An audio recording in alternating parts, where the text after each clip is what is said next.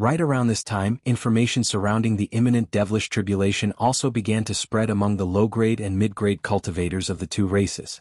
There were even rumors that some mortals with special statuses had been made aware of this information as well. However, there were still several centuries until the tribulation's commencement, and low-grade cultivators and mortals could only live for 200 to 300 years at most, so they didn't immediately fly into a panic. Even so, many of the smaller cultivation families and powers among the mortals have begun to make preparations for the upcoming tribulation. Some of the mortals in the smaller cities also began to move toward the major powers. Of course, the information surrounding the devilish tribulation naturally wasn't going to be disclosed to normal people, but they were moved closer to major powers for one reason or another. As the years passed by, the atmosphere in the human regions became tenser and tenser. In the past, cultivators very rarely appeared before mortals, but they were now appearing in all of the major cities in large groups. They were either setting up all types of defensive formations out in the open, or putting the body refinement warriors among the mortals through specific training that would better equip them to face devilish beings. Even though the body refinement warriors that were currently being trained would die of old age long before the commencement of the devilish tribulation, these training methods had to be ingrained very early on so that it could reach a certain scale several generations into the future, thereby making the future generations of body refinement warriors a viable source of assistance to all of the major powers. After all, there were over 100 times as many body refinement warriors as there were cultivators, and even though the most powerful ones among them were only comparable to nascent soul cultivators, their staggering numbers made them a force to be reckoned with. During the past devilish tribulations, it had been proven that when properly armed, these body refinement warriors could be very effective against low-grade and mid-grade elder devils. Batches of spirit tools that had been hidden in the secret vaults of the major powers were also being brought out and distributed to the powers among the mortals. Meanwhile, more powerful spirit tools were being refined in large batches by the tool refinement masters of the major powers. At the same time, pills and treasures that could be used by low-grade and mid-grade cultivators were also being refined at all costs. As such, demand for tool refinement and pill refinement materials naturally increased to an astonishing extent, and the prices for these materials had increased by several-fold compared to in the past. Even so, demand still outweighed supply, and there were often shortages of all types of materials. The situation in the 7 demon territories was also quite similar. Of course, the situation had slowly escalated over the span of over 100 years, so the two races weren't plunged into complete turmoil. However, this seemed to have no bearing whatsoever on a certain person, and no news of him emerged during this past century. On this day, a streak of white light suddenly flew over the city wall of Deep Heaven City, which were now around twice their original height. Within the white light was a slender figure, and she vanished from the field of view of the guards stationed on this section of the city wall after just a few flashes. A black-armored man faltered slightly upon seeing this before flaring up with rage. "Who's that? How dare a core formation cultivator like her fly over the city gate right under our noses?" Black light then flashed over his body as he prepared to set off in pursuit. Another armored guard standing beside him hurriedly grabbed onto his shoulder and said, "Please wait, brother. Who?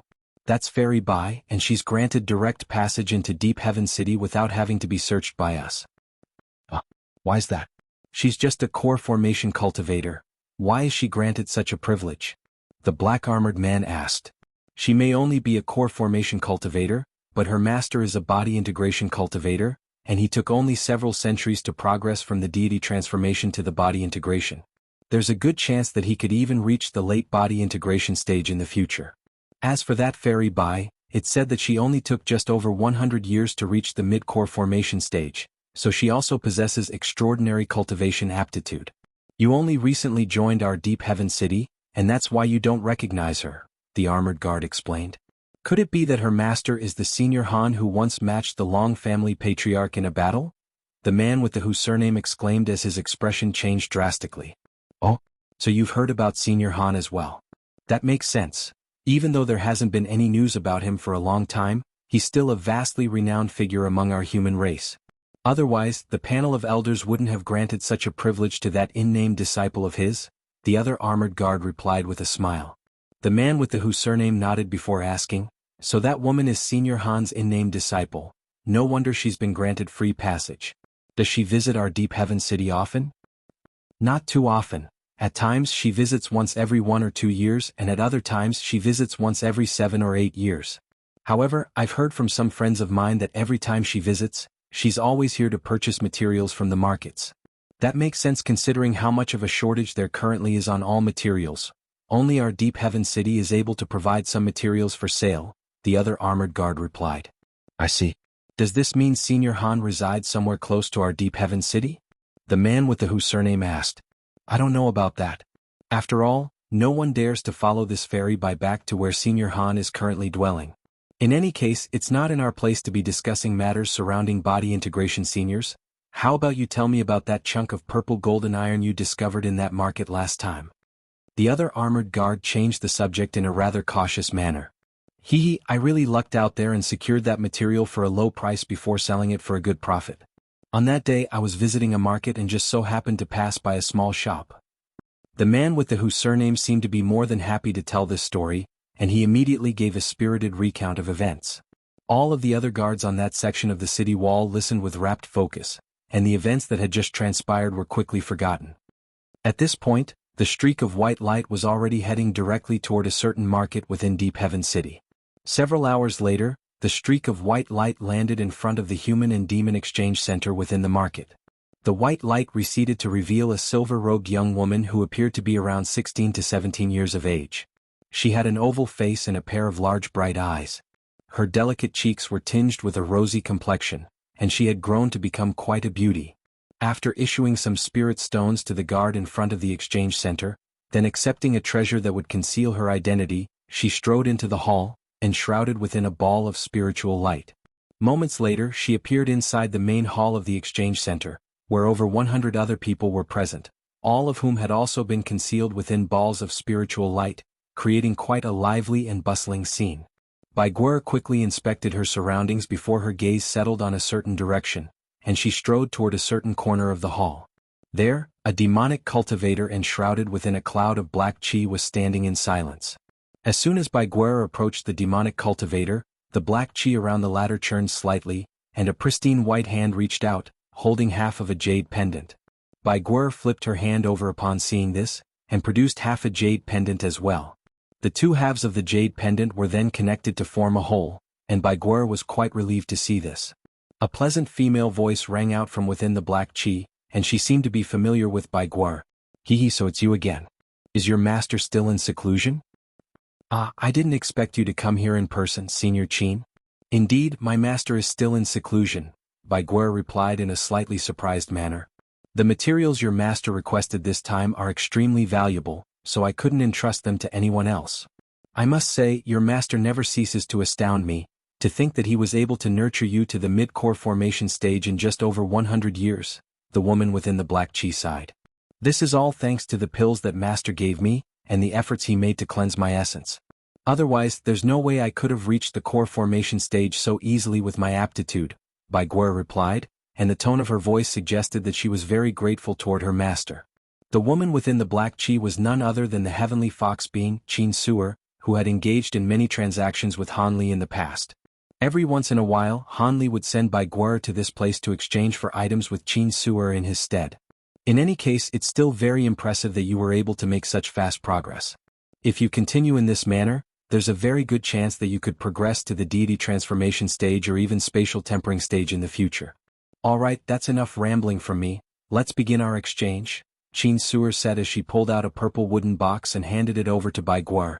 Thank you for your words of praise, Senior. A sweet smile appeared on Bai Guer's face, and she flipped a hand over to produce a blue ring.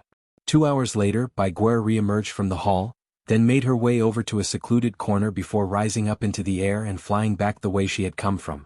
2 months later, she descended onto a massive mountain deep within a mountain range that was remarkably abundant with spiritual chi. You sure got back quickly this time, Junior Marshall's sister. Looks like your trip must have been quite a smooth one. As soon as Bai Guer appeared in front of an azure stone gate halfway up the mountain, a boisterous male voice rang out from the other side, following which the gate opened on its own after a flash of azure light. An extremely handsome yellow-robed scholar who appeared to be around 30 years of age then strode out from within.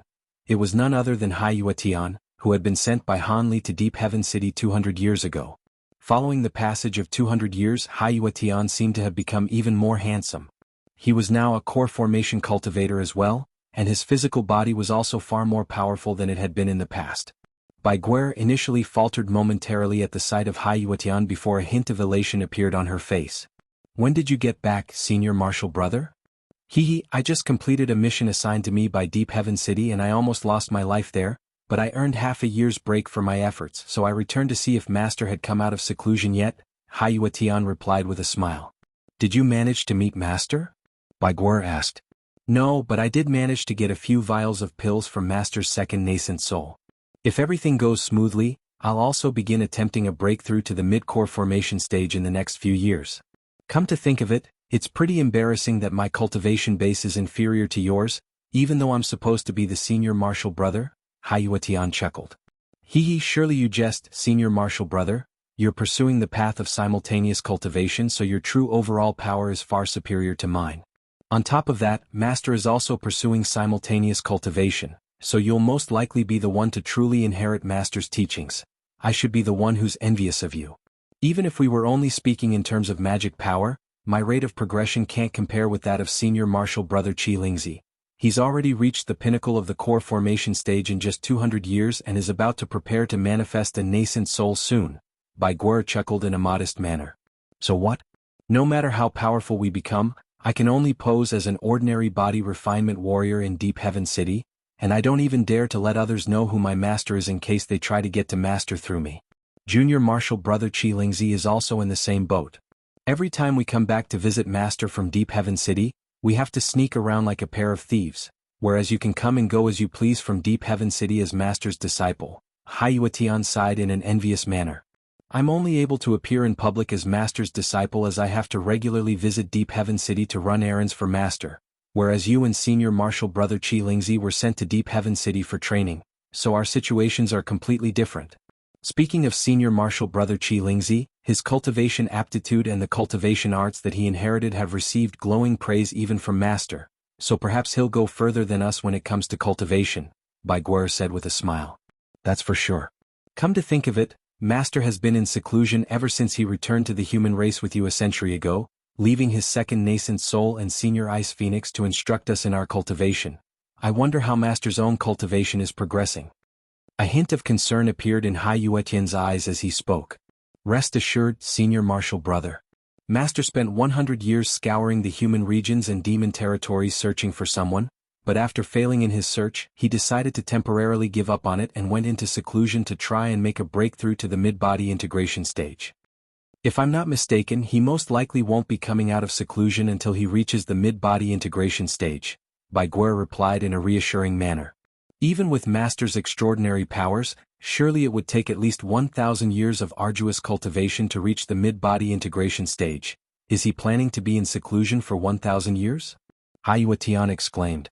I don't know about how other body integration stage seniors cultivate, but our master was once able to match a late body integration cultivator in battle at just the early body integration stage, so his powers definitely aren't inferior to those of a mid-body integration cultivator, and I'm sure he has some methods to increase his rate of progression. I think he'll definitely emerge from seclusion prior to the commencement of the devilish tribulation, Bai Guer said in a confident manner. That's true. Master must have made the decision to try and progress to the mid-body integration stage as quickly as possible precisely because of the imminent tribulation, Hai Yuetian replied with a nod. Both he and Bai Guer were very confident that Han Li would be able to reach the mid-body integration stage, and it was no wonder that this was the case. During these past years, not only had Han Li given them many powerful cultivation arts, whenever they had encountered bottlenecks in their cultivation, he had been able to assist them in breaking through these bottlenecks with ease through nothing more than some words of advice or a few vials of precious pills. This was the main reason why they had been able to progress so quickly in their cultivation, and due to this, not only had they developed a great deal of respect and gratitude toward their master, they had also developed this impression that their master was an unfathomable, almost omnipotent figure. After that, Hai Yuetian and Bai Guer chatted for a while longer before the former departed from the cave abode and flew away as a streak of blue light. As for Bai Guer, she entered through the azure gate and made her way toward the backyard of the cave abode through a corridor. After passing through several layers of restrictions, she arrived on a large grassland with white clouds drifting in a blue sky overhead, and an abundance of spiritual qi in the surrounding area. At the center of the grassland were two small mountains, each of which was over 1,000 feet tall. One of them was inky black while the other was as green as jade. In between these two mountains was a white jade pavilion with 3 levels, and was enshrouded within a dense 5-colored light barrier. An independent small world had been manifested behind the cave abode, and it appeared to be no different to the outside world. There was currently a humanoid figure seated on each of the 2 small mountains, one of which was a green-skinned figure that was around 20 feet tall with purple light around its body, while the other was a shimmering golden figure that was enshrouded within black chi. From afar, both of these figures appeared to have facial features that strongly resembled Han Li's, and they both had their eyes tightly shut. In the instant that Bai Guer strode onto the grassland, the golden Han Li slowly opened his eyes before casting his gaze toward her. "Greetings, master. I've brought back the item that you requested," Bai Guer immediately said as she extended a respectful curtsy, then flipped a hand over to produce a purple wooden box, which she offered to Han Li with both hands. "Thanks for your hard work, Guer. Now then, let me see if this item will actually prove to be useful to me," the golden figure said with a benevolent smile, and his voice was identical to Han Li's as well. The golden figure then waved a hand toward Bai Guer, and the purple wooden box immediately flew toward him before being drawn into his grasp. He swept a hand over the wooden box, and its lid was immediately removed, revealing several egg-sized black demon cores within the box. The demon cores were giving off a strange repugnant odor that was very pungent and nauseating. However, the golden figure was very pleased at the sight of these demon cores, and he nodded as he closed the box again before smiling as he turned to Bai Guer. "Well done, Guer, these are perfect for me. I've finally gathered all of the materials I need. From now on, I'll be withdrawing my second nascent soul and activating the formation here to completely seal off this place from the outside world. Don't disturb me unless your lives are in peril or the devilish tribulation strikes earlier than expected. The next century or 2 will be the most critical juncture of my cultivation, and requires my wholehearted attention. I've already given Fairy Phoenix all of the pills and spirit stones that you and your senior martial brothers will require for your cultivation. If you need something you can go to see her. I hope to see improvements from all of you when I emerge from my seclusion." Bai Guer's expression changed drastically upon hearing this and she exclaimed, "What? You're going to cut off all ties to the outside world? How long will you be in seclusion for, master?" "That's hard to say. If everything goes well, I'll emerge from seclusion in a few decades. Otherwise, it could take 200 to 300 years, the golden figure hesitantly replied with his brows furrowed slightly. "In that case, I can only wish you the best of luck, master." Bai Guer was quite reluctant to part with Han Li for so long, but she knew that he wouldn't change his mind about something like this, so she could only extend a deep parting bow. "Haha, hopefully I'll be able to see you again soon, Guer." These words had been spoken by someone from within the white jade pavilion rather than by the golden figure. Immediately thereafter, the 2 humanoid figures sitting on the 2 mountains rose to their feet and made hand seals in unison, upon which they vanished into thin air. In the next instant, a massive light formation appeared beneath each of the small mountains, then quickly expanded in all directions. Moments later, the entire grassland had been encompassed by the light formations, and halos of 5-colored spiritual light were sweeping through the entire surrounding area. Everything began to twist and warp, and in the end, the light faded into an all-encompassing sea of 5-colored mist. At this point, Bai Guer had already retreated out of the grassland, and she stared at the sea of mist in a slightly lost and disoriented manner. After a long while, she heaved a faint sigh before departing. Meanwhile, Han Li was seated on a yellow futon on the first floor of the white jade pavilion within the 5-colored sea of mist. There was a giant golden cauldron that was around 10 feet tall and had a radius of several tens of feet hovering before him. He was appraising the cauldron through narrowed eyes, and there were silver flames burning around the cauldron, while a strong and peculiar scent was slowly wafting out of it. From a bird's-eye perspective, one would discover that there was a type of mysterious liquid bubbling within the giant cauldron. Not only was the liquid extremely vibrant in color, it was bubbling and churning incessantly. This strange scent was primarily a spicy one, intermingled with an intoxicating fragrant aroma. All of a sudden, Han Li flipped a hand over, and the purple wooden box brought to him by Bai Guer appeared in his hand. Azure light flashed, and the lid of the box flew off on its own to reveal the dark green demon cores. With the poison from the demon cores of these glacial devilish spiders, I should be able to master the final stage of the chaotic myriad poison body. If I can combine this with my 12 awakening transformations, my body will be virtually as indestructible as those of the legendary true spirits, Han Li murmured to himself in an excited manner. He flicked his wrist, and the demon core cores within the wooden box all flew out before falling into the giant cauldron. They then quickly dissolved and became a part of this mysterious liquid. After that, Hanli made a hand seal, and the silver flames down below rose up to envelop virtually the entire giant cauldron. The liquid within the cauldron immediately began to bubble and churn even more violently, and Hanli's expression remained unchanged as he appraised the cauldron, but there was a very serious look in his eyes. The recipe for this cauldron of liquid, which had been refined from over 100 types of extremely poisonous substances, was something that he had secured from the body refinement method that accompanied the heaven match bell he had obtained during the Black Realm Exchange Convention. If Hanli wanted to cultivate the second stage of the spirit refinement technique, then he had to improve his physical constitution, so he was naturally very interested in all body refinement methods. The heaven match bell was largely useless to him, but the body refinement method that accompanied it was quite remarkable.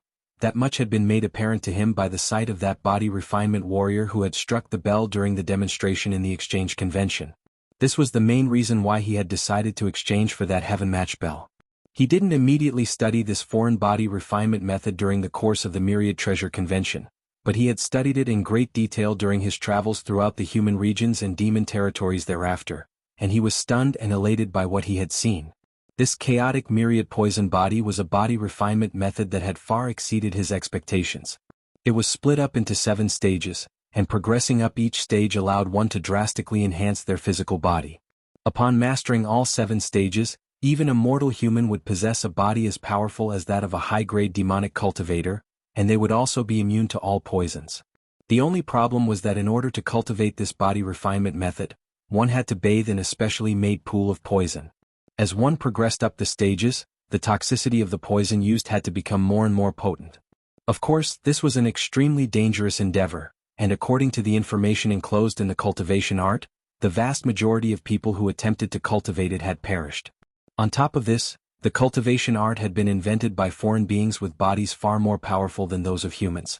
As such, if a normal human were to try and use this cultivation art, their chances of survival would be extremely low. The man who had struck the heaven match bell during the exchange convention was already an outstanding talent when it came to body refinement, but even he had only managed to master the first 2 stages and didn't dare to progress any further than that. Of course, none of this was an issue for Hanli. His physical constitution and resistance had both reached a point that normal humans could only ever dream of, so there wasn't much danger involved in cultivating this chaotic myriad poison body for him. On top of that, he had already begun to make use of the crystal moon liquid he had received from Kai Luiying. Every once in a while he would smear the liquid all over his body, then use a secret technique to absorb it in order to further enhance his own physical body. As such, the possibility of him being struck by backlash from cultivating the chaotic myriad poison body was virtually negligible. Additionally, he had been drinking a small cup of red silk immortal wine once every few days for these past years, and much to his surprise and elation, this wine was also able to enhance his physical constitution. However, its enhancement effect was different from that of the chaotic myriad poison body and the crystal moon liquid. In contrast, the effect was extremely minute, but it could steadily improve his physical constitution over a long period of time. If he didn't drink the wine for a long period of time, the effect would be virtually unnoticeable, but if he were to persist, then he would benefit immensely over the long run. As such, Hanli naturally became more confident in his chances of reaching the late body integration stage. Once he returned from his travels, he immediately began to search for all types of poisonous items and substances. The first few stages of the chaotic myriad poison body were quite easy to cultivate, and normal poisonous ingredients sufficed. However, the poisonous ingredients required for the final 3 stages were extremely difficult to find in the human regions, so he had no choice but to rely on Qin Su'er. After spending over 100 years, he had finally cultivated the chaotic myriad poison body to the 6th stage, and on this day he had gathered all of the ingredients required to cultivate the 7th and final stage. The final ingredient, which were the demon cores of the glacial devilish spider, were extremely rare even in the demon race, and it took Qin Su'er several decades to find them.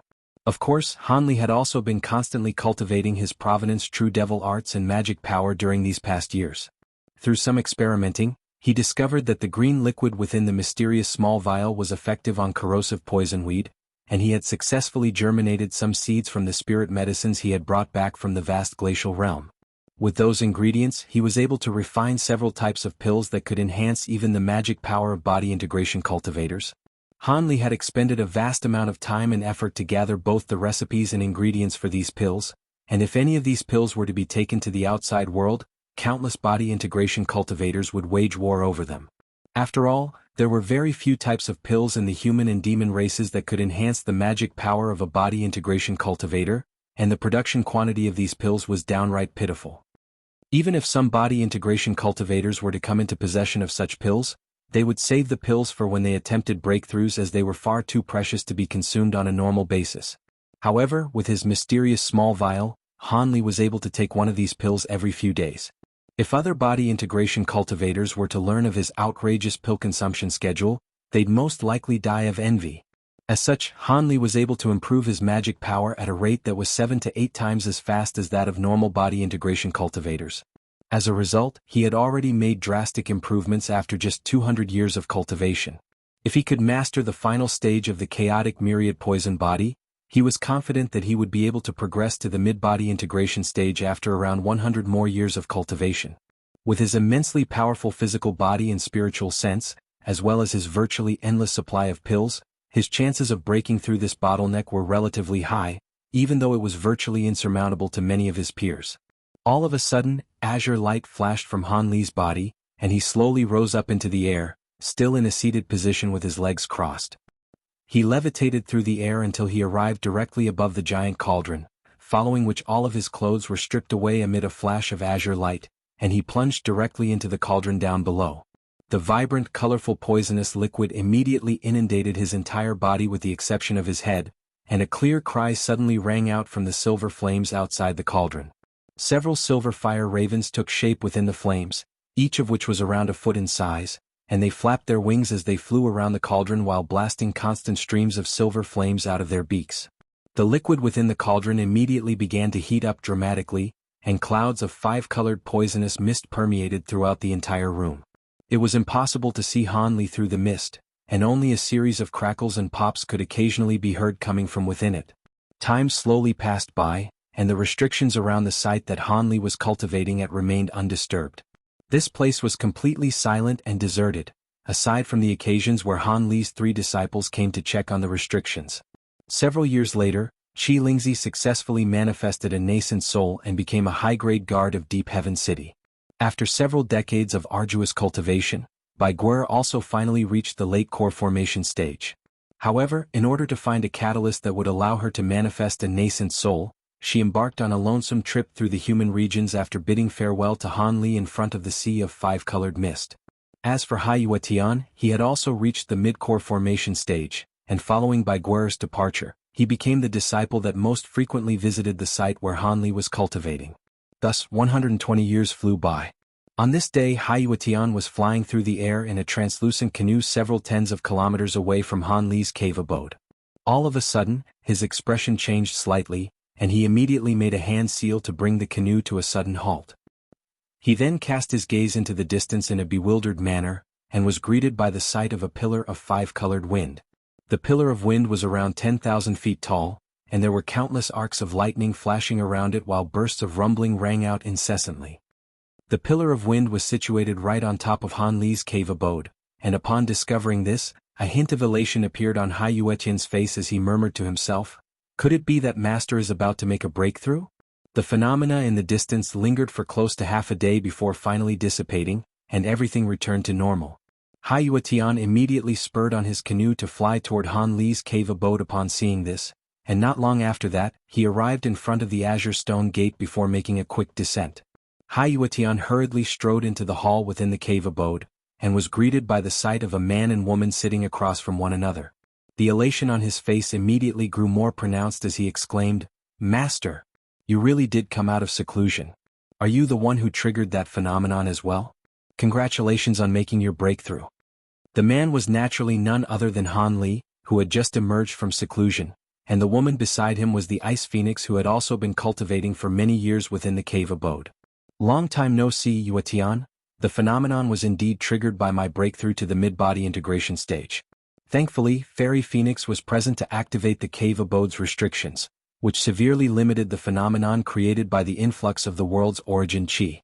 Otherwise, we could have attracted a lot of attention," Han Li replied with a smile.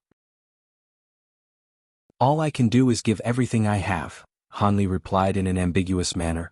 If someone else had said this to me then I'd believe them, but seeing as it's Brother Han we're talking about, I'm sure you're at least 30% to 40% confident in your ability to reach the late body integration stage, the Ice Phoenix said with a hint of amusement in her eyes.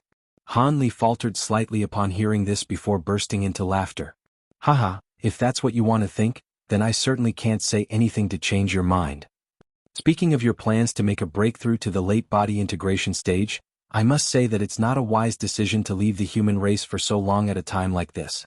The devilish tribulation is imminent, and we may have forged an alliance with the neighboring few races, but that'll only make the primordial world around the territories of these races even more chaotic. The Ice Phoenix continued as a concerned look appeared on her face. I'm naturally aware of that, but this journey is an extremely important one, and it's one that I must undertake, Hanli replied with a serious expression. In that case I'm sure you have your reasons and I won't try to dissuade you. However, you've only just made a breakthrough to the mid-body integration stage, so I'd advise you to consolidate your cultivation base before embarking on your journey, the Ice Phoenix said with a wry smile. Thanks for your concern, Fairy Phoenix. I have no intention of leaving right away. It'll be at least 2 to 3 years before I embark on this journey. During this time I'll have to trouble you to look after my 3 disciples, Hanli said with a smile. Even if you didn't ask, I would have been sure to instruct them diligently, so you can rest assured, Brother Han, the Ice Phoenix replied with a smile. Hanli was ecstatic to hear this and he said, Then I'll have to thank you in advance, Fairy Phoenix. By the way, following my departure, if you encounter some insurmountable problems, you can take the identification item I gave you and seek out the Gu family or Buddhist monk Jinyu of Deep Heaven City. 2 months later, Qi Lingzi hurried back to Han Li's cave abode from Deep Heaven City, and Bai Guer also returned after half a year. Thus, the 3 disciples were instructed by Han Li in person, and all of the questions they had in their cultivation were quickly resolved. Thanks to Han Li's efforts to keep this information confidential, the outside world remained completely oblivious to the fact that he had progressed to the mid-body integration stage. Hence, 3 years passed by in a flash. On this day, the gate of the cave abode was slowly opened, and Han Li emerged in his usual set of azure robes, followed closely by the Ice Phoenix and his 3 unnamed disciples. There's no need to accompany me any further than this, Fairy Phoenix. In my absence, you 3 have to make sure to work hard in your cultivation. Thankfully, in the next instant, the white-robed woman merely issued an instruction to the black-robed man to depart from this place, following which her giant pink flower carried her away as a ball of red light. The black-robed man immediately followed along behind her as a cloud of black chi. Moments later, both of them had vanished into the distance, and all of the green limb beings heaved a collective sigh of relief. Even though they had lost their holy flower for a weak race like theirs, it was already quite fortunate that they had managed to avoid being completely wiped out. The Grand Elder issued an order, and all of the green limb beings immediately flew down into the valley to clean up the remains of their brethren. Meanwhile, the white-robed woman and black-robed man were already tens of thousands of kilometers away. After flying for a while, the black-robed man couldn't help but ask, Sacred Ancestor, is this holy flower not the item that you're looking for? No, it's only a spirit flower that's similar in outward appearance to the one I'm looking for. It's still an extremely rare spirit item in this realm, but it's not very useful to me at all, the white-robed woman replied in a calm voice. So our efforts were futile once again, the black-robed man sighed in a disappointed manner. That thing is not so easy to find. We've already searched through the major races in this nearby area. It's time to move on to neighboring areas. The Tianyuan continent isn't much larger than the Thunder continent, but there are several times as many races on this continent compared to the Thunder continent, so it will take quite some time to search through them one by one, the white-robed woman replied.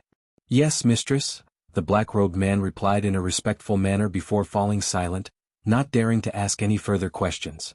80 years later, a group of flying spirit beings were flapping their wings with all their might, flying rapidly over a vast blue ocean. The group was comprised of both men and women, but they were all very young, and most of them were at the core formation stage, with even the most powerful ones among them only at the nascent soul stage. As they desperately flew through the air, they were constantly looking behind themselves with horrified looks in their eyes. In the distance, a silver thread suddenly appeared, and it began to close in on them at a rate that was discernible to the naked eye. An incessant burst of rumbling also rang out from within the silver thread, and the horror on the faces of the flying spirit beings were even further exacerbated. All of them began to expel mouthfuls of blood essence, or unleashed life-saving secret techniques, or summoned all types of treasures and talismans. As a result, all of these flying spirit beings accelerated drastically, but even so, they only managed to just barely maintain around the same speed as the silver thread. After flying for close to 2 more hours, the flying spirit beings were finally running out of magic power and began to slow down once again. The silver thread behind them immediately surged forth, closing much of the distance between them in the blink of an eye. Upon closer inspection, one would find that the silver thread was a sea of powerful winds with no end in sight, and it was hurtling toward them at an incredible speed. Not only was the sea of wind extremely broad, it encompassed the entire sky in the distance, and there were countless bolts of lightning and hailstones within it. An incessant rumbling rang out from the sea of wind, and it was extremely menacing to behold. The flying spirit beings were only less than 100 kilometers away from the sea of wind, and they would be swept up by the winds in mere moments. Expressions of despair appeared on everyone's faces. They had embarked on this journey out to sea as part of their training, only to encounter the silver tide disaster that was vastly renowned in this area of the sea. In the face of such a disaster, their chances of survival were very slim.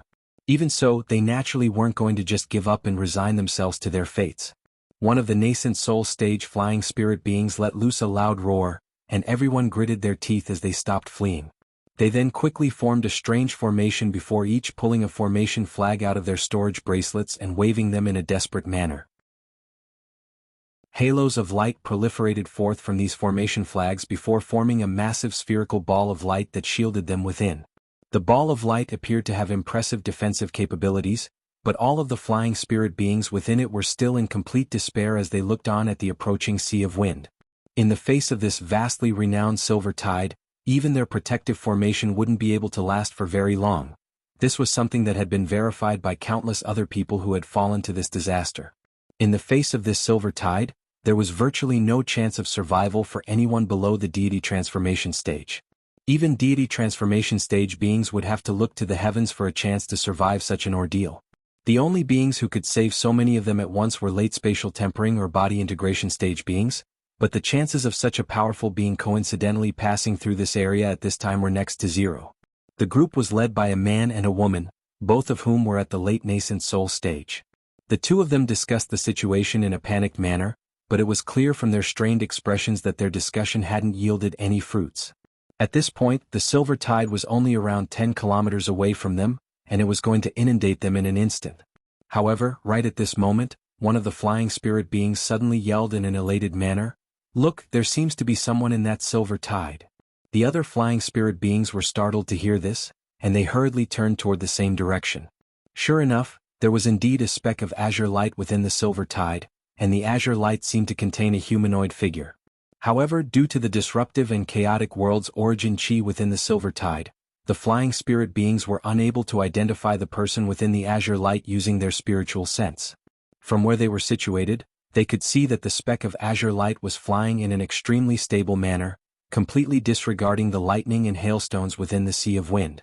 The flying spirit beings felt as if a savior had been sent down from the heavens. The two late nascent soul stage flying spirit beings glanced at one another before immediately letting loose a long cry in unison. Their contrasting feminine and masculine voices complemented one another and managed to drown out the rumbling within the silver tide. Their voices were also changing in pitch in a rhythmic manner.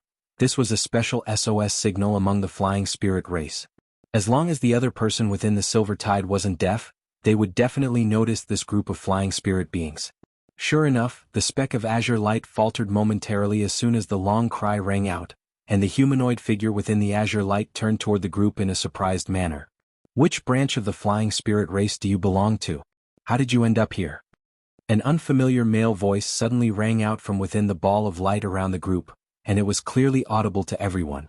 The male late nascent soul stage flying spirit being was ecstatic, and he hurriedly yelled, "We are disciples of the 5-color, white jade and Tianping races, and we came here for training.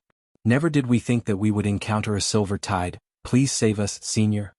However, the unfamiliar man remained silent for a long while thereafter, and didn't transmit his voice to them again. This made the hearts of the flying spirit beings sink once again. If the man wasn't confident in his ability to save all of them in this silver tide, then he naturally wouldn't take the risk to save them at his own expense. However, he didn't depart right away and seemed to be rather hesitant, so the hope in their hearts wasn't completely dashed. The azure-robed man appeared to only be in his 20s, and he replied with a faint smile. Of course not. It's just that I have some ties with the Tianping race, so I can't just stand by and watch as members of the Tianping race perish right under my nose. This man was naturally none other than Han Li, who had finally reached the territory of the flying spirit race after traveling for over 80 years. His current powers were comparable to those of a late body integration stage being, so he didn't encounter any true peril during this journey, but he did encounter quite a few obstacles along the way nonetheless.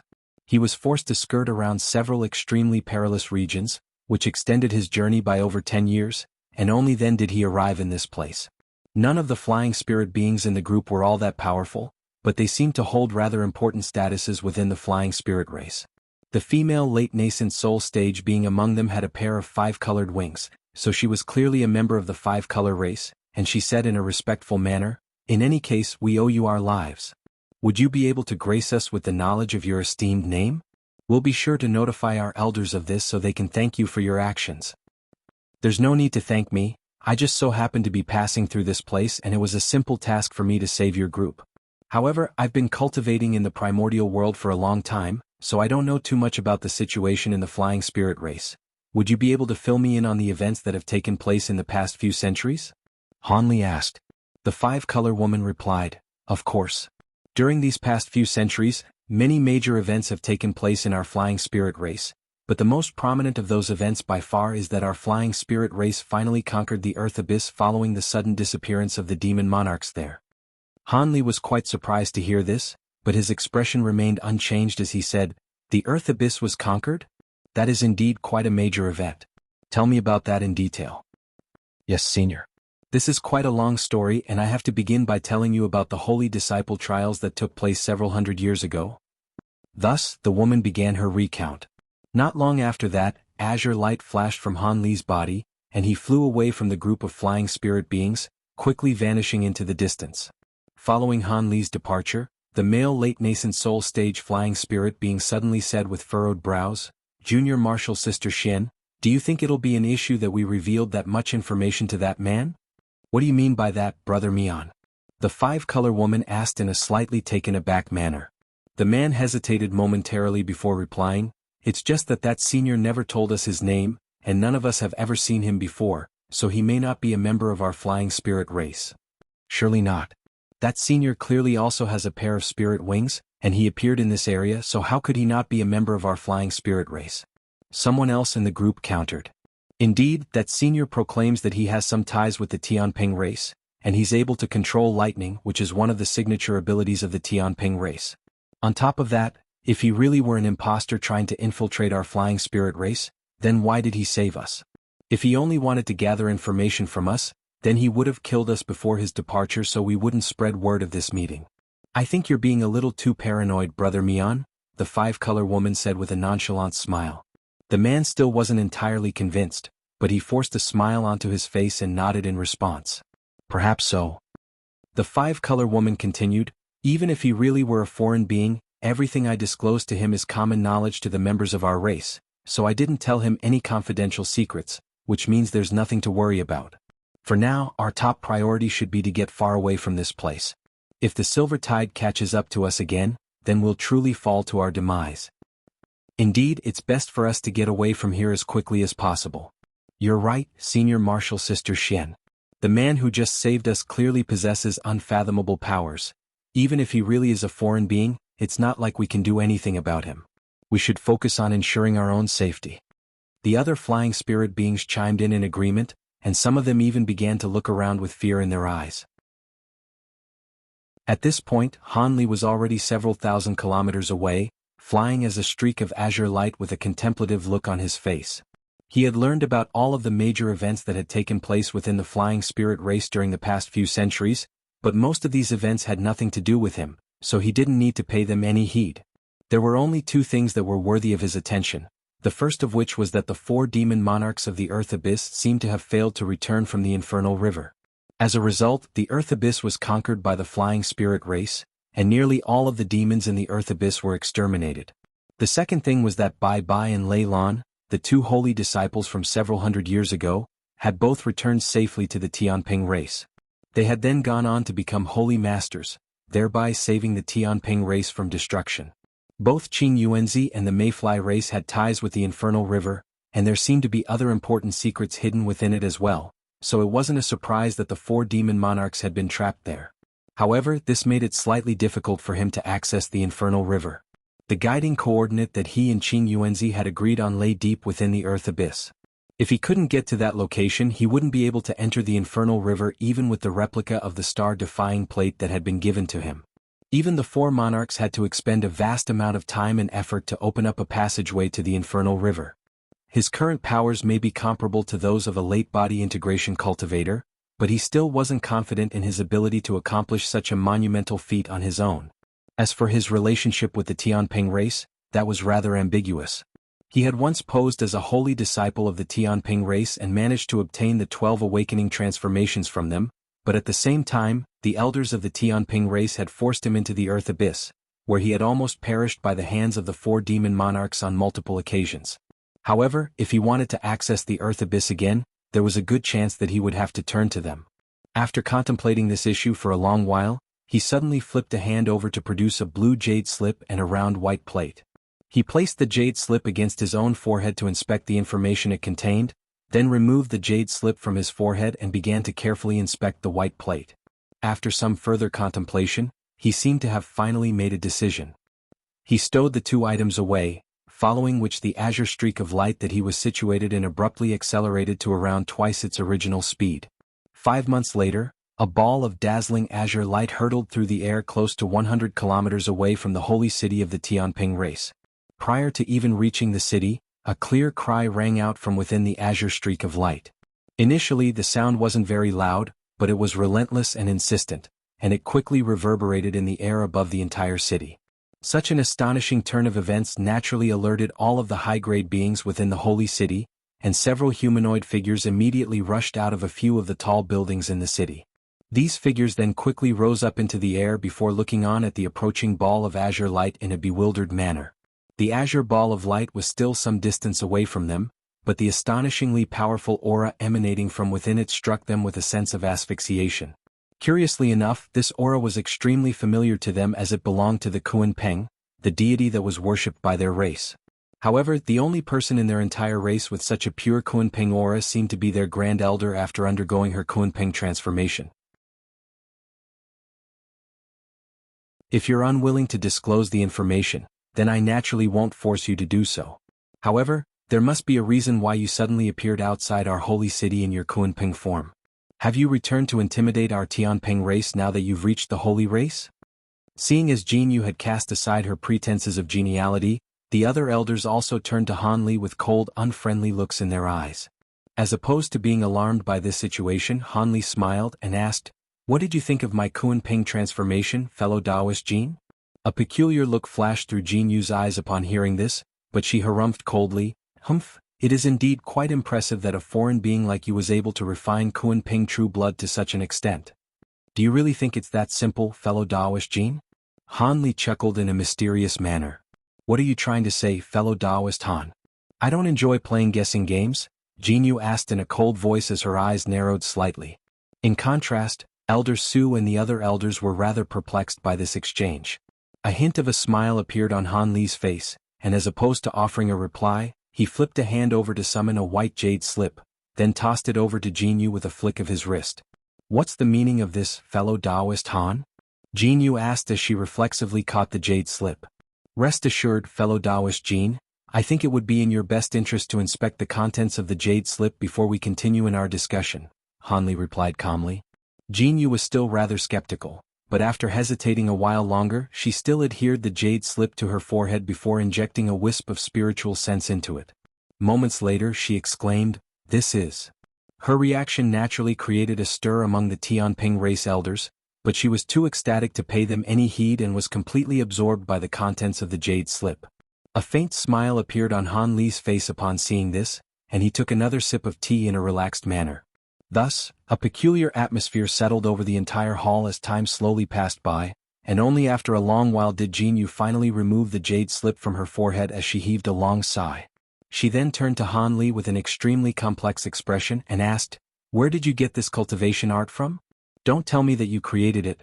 This cultivation art is extremely profound, but it's clearly designed for us Tianping beings." As expected, you managed to identify the crux of the matter right away. However, the identity of the person who invented this cultivation art isn't important. What's important is the value that this cultivation art will bring to your race, Han Li replied with a smile, seemingly having already predicted Jin Yu's question. This is clearly only half of the cultivation art. I presume you're not just showing it to me for the sake of it? You want to enter the Earth Abyss? Jin Yu was quite taken aback to hear this. Will that be difficult to arrange? Hasn't the flying spirit race already conquered the Earth Abyss? It should be a simple task for you to take me there, Han Li said in a calm manner. Jin Yu stroked the jade slip with her finger momentarily before replying with a wry smile. If you had come 100 years earlier, then it would indeed have been a simple matter to take you into the Earth Abyss. But now, things are not so simple. Why is that? Han Li asked. After a brief hesitation, Jin Yu explained, around 100 years ago, someone stumbled upon an extremely obscure mine of precious ore on the deepest level of the Earth Abyss. Not only is this mine extremely important to our flying spirit race, it contains an astonishing amount of ore. In order to prevent the mine from being exploited in secret, the entire Earth Abyss is in a state of semi-lockdown. In particular, the deepest level where the mine was found is inaccessible even to the elders of all of the races unless special permission is given. Han Li's expression eased slightly upon hearing this, and he smiled as he replied, "The deepest level? When did I say that I wanted to go there? I only need to go to the third level of the Earth Abyss." In that case, this certainly isn't completely non-negotiable, but if you want me to agree to this exchange, you have to disclose to me the true reason why you want to enter the Earth Abyss. After all, the Earth Abyss is now an extremely important part of the flying spirit race's territory, and it could contain many hidden secrets yet to be discovered. You can't just expect me to blindly take an outsider into such an important place. The cultivation art you're offering is indeed extremely important to our Tianping race, but I still can't do something so irrational, Jin Yu said in a serious manner. A contemplative look appeared on Han Li's face upon hearing this, but moments later he heaved a faint sigh and replied, "I know what you're worried about, but rest assured I only want to enter the third level of the Earth Abyss as I have an agreement with a senior, which necessitates a trip to the third level. Once there, he'll be able to guide me into a separate space. This has nothing to do with the flying spirit race, so there's no conflict of interest whatsoever. That is the extent of what I'm willing to reveal." A thought occurred to Jin Yu upon hearing this, and her expression changed drastically. A separate space? You're already at the mid-holy race. Could it be that the senior you're referring to is? Okay, so it seems that after reaching the holy race, everything is split up into early, mid, and late again, rather than 9 tiers like the upper race.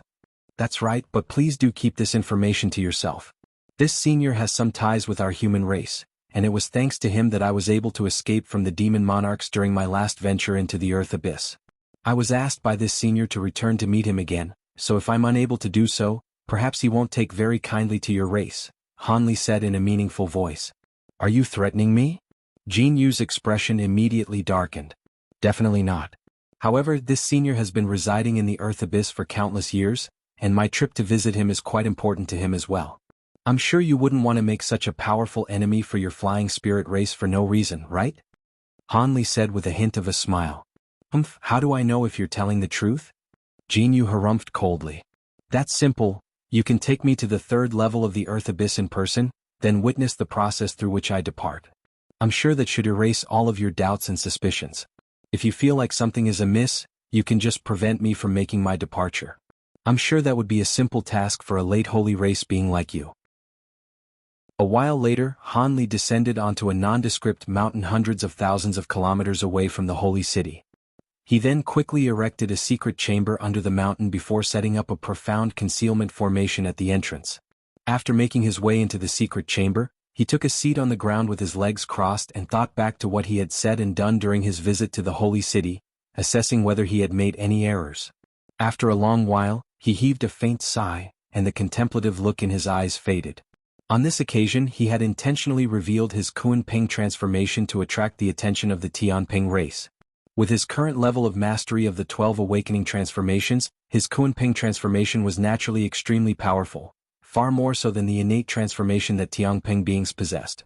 However, only Jinyu could identify the specific disparities between the two transformations, which was why she had been so astonished at the sight of Hanli.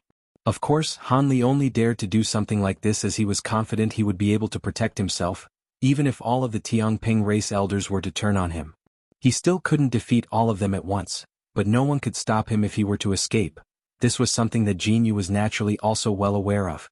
That, in conjunction with the vastly improved Kunping transformation that Hanli had displayed, was why she had acted so politely toward him in the beginning. As for the cultivation art that he had offered as part of the exchange, that was something that he had created after taking into account his knowledge of both the 12 awakening transformations and the Gu family's spirit blood refinement method. The cultivation art would indeed be extraordinarily effective to Tianping beings, which was why Jinyu had been so interested. Now that he had made this agreement with Jinyu, he should be able to access the Earth Abyss with no issues. Even though the Tianping race was one of the weaker branches of the Flying Spirit race, Jinyu was still a late holy race being, so this really shouldn't be too difficult for her to arrange. Without her help, it would definitely be far more difficult for him to infiltrate the Earth Abyss. However, he still had to constantly be on his guard when he went back to meet Jinyu again in case she did something hot-headed. Of course, after he had hinted at the fact that this matter was related to a Grand Ascension stage being, the possibility of that happening was naturally far smaller. With that in mind, Hanli set aside that train of thought and closed his eyes to enter a meditative state. Meanwhile, the elders of the Tianping race had just departed from a large hall in the Holy City following a discussion with Jinyu. Thus, Jinyu was left by herself on the main seat within the hall, and she seemed to be pondering something with a contemplative look on her face.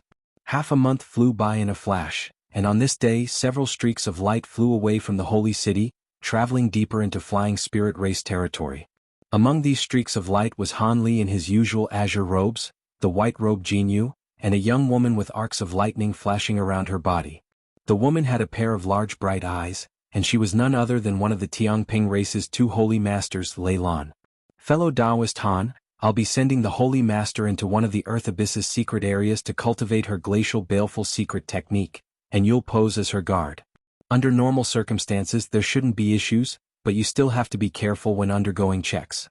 After all, the innate abilities that some of our high-grade flying spirit beings are extremely unpredictable.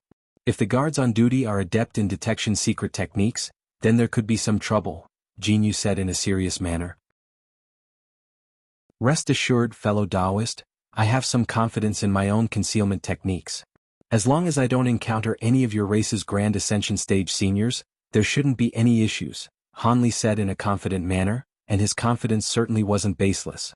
He possessed the Tianping true blood within his body, and his thunderstorm wings had also been cultivated to the point where it was virtually a part of his body, so he would naturally have no trouble posing as a guard from the Tianping race.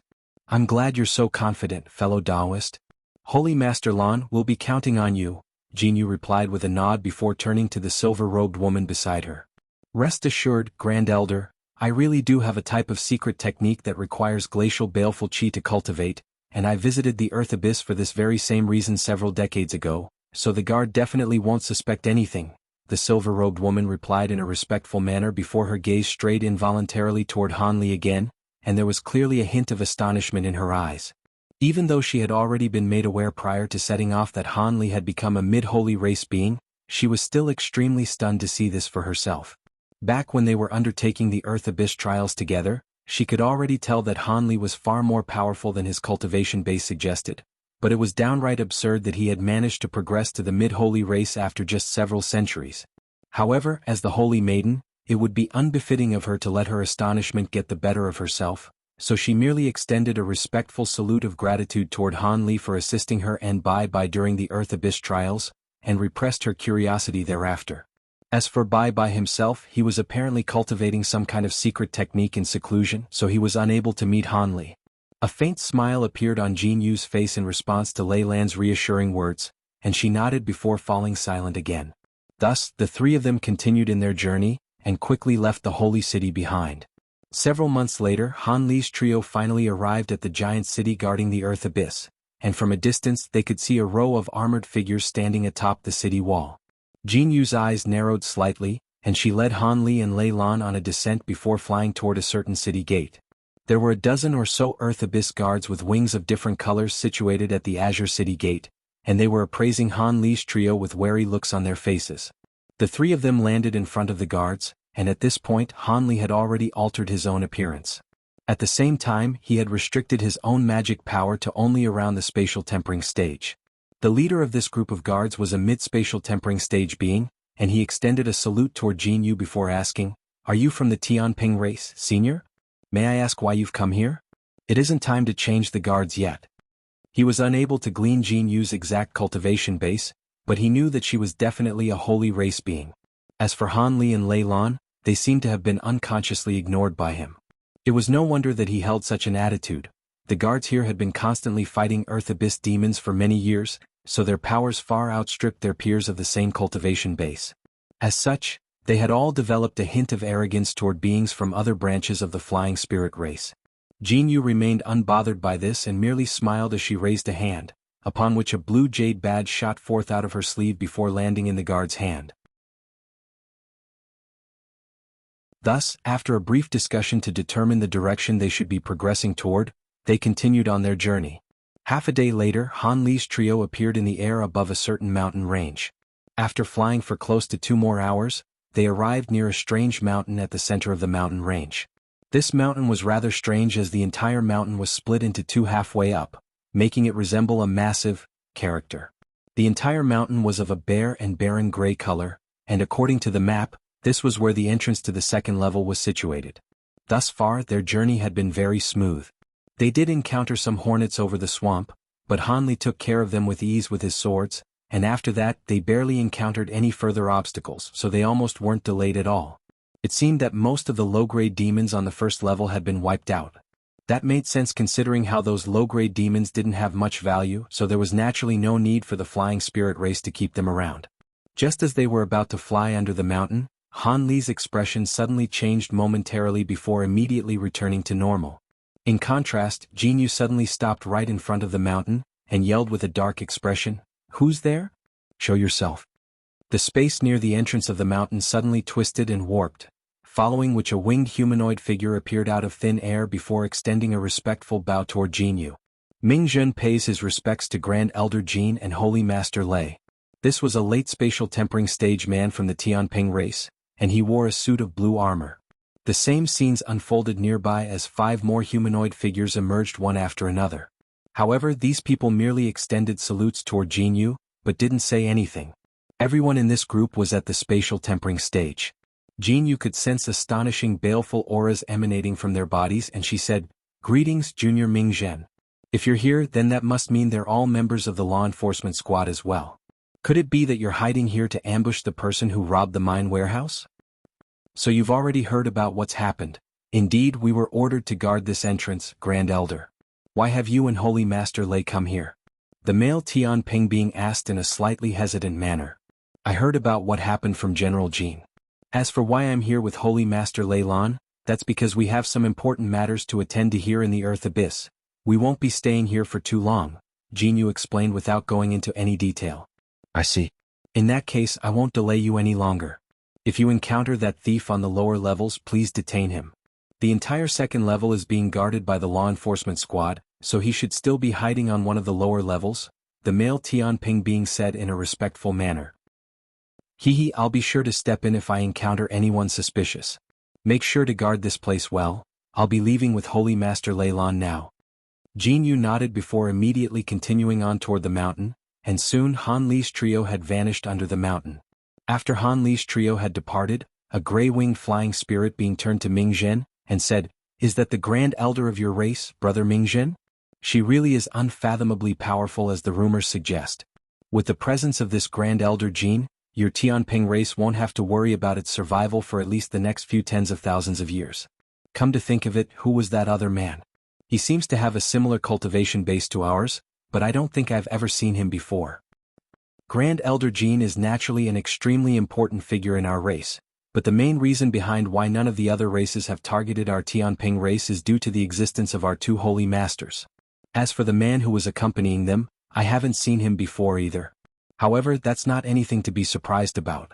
Our Tianping race has always been one of the weaker branches of the flying spirit race, but our population still numbers in the hundreds of millions. Are you just going to be suspicious toward every single unfamiliar face you see? Ming Zhen replied with a slightly dark expression, clearly not impressed by the suspicions raised by the gray-winged being. I was only asking out of curiosity, Brother Zhen. I naturally have full trust in the Grand Elder and Holy Master of your race, the gray-winged man replied in a slightly sheepish manner. Alright, this is not the place to be having a chat. Don't forget that we're still on a mission. Hide yourselves right away, a woman with a pair of pristine white horns on her head and a pair of purple wings on her back suddenly said. Thus, the conversation was abruptly abandoned, and everyone hurriedly nodded in response, seemingly quite wary of this woman. All 6 of the Tianping beings present made their own hand seals, and they all vanished into thin air again. Meanwhile, Han Li's trio was situated within a cloud of black mist, and they were flying in a downward direction. Looks like the warehouse robber really is quite powerful. Even an entrance like this one is being guarded by 6 great spirit generals. It seems that the thief is either a holy race being or possesses powers on that level, Jinyu said as she flew, and there was a hint of mockery in her voice. Oh? It sounds like you're not overly concerned about this mine, Han Li remarked. Why should I care about it? The mine is supposedly there to benefit all of the branches in the flying spirit race, but in reality most of the ore mined from it are taken by the handful of the most powerful branches. Our Tianping race barely gets anything, Jinyu chuckled coldly in response. I see. It looks like even though your Tianping race managed to avoid being wiped out, your situation still isn't a very optimistic one, Han Li said in a contemplative manner. If not for this, I wouldn't have agreed to this deal in exchange for that cultivation art.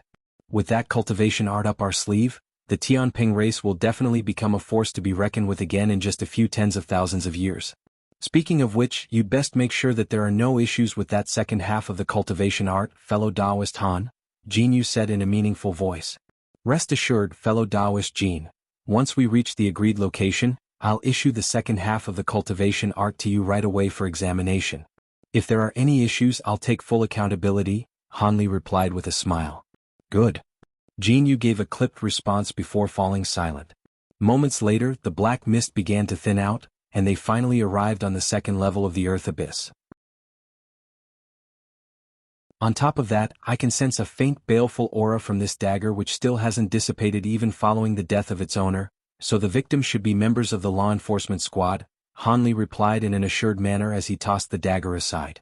Jinyu waved a hand through the air, and several other damaged treasures flew out from under piles of rubble. After inspecting the treasures, she nodded in agreement. Indeed, I can sense the auras of 3 people who recently passed away here, and they were most likely killed by the mine warehouse thief. So that man is powerful enough to kill 3 law enforcement squad members at once? Lei Lan was quite alarmed to hear this. That's not all that remarkable. If he didn't have at least this much power, he wouldn't dare to do something so brazen. No one else has arrived on the scene aside from us, so it seems that there aren't any other members of the law enforcement squad nearby. However, the squad members have all cultivated a sensory secret technique. Someone will definitely be arriving soon. Let's get out of here before that, Jinyu said. Indeed, there are only several days of travel left until we reach our destination. The sooner we get there, the sooner we'll be able to breathe a sigh of relief, Han Li agreed. Lei Lan also nodded in a contemplative manner. Thus, the 3 of them rose up into the air and continued onward as streaks of light. Only after over half a day had passed did a dozen or so streaks of light arrive at the giant crater. At this point, Han Li's trio was already millions of kilometers away. 7 days later, Han Li was situated over a black undulating mountain range with a white disk in his hand. There were several tens of small azure swords flying around him, and they were shredding hordes of oncoming giant crow-like demon beasts, sending their blood cascading down from above. Standing beside Han Li was Jinyu, and she was holding a golden mirror, which was expelling bolts of golden lightning that were shredding the nearby demon beasts into pieces.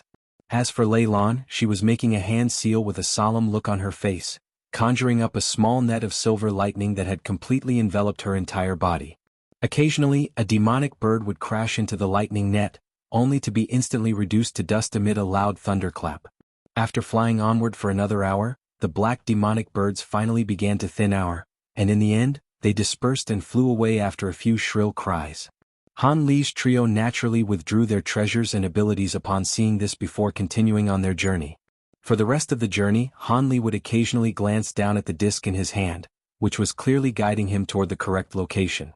All of a sudden, a buzzing sound rang out from the disc, and white light began to swirl around it as it activated on its own. This is the place. Han Li said in an ecstatic manner as he hurriedly stopped on the spot. Jin Yu and Lei Lan also stopped beside him. Is this really the right place? The entire formation began to flash with silver runes and white light, and specks of starlight flashed within it to form a radiant galaxy. It was quite clear that the formation had been activated to the limit of its power. A solemn look appeared on Jin Yu's face upon seeing this, but in the next instant her expression abruptly changed as she yelled, "Who's there? Show yourself." As soon as her voice trailed off, she extended a hand out of her sleeve before making a grabbing motion, and a burst of enormous invisible force erupted forth. The invisible force converged toward what was seemingly nothing more than thin air, but a ball of silver lightning suddenly exploded there, and a silver snake shot forth from within the lightning before pouncing toward the light formation. The silver snake was astonishingly fast and was completely immune to the influence of the tremendous force being exerted upon it. Jin Yu faltered slightly upon seeing this, and before she had a chance to react, the silver snake had plunged headfirst into the light formation. Almost at the exact same moment, a sharp piercing cry rang out from within the massive light formation, following which a pillar of white light erupted forth. The pillar of light tore through over 10,000 feet of space in an instant, then vanished into a black hole that emerged out of thin air. Only then did the five-colored light formation fade away, leaving only a shattered white disk behind. Lei Lan looked on in a flabbergasted manner, and only after a while did she return to her senses. Who was that, Grand Elder? They seem to have been teleported away along with Senior Han. I don't know, but that person was using an extremely remarkable lightning cultivation art that allowed them to disregard my powers. He's most likely the thief that the law enforcement squad is hunting for, Jin Yu replied with a dark expression. What? Will Senior Han be in danger, then? Lei Lan drew a sharp breath upon hearing this. Rest assured, fellow Taoist Han's powers are most likely not inferior to mine. Even that thief won't be able to best fellow Taoist Han in battle. However, the fact that he was lurking nearby indicates that he's most likely been following us ever since we visited that giant crater several days ago, yet neither fellow Taoist Han nor I were able to sense him, so he must possess incredible concealment abilities. It's no wonder that even after deploying so many people, the law enforcement squad was still unable to hunt him down. However, Jin Yu's voice suddenly trailed off as a perplexed look appeared on her face. What is it? Lei Lan asked. That man's aura was rather strange. It seemed to have been intermingled with a beastly aura that resembles that of the lightning cloud falcon of the primordial world, but it's not exactly the same, Jin Yu explained in a hesitant manner. A beastly aura? Could it have belonged to a spirit beast that he owns? Lei Lan asked. I don't think so. The aura was completely integrated with his aura, and they seem more like constituent parts of a whole rather than two separate entities. In any case, we've achieved our objective, so let's leave this place right away. We came here under the guise that you were going to cultivate in the glacial baleful area, so we have to go there to avoid suspicion. That teleportation formation created quite a massive commotion just now, so there are most likely going to be people arriving on the scene soon, Jin Yu said. You're right, Grand Elder, Lei Lan agreed with a nod. Thus, Jin Yu swept a sleeve through the air to release a burst of light that scattered the remnant fluctuations left behind by the light formation, then flew away with Lei Lan as two streaks of light. Elsewhere, within a space that was filled with murky white mist, Han Li was standing mid-air, looking at the man who had barged his way into the teleportation formation with a peculiar look on his face. I'd meet you again, let alone under these circumstances. I presume you must the one who's been stealing from the mine warehouse, Han Li said. In the instant before he was teleported away, he had discovered that someone else had barged into the formation, but the teleportation had already commenced at that point, so he could only allow that person to be teleported into the infernal river with him. However, never did he think that this man would be someone that he recognized. Oh, from the sounds of it, you seem to know who I am. Standing several hundred feet away from Han Li was a thin middle-aged man in a set of long blue robes. He wore a faint smile on his face and was quite calm and collected. How has that lightning beast of yours been developing, fellow Taoist Yu? I'm sure it must have played a big role in your progression to the holy race, Han Li said as a cold smile appeared on his face. The man's calm expression instantly transformed into one of bewilderment upon hearing mention of the term lightning beast, and he yelled, Who are you? How do you know about the lightning beast? At the same time, his terrifying early body integration stage aura was released toward Han Li without any reservation. This man was none other than the shopkeeper with the Yu surname that Han Li had last met in the holy city of the Tianping race. 1. At the time, the shopkeeper had promised Han Li an azure shifting fruit in exchange for his services to help him tame a certain lightning beast. 2 other spatial tempering cultivators had also been recruited for the task, but in the end, after they had successfully helped the shopkeeper tame the lightning beast, the latter had turned on them and tried to kill them. Only after displaying his extraordinary powers did Han Li manage to survive that ordeal, and the shopkeeper had begrudgingly given him an azure shifting fruit core before they parted ways. At the time, he had already realized that this was a very mysterious figure who definitely wasn't an ordinary Tianping being. The fact that he had progressed to the early holy race after just several hundred years further vindicated Han Li's suspicions toward him. However, Han Li was now far more powerful than he had been in the past, and even though he had restricted his own aura to the mid-spatial tempering stage, that was still completely incomparable to his past cultivation base. On top of that, he had also altered his own appearance, so it was no wonder that the shopkeeper had been unable to recognize him. In the face of the astonishing spiritual pressure the man was releasing, Han Li's expression remained calm, and in the next instant he also released a burst of spiritual pressure that should only belong to holy race beings. A resounding boom rang out as the 2 bursts of spiritual pressure clashed, then nullified one another, indicating that they were evenly matched. "You're also an early holy race being?" Shopkeeper Yu's heart immediately jolted upon seeing this. A ball of lightning emerged out of thin air, consisting of 3 colors which were gold, silver, and blue. Within the lightning was a half-human half-bird beast, and it opened its mouth to expel 3 thick bolts of lightning at once. 1. IGT. Han Li first meets this guy in chapter 1421, near the end of the chapter. A cold light flashed through Han Li's eyes, and his body blurred, leaving only an afterimage for the silver threads to pierce through. Immediately thereafter, bright golden light erupted above his head, and a golden projection with 3 heads and 6 arms emerged. As soon as it appeared, the projection thrust all 6 of its palms forward at once, releasing 6 pillars of golden light. A string of resounding booms rang out, and despite the astonishing power imbued within the 3 bolts of lightning, they were still destroyed by the 6 pillars of light in the end. Before the strange beast up above could unleash another attack, Han Li flapped his wings and vanished on the spot. In the next instant, a loud thunderclap rang out over 200 feet away, and he re-emerged with a cold expression. "So it seems you insist on a fight. In that case, I'll send you on your way and settle our differences once and for all." As soon as his voice trailed off, the golden projection behind him took on a substantial form and manifested into the Provenance golden body. After that, he quickly laid a hand onto the top of his own head, and an inky black nascent soul emerged, then disappeared into the golden body as a burst of black chi. The golden body immediately opened all 6 of its eyes at once, and it swung its 6 arms through the air, summoning a giant golden blade in each hand. The golden blades were then swung through the air in unison, and countless streaks of golden sword chi surged forth in a frenzy. After that, the golden body itself pounced directly toward the beast in the air above. The beast within the lightning let loose a roar of fury upon seeing this, and countless balls of silver lightning appeared around it. At the same time, it flapped its wings and countless feathers shot forth like arrows before transforming into bolts of blue lightning. The balls of silver lightning and bolts of blue lightning were all quite powerful, but they were instantly reduced to tatters by the countless streaks of devastating sword chi.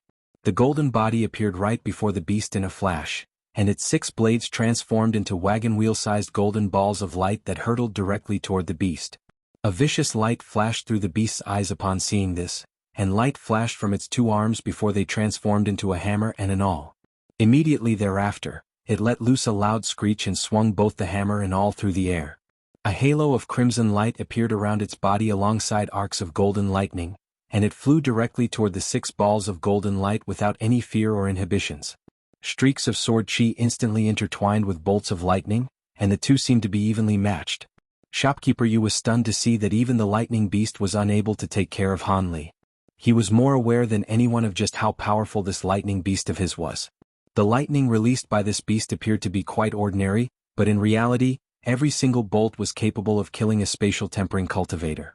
The law enforcement squad members that had managed to chase him down on the 3rd level of the Earth Abyss had been slain by none other than this lightning beast.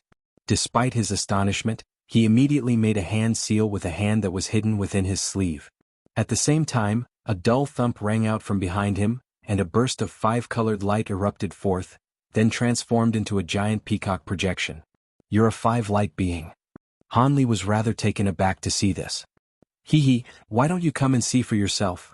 Shopkeeper Yu chuckled coldly as the peacock projection transformed into a vibrant sea of five-colored light that surged toward Han from afar.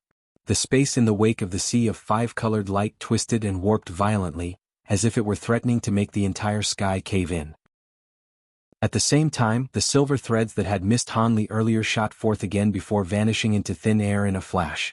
Han expression darkened upon seeing this, and blue light flashed through his eyes, following which purple light erupted from his body. A vibrant green figure then separated itself from him before positioning itself right behind him.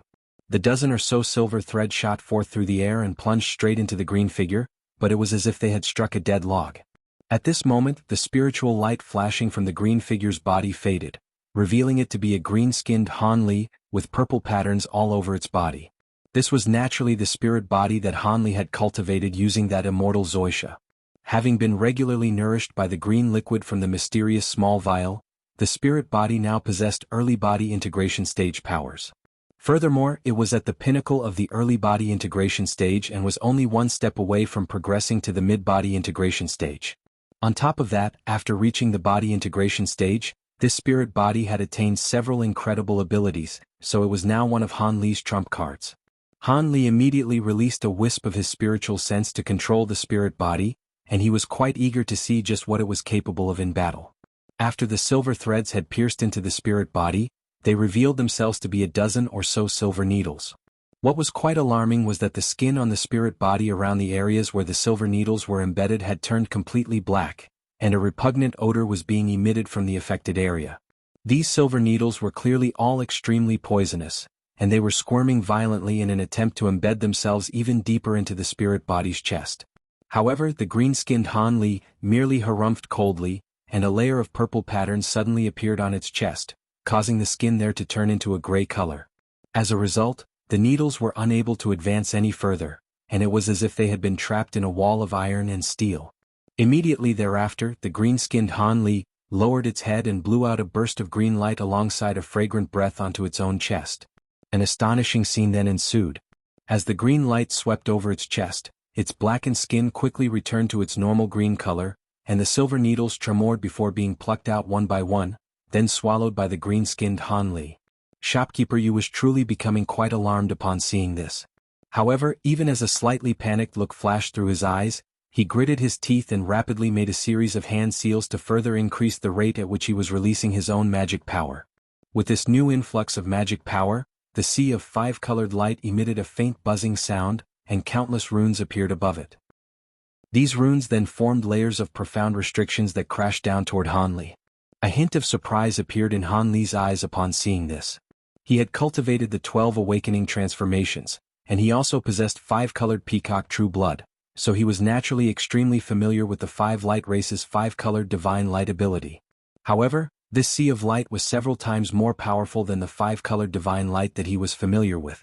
If it weren't for the fact that he could sense the familiar aura of the five-colored peacock within the sea of light, he would have thought that this was an entirely different ability altogether. It was no wonder that Shopkeeper Yu still decided to attack him without any hesitation despite the disparity in their cultivation basis. Just this five-colored divine light alone would be enough to take down the average mid-body integration cultivator. If a normal body integration stage cultivator were to be swept up by this sea of light and trapped within the restrictions inside it, it would be quite difficult for them to free themselves. However, Han merely looked on at the sea of five-colored light with a cold smile on his face. All of a sudden, the spirit body beside him fused into his body again, vanishing like a projection. Han then suddenly rolled down onto the ground, and five-colored light flashed from his body as he transformed into a five-colored peacock that was several tens of feet in length. The sea of light crashed down onto the five-colored peacock and completely inundated its body, but the peacock merely flapped its wings and flew out of the sea of light with ease. The layers of restrictions imbued within the five-colored sea of light seemed to be completely ineffective against it. Even though he was unable to release five-colored divine light that was anywhere near as powerful as the opposing light in his five-colored peacock form, it was a simple task for him to withstand his opponent's divine light in this form. What? Are you a five-light being as well? That can't be. There's no way I wouldn't recognize a holy race five-light being. Could it be? So be it, I don't care if you were sent to hunt me down by those old bastards or not. I'm going to kill you even if it sets me back over 100 years in my cultivation. Shopkeeper Yu initially faltered slightly before his expression darkened even further, and his face became twisted with resentment and fury. As soon as his voice trailed off, he pointed a finger into the distance in a vicious manner, and an earth-shattering boom immediately rang out from within the sea of five-colored light. The sea of light then converged toward the center and formed a gigantic ball of five-colored light, which then immediately manifested into a peacock projection that was over 1,000 feet in length. The disparity between the sizes of Han Li's five-colored peacock form and the projection was night and day. However, the giant peacock projection didn't immediately attack Han Li. Instead, it flapped its wings and abruptly vanished on the spot. In the next instant, five-colored light surged beneath Shopkeeper Yu's feet, and the peacock projection reappeared. He then stomped a foot down onto the projection, then flicked his 10 fingers toward himself, sending streaks of light rushing into his own body. A peculiar scene then ensued. Shopkeeper Yu's body suddenly began to melt away, and within mere moments he had completely fused into the peacock projection beneath him. The peacock projection immediately let loose a clear cry, and five-colored runes surged out of its body in a frenzy as it took on a substantial form. At the same time, a terrifying aura that belonged only to late body integration cultivators erupted from its body in a frenzy. All of the world's origin chi within a radius of several tens of kilometers converged into the massive peacock's body as threads of light that were visible to the naked eye. The giant peacock's aura swelled once again, reaching the pinnacle of the late body integration stage. After that, it flapped its wings and the space around it twisted and blurred. At the same time, countless runes appeared around it, and all of them seemed to be imbued with devastating power. Han Li couldn't help but draw a sharp breath upon seeing this. Not only was the five-colored divine light that Shopkeeper Yu had released extremely powerful, now that he had fused as one with the peacock projection, his cultivation base had risen by 2 ranks. This was simply astounding. It appeared that this was why he had been able to remain so calm in the face of Han Li. If a normal mid-body integration cultivator were to encounter something like this, even self-preservation would become an issue, let alone killing Shopkeeper Yu. However, despite his astonishment, Han Li wasn't fearful in the slightest.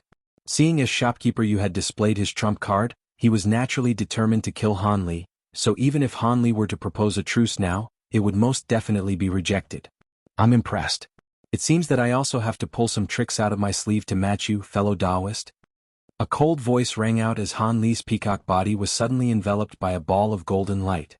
Immediately thereafter, another enormous creature appeared in the place of the peacock following a flash of dazzling golden light.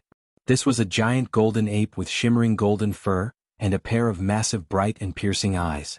In the face of this fearsome opponent, Han Li had transformed into the giant mountain ape, which was his most powerful form among the 12 awakening transformations.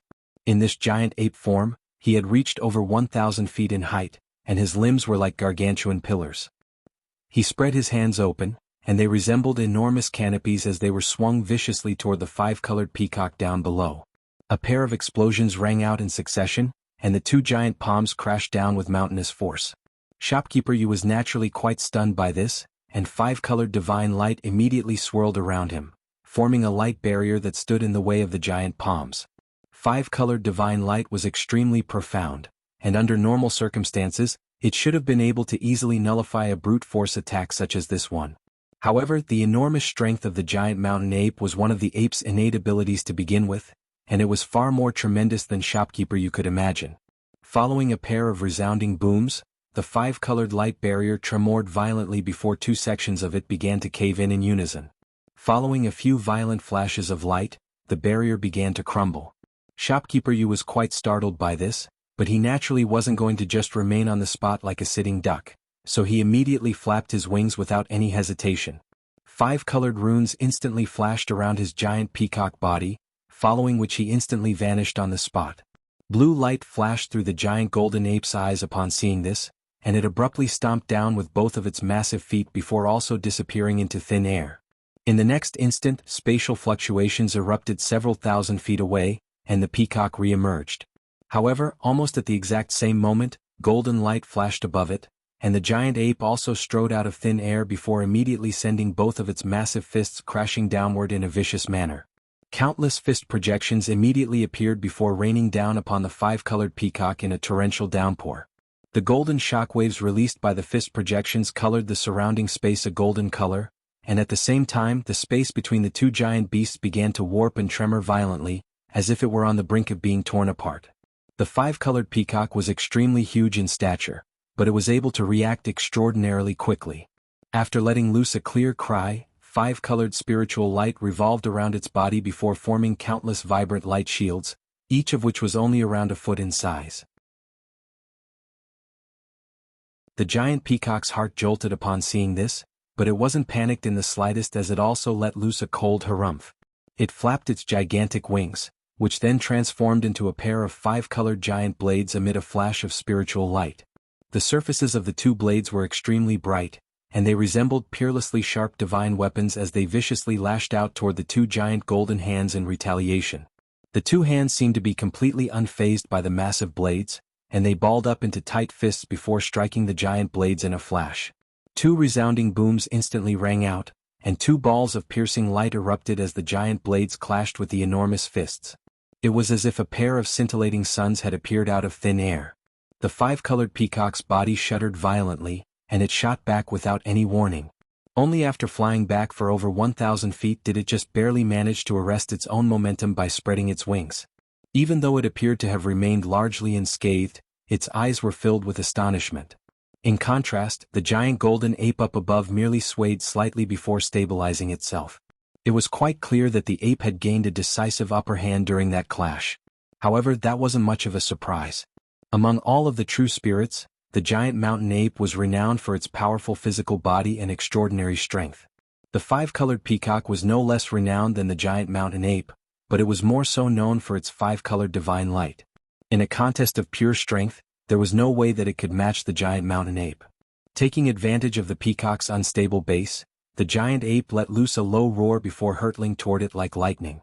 However, the ape's body suddenly blurred along the way, and it abruptly vanished into thin air. The five-colored peacock had only just managed to find its footing, and a look of shock and fury immediately appeared in its eyes as countless five-colored runes erupted from its body once again. It seemed that the peacock was about to unleash some kind of powerful ability, but it was too late. Golden light flashed, and the giant golden ape appeared right in front of the five-colored peacock in a wraith-like manner. It swung one of its giant golden fists through the air, leaving a trail of afterimages in its wake, and the fist struck the peacock's body at an astonishing unavoidable speed.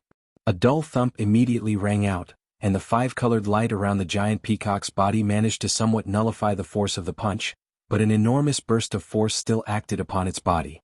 It immediately let loose a pained cry, and it plummeted toward the ground like a shooting star.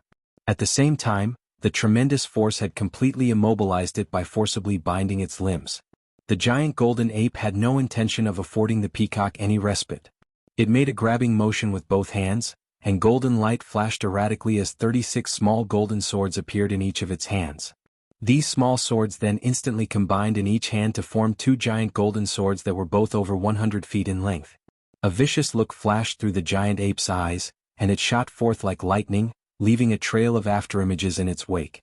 Upon catching up to the plummeting five-colored peacock, it slashed the giant swords through the air, and countless huge sword projections surged forth to sweep up the five-colored peacock like a tornado.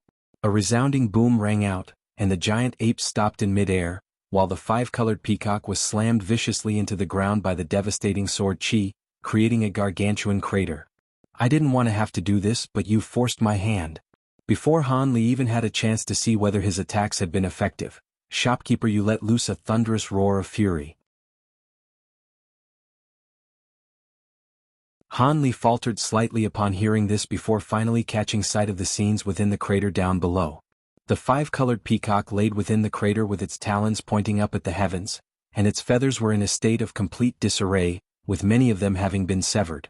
However, it was quite clear that the peacock itself hadn't sustained much damage. In the next instant, it began to chant a complex incantation, and all of the five-colored runes revolving around it suddenly converged toward a single spot. Countless runes came together to form a five-colored light formation with a diameter of several thousand feet, and Buddhist chants rang out from within the formation, which was also radiating piercing five-colored light. A cold light flashed through Han Li's eyes upon seeing this, and he suddenly brought his palms together, upon which the two giant golden swords instantly combined as one amid a flash of golden light. The combined giant sword was around 300 to 400 feet in length, and it was flashing with golden light. There was faint azure WRM dancing and writhing within the sword, looking as if it could erupt out of the sword and rise up to the heavens at any moment. The giant ape then uttered the word, slash, in a cold voice and swung giant sword downward. A streak of azure sword chi immediately erupted from the blade, and it swelled to over 1,000 feet in size in a flash before striking the giant light formation in a vicious manner. The formation was torn apart without being able to offer any resistance, but it then immediately repaired itself, and it was as if the slash of the giant sword had been completely ineffective against the light formation. A hint of surprise flashed through the giant ape's eyes upon seeing this, but a cold smile then immediately appeared on its face as it slashed the giant sword downward again. With Han Li's wealth of battle experience, he was naturally aware that the light formation definitely wasn't truly indestructible. He would just have to attack it a few more times. The second streak of sword chi was even more devastating than the first one, but as soon as it left the giant sword, the five-colored peacock suddenly ceased its chanting, then pointed one of its talons toward a certain direction in a solemn manner. A pained roar immediately rang out from that direction, and Han Li's heart stirred slightly as he turned toward the source of the roar. There, he discovered the lightning beast and Providence golden body still engaged in a fierce battle, and the former wore an agonized expression on its face. A loud thunderclap rang out from its body, and bolts of lightning of 3 different colors erupted forth in a frenzy, covering its entire body in a dense lightning net. It then abruptly abandoned its battle against the golden body and transformed into a ball of 3-colored lightning, then hurtled directly toward the giant light formation. Han Li didn't know what the beast's intentions were, but he knew that it would be a bad idea to allow the lightning beast to get its way, so he immediately let loose a thunderous roar while launching a massive furry fist toward the ball of lightning in a vicious manner. At the same time, the Providence golden body also let loose a long cry and gave chase as a ball of golden light. A resounding boom rang out, and even though the giant ape was over 1,000 feet away from the ball of lightning, its punch had created a golden fist projection the size of a pavilion, and it struck the ball of lightning with devastating speed and force. The lightning beast let loose a roar of fury, and despite its incredible powers, it was still unable to take a full-force strike from the giant ape head-on. The protective net of lightning around it was instantly torn apart by the fist projection, and its body was sent flying as well. During this split-second delay, the Providence golden body caught up to the lightning beast, and the 6 golden blades in its hands suddenly transformed into 6 ancient golden mirrors, which released 6 golden pillars of light that surged toward the lightning beast with tremendous force. A string of explosions rang out in rapid succession, and the lightning beast was sent flying again by the pillars of light. At the same time, it let loose a pained roar, seemingly having sustained some minor injuries. An urgent look appeared on Shopkeeper Yu's face upon seeing this, and he let loose a piercing long cry, as if he were desperately urging the lightning beast to do something. A sharp shrill cry rang out from the lightning beast's mouth in response, following which the lightning around its body became significantly brighter, and an astonishing scene then ensued. All of a sudden, 3 pairs of wings, 1 golden, 1 silver and 1 blue, appeared on the lightning beast's back. It flapped those wings in unison, and immediately disappeared on the spot amid a loud thunderclap. Thus, the next batch of pillars of light unleashed by the Providence golden body struck nothing but empty air. Han Li's pupils contracted slightly upon seeing this, and he immediately turned toward the giant light formation down below. At the same time, black light flashed from his glabella, and a vertical black demonic eye appeared. A pillar of black light then erupted out of the eye, but immediately vanished into thin air. Another thunderclap rang out from above the giant light formation, and the lightning beast reappeared. At the same time, a pillar of black light that was as thick as a large bowl also erupted out of thin air. At such close quarters, there was no way for the lightning beast to evade, yet right as the black pillar of light was about to strike the lightning beast's body, a loud buzzing sound suddenly rang out from the giant light formation. Bright 5-colored spiritual light erupted forth, and the black pillar of light faltered momentarily before suddenly turning a corner and glancing right past the lightning beast. In the next instant, the lightning beast flapped its wings without any hesitation, and flew headfirst into the light formation, much to Han Li's dismay. The process seemed to be quite complicated, but everything had actually taken place in the span of just a few breaths. The 5-colored peacock down below let loose an elated cry upon seeing this, and the 5-colored spiritual light around it surged forth in a frenzy toward the giant light formation around it. It then flapped its wings, and even its body fused into the light formation as a ball of spiritual light. Moments later, there was nothing left down below aside from the light formation itself. However, the formation was beginning to undergo changes. Bursts of rumbling rang out from within it, and bright light radiated forth as several tens of thick five-colored pillars of light erupted from within. Right before it was about to make contact with the five-colored light formation, the vortex had expanded into a golden sea with a radius of over 1,000 feet. A burst of enormous invisible force erupted from within the vortex, causing even the nearby space to twist and warp violently. This was the first time that Hanli had unleashed the revolving golden light using the full power of his Provenance golden body after he had reached the mid-body integration stage, and it was so powerful that it surprised even himself. Following an earth-shattering boom, the golden vortex struck the giant light formation with devastating force. In the instant that the two clashed, ripples surged over the surface of the enormous light formation, and its center also tremored violently as if it were about to be shattered at any moment. The light formation was indeed extremely profound, but even so, it was unable to withstand the power of the revolving golden light. A hint of elation appeared on Han Li's face upon seeing this, but his expression then quickly changed as in the next instant, the strange sobbing sound emanating from the center of the light formation suddenly became louder. Immediately thereafter, the 81 huge pillars of light tremored before crumbling away in unison. A terrifying aura that threatened to devour the entirety of heaven and earth then erupted from the light formation, and a giant silver hand reached out of the center of the formation amid violent flashes of five-colored light. The silver hand then spread its 5 fingers and slowly raised up the golden vortex, completely unaffected by the enormous force emanating from within the vortex. Han Li's face immediately paled upon seeing this terrifying aura. Impossible. This aura belongs to a Grand Ascension stage being. There's no way such an absurdly powerful ability could exist in this realm. As soon as his voice trailed off, the sobs ringing out from within the light formation abruptly cut off, and the entire formation itself crumbled into nothingness like an illusion. At the center of where the formation had once stood, there now stood a gargantuan creature that was 3,000 to 4,000 feet in size. It had 2 heads and 8 wings with a humanoid upper body, yet the lower body of a bird. The 2 heads belonged to the lightning beast and shopkeeper Yu. The 8 wings on its back also consisted of the lightning beast's original 6 wings, as well as the wings of the 5-colored peacock. What was even more formidable was that bolts of 5-colored lightning were revolving around its body, and under the illumination of this lightning, the creature was made to look even more sinister and fearsome. The head that belonged to shopkeeper Yu cackled while the silver hand that was carrying the golden vortex abruptly released a torrent of 5-colored lightning. An earth-shattering thunderclap rang out, and the golden vortex was torn into shreds by countless bolts of 5-colored lightning. A panicked look suddenly appeared on the 3 faces of the Provenance golden body, immediately following which golden light flashed violently around its body, and it gave a muffled groan as it swayed unsteadily. It was quite clear that the destruction of the revolving golden light it had unleashed had inflicted backlash on the golden body. Thankfully, the backlash had only affected the golden body, and Han Li remained unscathed, but even so, he was feeling even more astonished as he could now confirm that this gargantuan creature really did possess Grand Ascension stage powers. Otherwise, even a being at the pinnacle of the body integration stage wouldn't be able to tear the revolving golden light apart so easily.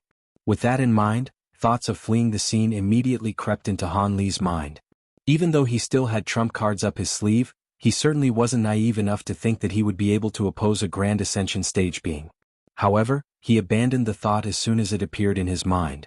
This enormous creature had 8 pairs of wings and could control that strange 5-colored lightning, so it definitely possessed powerful movement techniques as well. As such, the chances of Han Li being able to outrun it were very slim. Before the giant beast's cackling had even cut off, Han Li had made his decision. He quickly made a hand seal, and a loud thunderclap rang out behind him as a pair of translucent wings surfaced on his back. He flapped those wings, and balls of silver lightning began to appear beneath his giant ape feet before exploding one after another.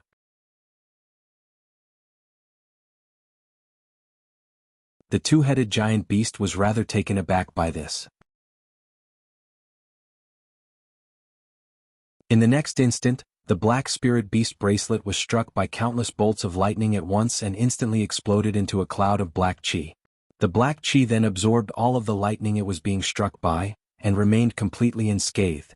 A hint of surprise flashed through the two-headed beast's eyes, but it then harumphed coldly before reaching out and making a grabbing motion toward the black chi with one of its silver hands. Countless bolts of lightning immediately intertwined to form a massive five-colored hand above the cloud of black chi, and the enormous hand then grabbed onto the black chi at an astonishing speed with countless arcs of lightning crackling over its surface. The fingers of the giant hand tightened, and a scintillating flash of lightning erupted as it attempted to crush the cloud of black chi into oblivion. However, another enraged ape cry rang out from within the black chi, following which a streak of crimson light erupted forth and pierced through the massive five-colored hand in a flash. A peculiar scene then ensued. As soon as the crimson light flashed through the five-colored hand, the latter immediately crumbled away as if it had encountered the bane of its existence. Thus, the black chi regained its freedom, then immediately transformed into a small black monkey. It was none other than the Weeping Soul Beast. However, the current Weeping Soul Beast was clearly far different from how it normally was. It was staring up at the giant two-headed beast with excitement and elation on its face, and without even requiring any instructions from Han Li, it let loose a thunderous roar before expanding to over 300 feet tall amid a flash of black light. Crimson light then flashed within its eyes, and it thumped its mountainous chest with its massive fists.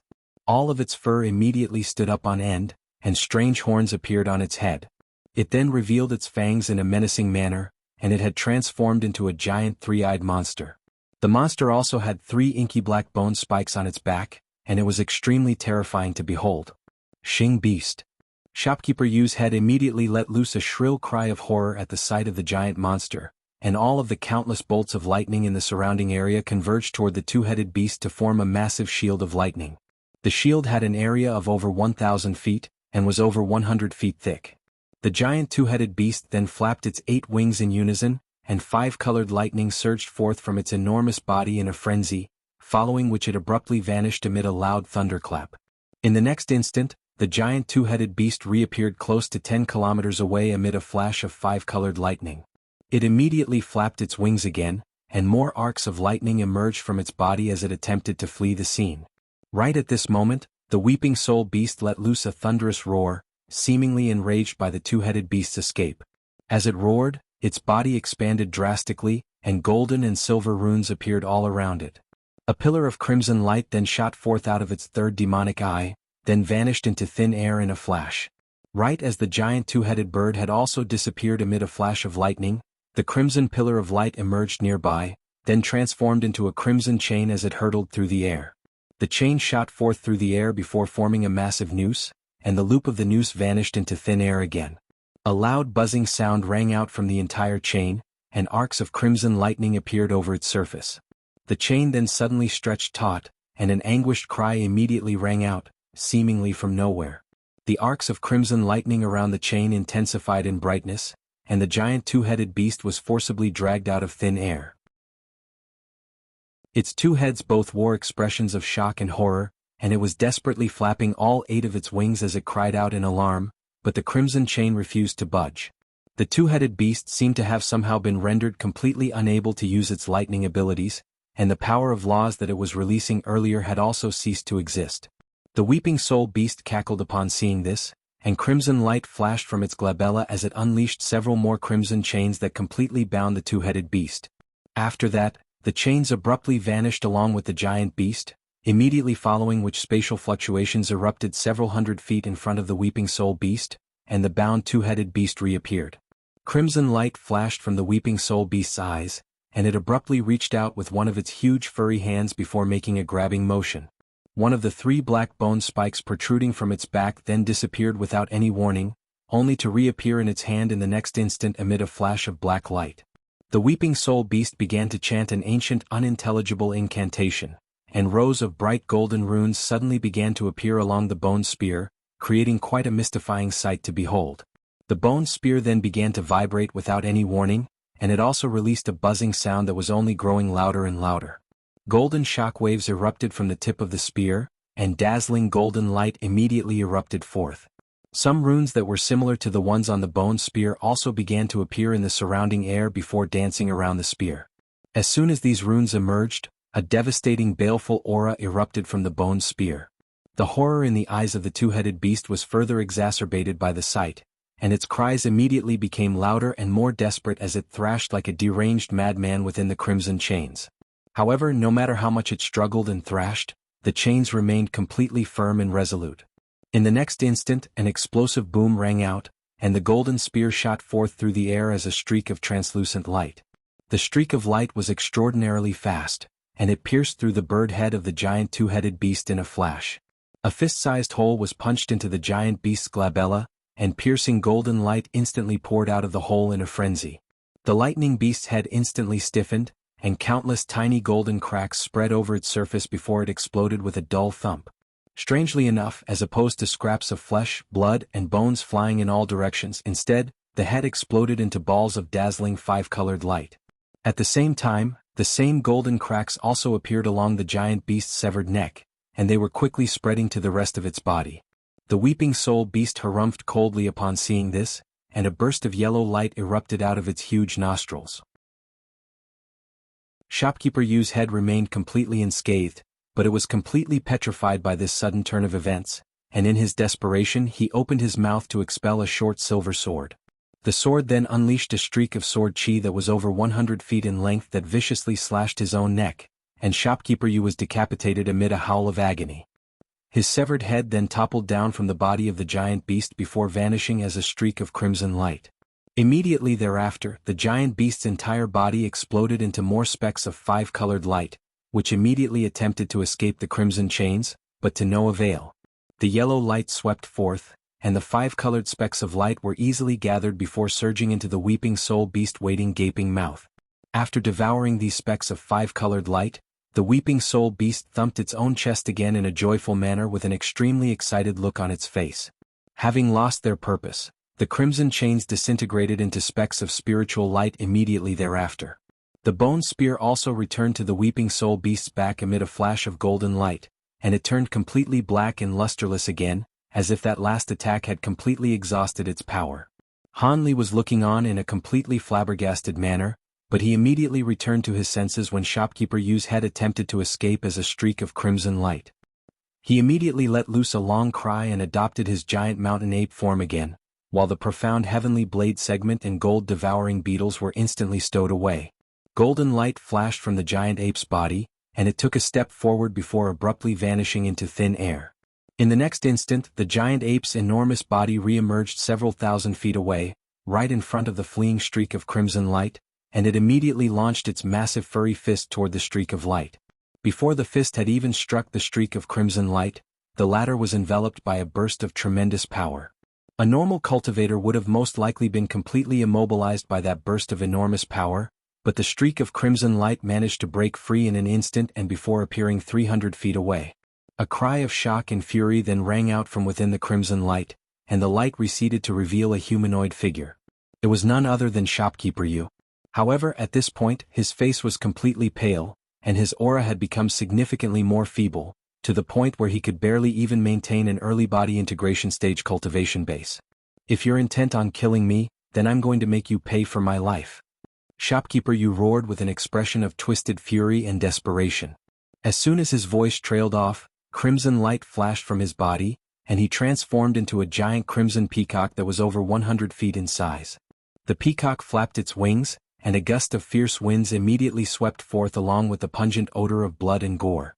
Han Li's heart jolted upon seeing this, and he couldn't help but cast his gaze toward the weeping soul beast, only to find that it was joyfully playing with a head-sized crystalline core and had no intention of helping him at all. He tried to urge the weeping soul beast to come to his aid using his spiritual sense, but that proved to be completely ineffective. It seemed that the weeping soul beast had completely lost interest in Shopkeeper Yu after devouring the five-colored lightning. A wry smile appeared on Han Li's face, but as he turned his gaze back to Shopkeeper Yu, the wry smile had been replaced by a cold expression. The giant ape suddenly threw back its head and let loose a thunderous roar, then flipped both of its huge hands over to reveal a pair of small mountains. One of the mountains was black while the other was azure, and they were each over 100 feet tall. Golden light abruptly flashed from the giant ape's arms, and they swelled even further in size before hurling the two extreme mountains through the air as projectile weapons. As soon as the small mountains left the giant ape's hands, they swelled to several times their original size, expanding to 400 to 500 feet tall. The mountains then emerged above the Crimson Peacock in a flash before crashing down with devastating force. Even before they had reached the peacock, a sharp ringing sound had already begun to ring out in the nearby space, and invisible shock waves also proliferated in all directions. The Crimson Peacock was immediately struck by a terrifying sense of asphyxiation, which was slightly alarming, but it didn't pay the sensation much heed as it flapped its wings violently upward. A burst of crimson light immediately swept forth before transforming into a gust of fierce winds, riding up into the air to oppose the two oncoming extreme mountains. The crimson light wasn't as versatile and profound as five-colored divine light, but it was extremely toxic and was especially potent when it came to eroding the spiritual nature of treasures. No matter how powerful a treasure was, it would be reduced to a dead object by the crimson light. However, there was naturally no way for Shopkeeper Yu to know that these two mountains were refined using methods from the true immortal realm, and that even in that higher realm, they were two of the vastly renowned five extreme mountains. Furthermore, the power of this attack stemmed primarily from the extraordinary weight of the two extreme mountains, coupled with the tremendous strength of the giant ape, rather than any special powers that the two mountains possessed. Thus, the pair of mountains tore through the crimson light with ease and continued onward without any impediment. Arg! Shopkeeper Yu was extremely alarmed to see this, and he immediately tried to get out of the scope of the attack. However, the two giant mountains encompassed an area with a radius of over 1,000 feet, so there was no way for him to evade them in such a short time. An astonished look appeared in the Crimson Peacock's eyes, and in its desperation, it opened its beak to expel a scroll, which immediately unfurled as soon as it emerged. Bright light radiated in all directions as five-colored projections of buildings and pavilions instantly appeared from the scroll. The projections were all extremely vivid and vibrant, and struck the onlooker with a sense of intrigue and mystique. Judging from the violent spatial fluctuations triggered by the emergence of these projections, it was quite apparent that this was an extremely rare spatial treasure. In the eyes of Shopkeeper Yu, this spatial treasure, which was his best life-saving treasure, would definitely be able to keep the two mountains at bay. After all, no matter how much force and momentum the two mountains possessed, all of that would be rendered completely null by the scroll's spatial powers. Of course, as a safety precaution, Shopkeeper Yu continued to fly away from the scene, as opposed to lingering on the scene to appreciate his own handiwork. However, right at this moment, piercing light suddenly erupted from both mountains at once. One of them released gray light that cascaded downward like a waterfall, while the other released countless transparent streaks of sword chi that rained down in a torrential downpour. The two combined as one to strike the five-colored projections amid an earth-shattering boom, and all of the projections were torn apart before they could pose any obstacle to the pair of giant mountains. The Crimson Peacock didn't even get a chance to utter a single sound before it was struck by the Black Mountain, and its body was instantly pulverized into mincemeat. A faint smile appeared on Han Li's face upon seeing this, but his expression then immediately darkened again. The scraps of the Crimson Peacock's flesh and blood suddenly tremored beneath the mountain, following which all of it converged toward a single spot to form an extremely grotesque ball of blood and flesh. The ball then began to writhe rapidly, as it quickly attempted to revert back to its original form. A cold light flashed through Han Li's eyes upon seeing this, and he immediately pointed a finger at the extreme essence-fused mountain from afar. The gray light emanating from the mountain immediately condensed before transforming into countless gray light threads that surged downward at once, instantly puncturing the ball of flesh and blood before instantly shredding into countless pieces again. The gray threads showed no signs of stopping there, and in the blink of an eye, those countless pieces of flesh and blood were reduced to a cloud of blood mist, so there was no chance for it to condense back together again.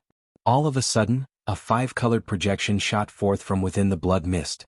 It was a miniature fist-sized peacock, and it was none other than Shopkeeper Yu's nascent soul, which he had preserved through the use of a secret technique. However, Han Li naturally wasn't going to allow it to escape. He took a deep breath before opening his mouth to release a bolt of golden lightning that was as thick as a large bowl. The bolt of lightning covered a distance of several hundred feet in a flash, then struck the five-colored projection amid a resounding thunderclap. The miniature peacock let loose a howl of anguish and was erased off the face of this realm. The giant golden ape threw its head back and let loose an elated cry while thumping its own chest in an ecstatic manner, then quickly shrank down and reverted back to its human form amid a flash of golden light. After returning to his human form, Han Li heaved a sigh of relief before looking into the blood mist down below. After that, he waved a hand through the air, and two bracelets, one golden and one silver, landed in his hand. Han Li briefly inspected the two storage bracelets before stowing them away amid a flash of spiritual light, then turned his attention back to the lingering blood mist down below. All of a sudden, he swept a sleeve downward, and a ball of silver flames shot forth before striking the blood mist in a flash. The mist was instantly ignited as a result, and a faint pungent odor began to emanate from within it. Soon, it had transformed into a sea of silver flames, and Han Li's eyes narrowed slightly as he reached out and made a downward grabbing motion. The silver flames instantly surged upward as a fiery dragon, and the flames were stowed back up Han Li's sleeve, while an egg-sized ball of liquid that was emanating faint five-colored light had appeared in his hand. Han Li looked down at the ball of liquid, and a hint of astonishment flashed through his eyes.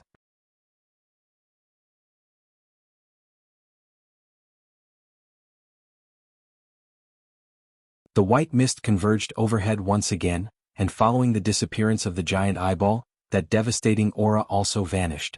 Everything returned to normal, yet even though Han Li had regained his freedom, he still remained rooted to the spot, staring up into the heavens with a blank expression.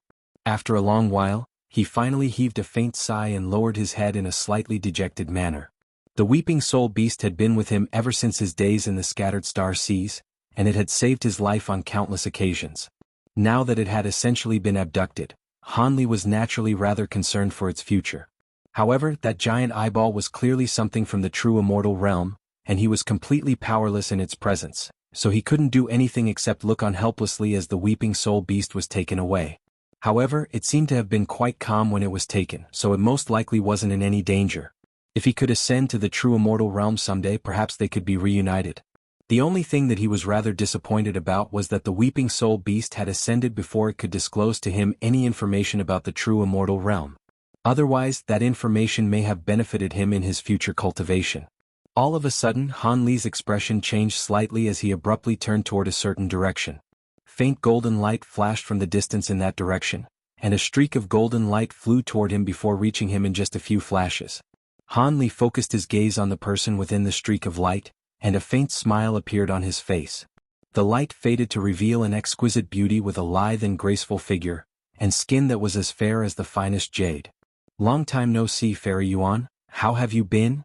Han Li greeted as he cupped his fist in a salute. Yuan Yao was wearing a green palatial dress, and she was looking back at Han Li with an elated expression. "It really is you, brother Han?" Han Li swept his spiritual sense toward her to ascertain her cultivation base, upon which a hint of surprise appeared in his eyes. "I see you've reached the late spatial tempering stage, Fairy Yuan. Looks like Senior Qing Yuanzi had expended much effort to nurture you in your cultivation." Yaoer is not just my disciple now, but also my foster daughter, so of course I do everything in my power to assist her in her cultivation."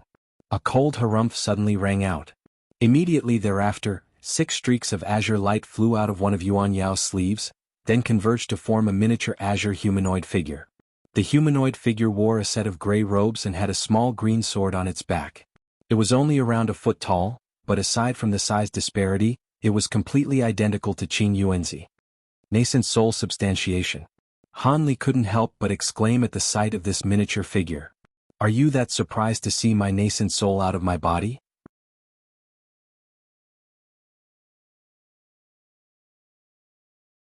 "In that case, it's going to be slightly difficult for you to achieve your objective," Yuan Yao sighed in a forlorn manner. "What do you mean by that, Fairy Yuan? Could it be that Senior Jiang changed his mind about the divine infernal river elixir?" Han Li asked in a surprised manner. "Of course not. Someone of father's status wouldn't go back on their word so easily. However, something outside of his control recently happened. I'm sure he'll explain everything to you once we get back, so I won't say too much about it. Having said that, things aren't entirely non-negotiable, so you needn't worry too much," Yuan Yao said in a meaningful voice. Yuan Yao's words presented more questions than answers, but Han Li merely nodded and fell silent. Yuan Yao knew that he was contemplating what she had just said, so she remained silent in a thoughtful gesture to avoid disrupting Han Li, and merely flew by his side with a smile on her face. Meanwhile, Qing Yuanzi was flying on ahead of them and didn't even turn his head to check on them once. Thus, the 3 streaks of light quickly vanished into the distance, leaving the battlefield between Han Li and Shopkeeper Yu completely empty. Around half a day later, the trio finally returned to Qing Yuanzi's cave abode, and Han Li arrived in the hall that was still slightly familiar to him. The miniature azure figure stretched lazily, then suddenly expanded to the size of a normal human being. He sat down on the main seat in a casual manner, then said to Han Li, "You're already a body integration cultivator now, so there's no need for you to be too reserved and rigid in my presence. You can take a seat as well." "Thank you, Senior." Han Li immediately extended a respectful salute before taking a seat as he was told. Yuan Yao strode over to Qing Yuanzi's side before standing behind him in an obedient manner, and right at this moment, a white-robed young woman with a round face emerged into the hall, carrying a platter with several cups of spirit tea. She placed one of the cups onto the table in front of Han Li, then said with a smile, "Welcome, Brother Han. I didn't think that you would return to this place so soon." This woman was naturally none other than Yan Li. Han Li turned to her with a smile and said, "Long time no see, Fairy Yan. You look just as youthful and beautiful as ever." "I possess a half-ghost body, so my appearance naturally won't change. I can't seem to ascertain your exact cultivation base now. Could it be that you've already reached the body integration stage, Brother Han?" Yan Li initially had a smile on her face, but that smile quickly gave way to a stunned expression as she swept her spiritual sense toward Han Li. Yan Li was currently at the early spatial tempering stage, so it was naturally impossible for her to glean Han Li's current cultivation base. "Indeed, I was very fortunate and managed to progress to the mid-body integration stage," Han Li replied in a calm manner. "The mid-body integration stage?" Yan Li was completely rooted to the spot. A hint of impatience appeared on Qing Yuanzi's face and he said, "If you want to catch up with fellow Taoist Han, you can talk to him all you want after we're done with our discussion here." My apologies for my rudeness." Yan Li finally returned to her senses before offering the other cup of spirit tea on her platter to Qing Yuanzi, then situated herself beside Yuan Yao. "I also didn't think that you would come here so soon, and my main nascent soul is currently in seclusion cultivating a powerful ability, so I won't be able to greet you with my true body," Qing Yuanzi suddenly said to Han Li. "It's already a great honor for me to be graced by the presence of one of your nascent souls even though you're at a critical juncture in your cultivation, Senior," Han Li replied in a sincere manner. Qing Yuanzi nodded at the sight of Han Li's respectful display, then cut straight to the chase. "With these materials, I'll have a 20% better chance of transcending my next lightning tribulation," Qing Yuanzi said in an excited voice as he opened his eyes. "These materials can only result in a 20% increase?" Han Li was stunned to hear this. All of the materials that he had gathered were extremely difficult to find in the spirit realm, and he had only found some of them in the medicine garden within the vast glacial realm.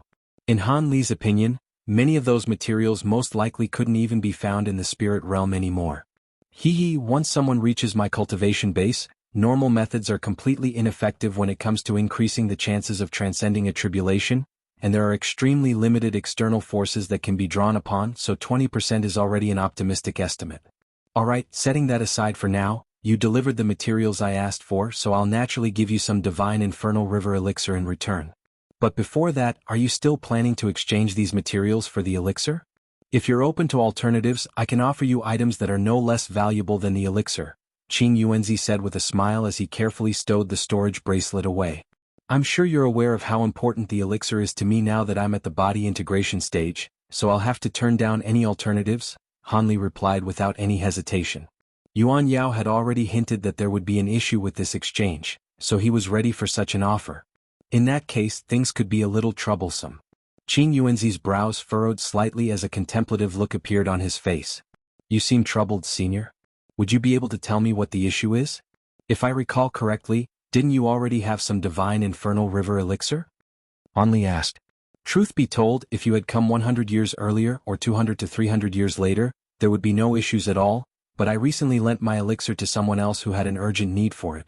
If you wait another few centuries, perhaps I can source some more," Qing Yuanzi said in a resigned manner. "You lent out the elixir?" Han Li's expression changed slightly upon hearing this. "Indeed. The one who borrowed the elixir is one of the grand elders of the Mayfly race, and we're close acquaintances. He's one of the reasons I've been able to reside in the Infernal River, so I couldn't turn him down," Qing Yuanzi revealed. Han Li's expression naturally became rather strained upon hearing this. However, Qing Yuanzi then suddenly smiled and said, "But rest assured, fellow Taoist Han, if you really want the elixir, it's not impossible to obtain it." "What do you mean by that, Senior? Are there other avenues through which the elixir can be secured?" Han Li immediately asked as an elated look appeared on his face. "Of course. Divine Infernal River Elixir is very rare, and every time it's produced, I always make sure to get my hands on some. However, there are also several other tremendously powerful beings who inhabit this realm, and they'll also take a share each as well. Generally, half of the elixir produced is taken by the Mayfly race, while the rest is split among us. However, these people all have rather peculiar personalities and are no less powerful than I am. I have no ties or relations with them, and I'll have to pay them a visit in person to see if I can borrow some elixir from them. Rest assured, even if I'm unable to do so, I'll make sure to issue you satisfactory reparations for your efforts, Qin Yuanzi said in a confident manner.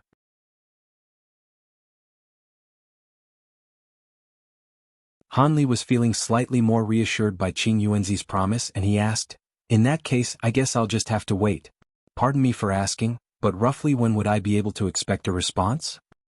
I naturally can't send this second nascent soul of mine to visit those old geezers, so I'll have to visit them in person. My true body will be coming out of seclusion in around a month at the very least and around half a year at the most. You should be able to wait for that much time, right, fellow Taoist Han?" Qin Yuanzi replied in a calm manner. "Of course," Han Li replied with a rather sheepish smile. All of a sudden, Qin Yuanzi smiled and asked, "By the way, how are your azure bamboo clouds warm swords coming along? I'm sure you've already refined them again, right?" Han Li was rather taken aback by the sudden change in topic, but he still replied, "I did indeed refine all of the flying swords again following your instructions. I've cultivated the final azure coil sword formation as well. It's just that the sword art you passed down to me is truly profound, and I was only able to glean a small portion of it. In that case, would you like me to instruct you in the sword art? I developed some new insights regarding this sword art during the past years, and I'm sure those insights would be beneficial to you. On top of that, now that you're at the mid-body integration stage, I'm sure it'll only be a matter of time before you encounter your late-body integration stage bottleneck. I also have some insights on this area if you'd like to hear them as well." Han Li was naturally both surprised and ecstatic to hear this, and he hurriedly rose to his feet before extending a deep bow. "Thank you, Senior. It would be a vast honor for me to receive instructions from you." He was naturally aware that Qin Yuanzi was only willing to do this as he had gathered far more materials on the list than Qin Yuanzi had expected. "Alright, then you can stay here for now. I'll go organize these materials first.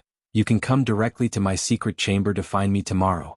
In the meantime, Yao Yenli, please keep fellow Taoist Han company," Qin Yuanzi instructed as he turned to Yuan Yao with a smile. Yuan Yao and Yen Li naturally hurriedly extended curtsies, and the former replied, "Yes, father. We'll be sure to look after fellow Taoist Han." Qin Yuanzi nodded in response before giving Han Li a nod, then departed from the hall, leaving only Han Li, Yuan Yao, and Yen Li in the room. A faint blush appeared on Yuan Yao's face, and just as she is contemplating what she should say to Han Li, Yen Li suddenly said in an intrigued manner, "I can't believe you've managed to progress to the mid-body integration stage in just a few centuries, Brother Han. Your rate of progression truly puts us to shame." The two women shared quite a close bond with Han Li, so even though Han Li had far outstripped them in power, Yen Li was still regarding him as an equal, much like good friends did. "You've done quite well for yourself, Fairy Yen. You've managed to remain by Senior Zhang's side and reached the spatial tempering stage after just a few centuries. I'm sure countless fellow Taoists would be envious of your situation. On top of that, I can see that a lot of the yin qi within your bodies has faded, so I presume you've found a way to revert back to human bodies. I must congratulate you on that as well," Han Li said with a smile. "Your powers are truly unfathomable, Brother Han. I didn't think that you would be able to spot the changes we'd undergone right away. Indeed, Senior Jiang did find a way for us to return to our human forms. It's just that this method is extremely slow, and even after all this time, we've only displayed slight changes.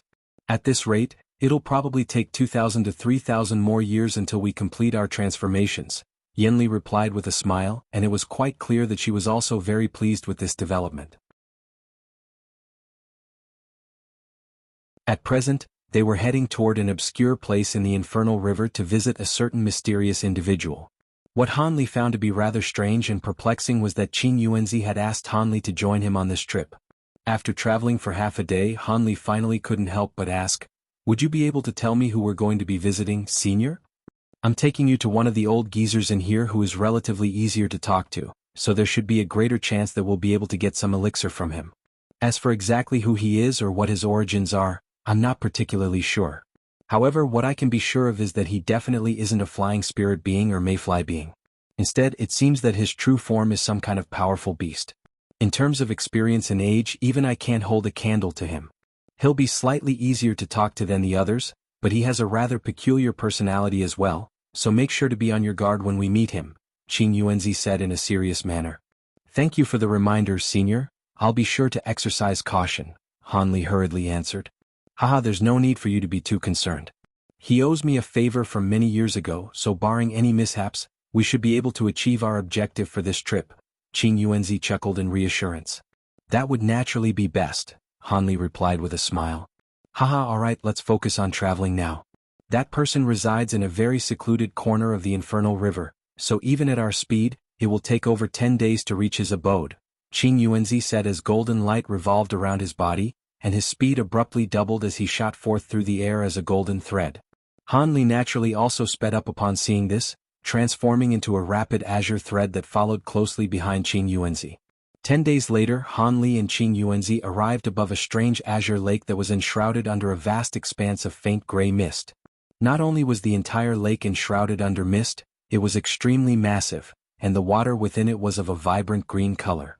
Han Li released his spiritual sense toward the water down below, and was shocked to discover the vast abundance of spiritual qi within the lake. Countless giant fish were swimming through the lake, and all of them were demonic fish that possessed magic power and were giving off astonishing auras. However, these fish seemed to have been somehow restricted. Not only did not a single one of them float to the surface, even as Han Li and Qing Yuanzi flew over the lake, the fish displayed no interest toward them whatsoever. Han Li was slightly surprised to see this, and after flying for several tens of thousands of kilometers further, an island appeared on the surface of the lake. The island was very eye-catching as it was entirely of a shimmering golden color. On top of that, there was a giant radiant golden palace that took up roughly 2/3 of the area of the island, while the rest of the area had been reserved for all types of exotic flowers and plants. The island was as beautiful as an immortal paradise, but it was entirely enshrouded within a white light barrier, from which Han Li could sense powerful restriction fluctuations. This is where that man lives. Come with me, fellow Taoist Han, Qing Yuanzi said with a smile as he stopped in front of the island.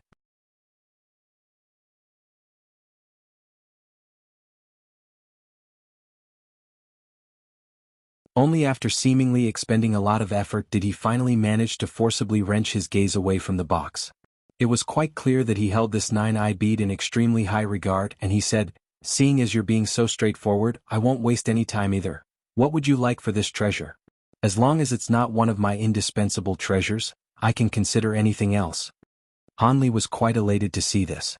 Judging from the current situation, it seemed that there was a very good chance that he would be able to secure some divine infernal river elixir. Qing Yuanzi smiled and replied, "I want 3 vials of divine infernal river elixir, and a chunk of self-creating soil." Absolutely not. This 9-eye bead does indeed have extraordinary abilities when it comes to tool refinement, but it's nowhere near valuable enough to exchange for those items. Setting aside the divine infernal river elixir for now, self-creating soil is one of the best earth attribute materials in existence, and there are almost no other earth attribute materials that can compare with it.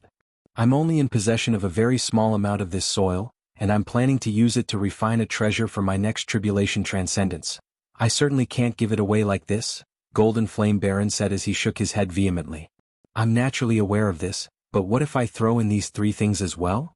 Qing Yuanzi wasn't surprised in the slightest by Golden Flame Baron's rejection, and a confident smile appeared on his face as he swept a sleeve over the table again, summoning 3 strange rhomboid items. These 3 items resembled fist-sized spearheads that were of a shimmering golden color. These items were covered in strange red runes and were quite mystifying to behold. Golden Flame Baron faltered slightly at the sight of these items, then carefully inspected them, but didn't seem to discover anything. Thus, he made a grabbing motion to draw one of the items into his grasp for closer inspection. Could this be? At the same time, Han Li was staring intently at the other 2 golden items on the table as he could sense an extremely familiar aura emanating from them. After inspecting the golden item in his hand for a while longer, Golden Flame Baron's expression began to change slightly. I can't be certain, but this seems to be the legendary Vajra Devil Vanquishing Divine Lightning, Golden Flame Baron said in a rather hesitant manner as he turned to Qing Yuanzi. You have an exceptional eye, fellow Taoist. I obtained some golden lightning bamboo leaves some years ago, and it took me several centuries to refine only 6 pieces of this lightning. I'm bringing out half of them at once, so I'm sure that's a sufficient show of my sincerity. Your next major heavenly tribulation won't be too far away, and Vajra Devil vanquishing divine lightning is an exceptional weapon against extra-realm heavenly devils.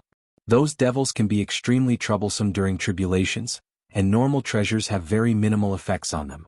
With this lightning, you'll be able to protect yourself against them far better than any treasure could protect you. If it weren't for the fact that I had managed to refine more than enough for myself, I definitely wouldn't be offering them to you, Qing Yuanzi said with a hint of a smile on his face. Golden Flame Baron seemed to have been quite tempted by this, and he fell into deep thought. Meanwhile, a peculiar look flashed through Han Li's eyes upon hearing the name, Vajra Devil vanquishing divine lightning. It was no wonder that these three items had struck him with a sense of familiarity. They had been refined from the golden lightning bamboo leaves he had given to Qing Yuanzi as the main material. These leaves stemmed from the same source as the golden lightning bamboo cane, so their auras were naturally quite similar. Even though this lightning was supposed to be an effective weapon against extra-realm heavenly devils, those were heavenly devils that would only appear when one made a breakthrough attempt to the Grand Ascension stage or endured heavenly tribulations when at the Grand Ascension stage, so it wasn't something that he had to worry about for now. As for the refinement method for this lightning, Han Li had unintentionally stumbled upon that in the market of a certain foreign race, but he had been stunned by the vast amount of lightning attribute materials required to refine it. At the time, he knew that he wouldn't be able to gather all of the required materials and that he wouldn't be able to refine it anyway, so he reluctantly cast the matter aside. The fact that even Qing Yuanzi could only refine 6 pieces of this lightning in several centuries further confirmed to him that this was beyond his reach, and it seemed that there was no chance he would be able to refine this lightning before he reached the late body integration stage. 3 pieces of Vajra Devil vanquishing divine lightning is indeed enough to exchange for self-creating soil, but there's one thing I don't understand. Don't you have divine infernal river elixir yourself? Why did you come all the way here to exchange for some with me? Golden Flame Baron asked in a skeptical manner. All of my elixir was borrowed to someone else over 100 years ago, and fellow Taoist Han requires this item to break through his next body integration stage bottleneck. I owe him a favor due to an agreement we had made, so I could only come to you to try and secure some elixir, Qing Yuanzi explained. You promised him some divine infernal river elixir? Looks like you owe him quite a big favor indeed. Golden Flame Baron mused as he turned to Han Li with a hint of surprise in his eyes. Han Li extended a slight bow in a display of respect, and he refrained from saying something. I do indeed owe him a very big favor. Alright, I've told you everything I have to say. If you still can't make up your mind, then I'll have to go to someone else. Old Man Yen is about to face a lightning tribulation soon as well, and I'm sure he'd be more than happy to exchange with me, Qing Yuanzi said in a meaningful manner. Haha, I never said I was going to refuse, Brother Qing. Seeing as you're being sincere and I owe you a favor as well, I'll agree to this exchange, Golden Flame Baron chuckled after a brief moment of contemplation. You've made a wise decision, Brother Jean. This is definitely a mutually beneficial exchange for both of us, Qing Yuanzi replied in an elated voice. Golden Flame Baron smiled before suddenly opening his mouth to expel 4 balls of spiritual light, 3 of which were white while the other was yellow. They consisted of 3 small white jade vials and a yellow jade box. He swept a sleeve through the air, and the 4 items immediately flew toward Qing Yuanzi in unison. At the same time, he waved his other hand toward the green jade box on the table, as well as the other 2 pieces of Vajra Devil vanquishing divine lightning, and those items were all drawn into his grasp. Meanwhile, Qing Yuanzi had also drawn the small vials and yellow jade box into his own hand, and he immediately began to carefully inspect the items with his spiritual sense. After a while, a pleased look appeared on his face. I really must thank you, Brother Jean.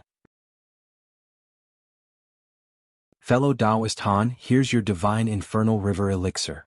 Qing Yuanzi tossed the 3 small vials toward Han Li with a flick of his wrist as he spoke, and Han Li hurriedly accepted them in an elated and grateful manner. Qing Yuanzi had initially only agreed to give him 2 vials of this elixir, yet he was now giving him all 3 vials, clearly as an extra reward for all of the materials he had gathered. It seemed that he had made a wise decision in offering all of the materials he had collected, rather than withholding some of them. This divine infernal river elixir was extremely precious, but it wasn't very useful to Qing Yuanzi, so he naturally wasn't going to be stingy with it. Golden Flame Baron was clearly also very pleased with this exchange, and he began to make some small talk with Qing Yuanzi. They exchanged some obscure news about the spirit realm, as well as some information regarding cultivation, and Han Li also benefited from listening to their conversation. Close to 2 hours flew by in the blink of an eye, and Qing Yuanzi finally stood up to take his leave. Golden Flame Baron didn't try to keep him, but he also rose to his feet to accompany Qing Yuanzi to the gate of his palace. Right at this moment, a resounding boom rang out in the air above the island, causing the entire palace to tremor. It seemed that something had struck the restriction over the island. The trio in the hall were all quite alarmed by this, and they exchanged slightly bewildered glances. This was blatant provocation. Qing Yuanzi had struck the restriction over the island with a seemingly powerful streak of sword qi, but it actually hadn't packed much power, whereas the massive commotion that had just rung out clearly stemmed from the restriction being completely broken. Golden Flame Baron quickly returned to his senses, and an enraged look appeared on his face as he made a hand seal to activate some kind of ability. However, in the next instant, a male voice suddenly rang out in the air above the hall. "Golden Flame, Qing Yuanzi, are you in there? Hurry up and come out to greet me, you little brats." The voice was very rough and uncouth, and both Golden Flame Baron and Qing Yuanzi's expressions changed slightly as they exchanged a wry smile. "Why has no one come out to greet me yet? Do you want me to raise this place to the ground?" The man outside seemed to have become rather impatient, and as soon as his voice trailed off, a string of resounding booms rang out in rapid succession outside the palace. Immediately thereafter, bursts of spatial fluctuations surged over the entire island, and golden light flashed from outside the hall as a panicked golden armored guard rushed into the hall. "Master, the man outside is. I know who he is, you can go now. Brother Jiang, it looks like you won't be able to leave anytime soon. Let's go and greet this old monster together. Otherwise, he really could destroy my entire island," Golden Flame Baron said with a wry smile.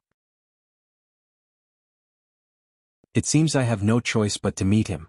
Judging from past experience, this is not going to be pleasant," Qing Yuanzi sighed in a resigned manner. Golden Flame Baron also heaved a resigned sigh before making a hand seal, and golden light flashed from his body as a layer of golden flames appeared to completely envelop him. A dull thump rang out, and the flames suddenly dispersed, while Golden Flame Baron also abruptly disappeared. This was an extremely rare fire movement technique. Meanwhile, Qing Yuanzi merely flew toward the entrance of the hall as a streak of golden light, but vanished into thin air along the way. Thus Han Li was the only one left in the hall. He couldn't help but wonder what kind of being could evoke such a wary response from a pair of Grand Ascension stage beings. He didn't want to meet this mighty figure, but a meeting seemed to be unavoidable. With that in mind, Han Li heaved a faint sigh, and a thunderclap rang out from behind him, following which a pair of translucent wings appeared on his back. He flapped those wings, and vanished as an arc of azure and white lightning. In the air over 10,000 feet above the island, Qing Yuanzi and Golden Flame Baron were facing a gargantuan creature that was over 1,000 feet in length, and both of them had respectful looks on their faces. The giant creature was a glossy inky black beetle, and standing atop the head of the beetle was a thin elderly man. The man appeared to be around 60 years of age, with a pair of deep-set eyes and large nostrils. He wore a set of colorful robes and a necklace of shimmering silver beads around his neck. Each bead was around the size of an egg, and the necklace was extremely eye-catching. What was quite alarming was that not only was the white light barrier above the island nowhere to be seen, the other 3 golden armored guards had all been bound tightly by a white thread that had been expelled from the beetle's mouth. These guards were spinning uncontrollably in mid-air, being made to look like complete fools. When Han Li arrived behind Qing Yuanzi as an azure and white arc of lightning, Golden Flame Baron was appraising the elderly man standing atop the beetle with a forced smile on his face, paying no heed to his 3 bound subordinates. "Brother Void Spirit, it's very rare that you have time to visit me. Please come down to my palace for a seat." "Hehe, you say that, but you're actually hoping that I never come to visit you, right?" The elderly man chuckled in a forthright manner. "I wouldn't dare to think that. By the way, how did you know that Brother Jiang had also come to visit me?" Golden Flame Baron's expression changed slightly, and he hurriedly changed the topic of conversation, directing it toward Qing Yuanzi. Qing Yuanzi was naturally cursing Golden Flame Baron internally for throwing him to the wolves, but he could only force a smile onto his face as he said, "I was also wondering how you knew that I was with Brother Jean. Could it be that you've already visited my cave abode?" "Ha, I didn't just visit your cave abode, I visited everyone in this infernal river. 2 of them were in seclusion and didn't want to see me, but they came out to meet me after I wrecked their abodes. They should have just complied from the very beginning," the elderly man guffawed in a smug manner.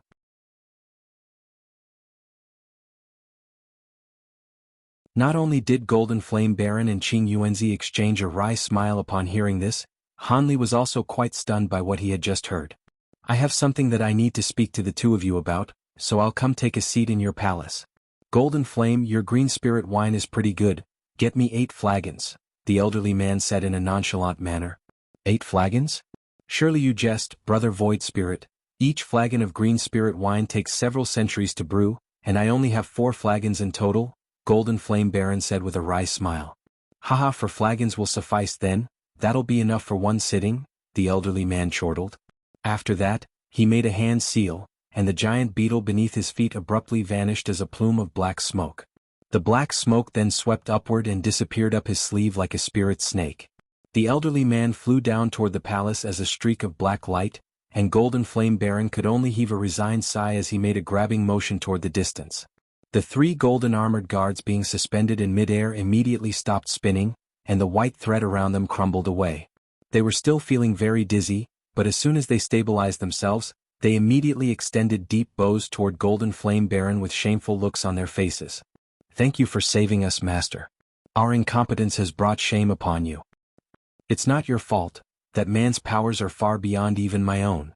Just make sure to repair the restriction, Golden Flame Baron said with a shake of his head, then descended toward the palace as a streak of golden light. Come with me, fellow Daoist Han.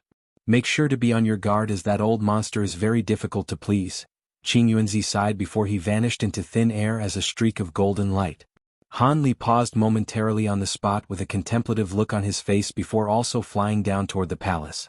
Moments later, everyone arrived in the same hall and took their seats. However, the main seat was now being occupied by Void Spirit rather than Golden Flame Baron.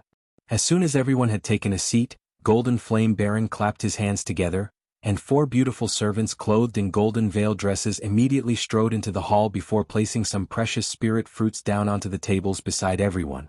Where's the green spirit wine? You're not trying to swindle me with this stuff, are you, Golden Flame? Void Spirit scoffed as he rolled his eyes at the spirit fruits. Golden Flame Baron forcibly repressed his rage and explained, Rest assured, brother Void Spirit, green spirit wine can only be brewed in myriad-year profound ice, and I've already sent someone to retrieve it. Alright, but you better not keep me waiting for too long. Void Spirit nodded before picking up a red peach-like spirit fruit, then gobbled it down with just a few bites, not even bothering to spit out the core of the fruit. Han Li was struck by a sense of speechlessness upon seeing this. Right at this moment, the elderly man took a glance at him before a hint of intrigue appeared in his eyes. I can see that your bone age is only just over 2,000 years, yet you've already reached the mid-body integration stage. That's quite impressive. Are you a junior from the same race as Qing Yuanzi? Not only was Han Li not flattered by the elderly man's words of praise, a chill immediately ran down his spine, and he hurriedly rose to his feet before extending a respectful bow. Junior Han pays his respects to Senior Void Spirit.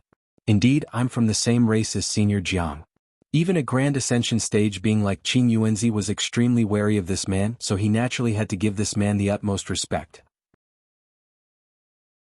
It was quite incredible that he was able to determine Han Li's age with just a single glance, and Han Li could only hope that the elderly man would only take a fleeting interest in him before moving on. However, things didn't progress as he hoped they would.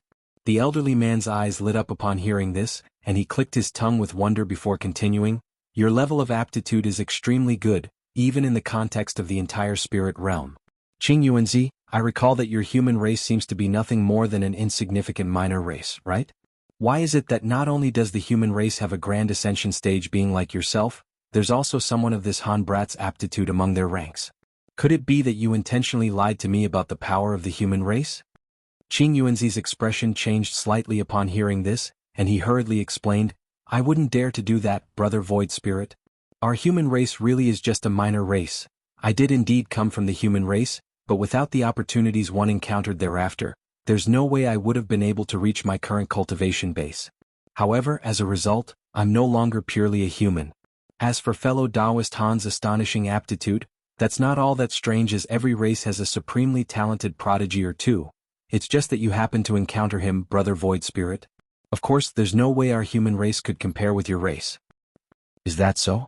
Our Mayfly race is indeed quite powerful, but I've never seen anyone from our race reach such a cultivation base at such a young age.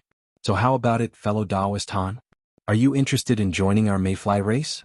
As long as you're willing to become a guest elder of our race, we'll supply you with everything you need in your future cultivation, the elderly man said as he turned to Han Li with a hint of a smile on his face. Qing Yuanzi's expression changed drastically upon hearing this, and he opened his mouth to say something, but refrained from doing so in the end.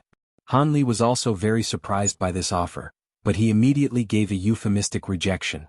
I'm extremely flattered by your kind offer, senior, but our human race is about to face a major tribulation. My powers aren't all that significant, but I'm bound by duty to help our human race transcend this tribulation. The elderly man's expression immediately darkened upon hearing this, and he accused, tribulation? Are you using an excuse to placate me? At the same time, a burst of invisible pressure erupted from his body before hurtling directly toward Han Li. I definitely have no such intentions, senior. Han Li was aware that this man had a very eccentric personality, but never did he think that Void Spirit would attack him without any inhibitions. In response to the pressure weighing down upon him, he hurriedly conjured up a protective layer of golden light around his own body.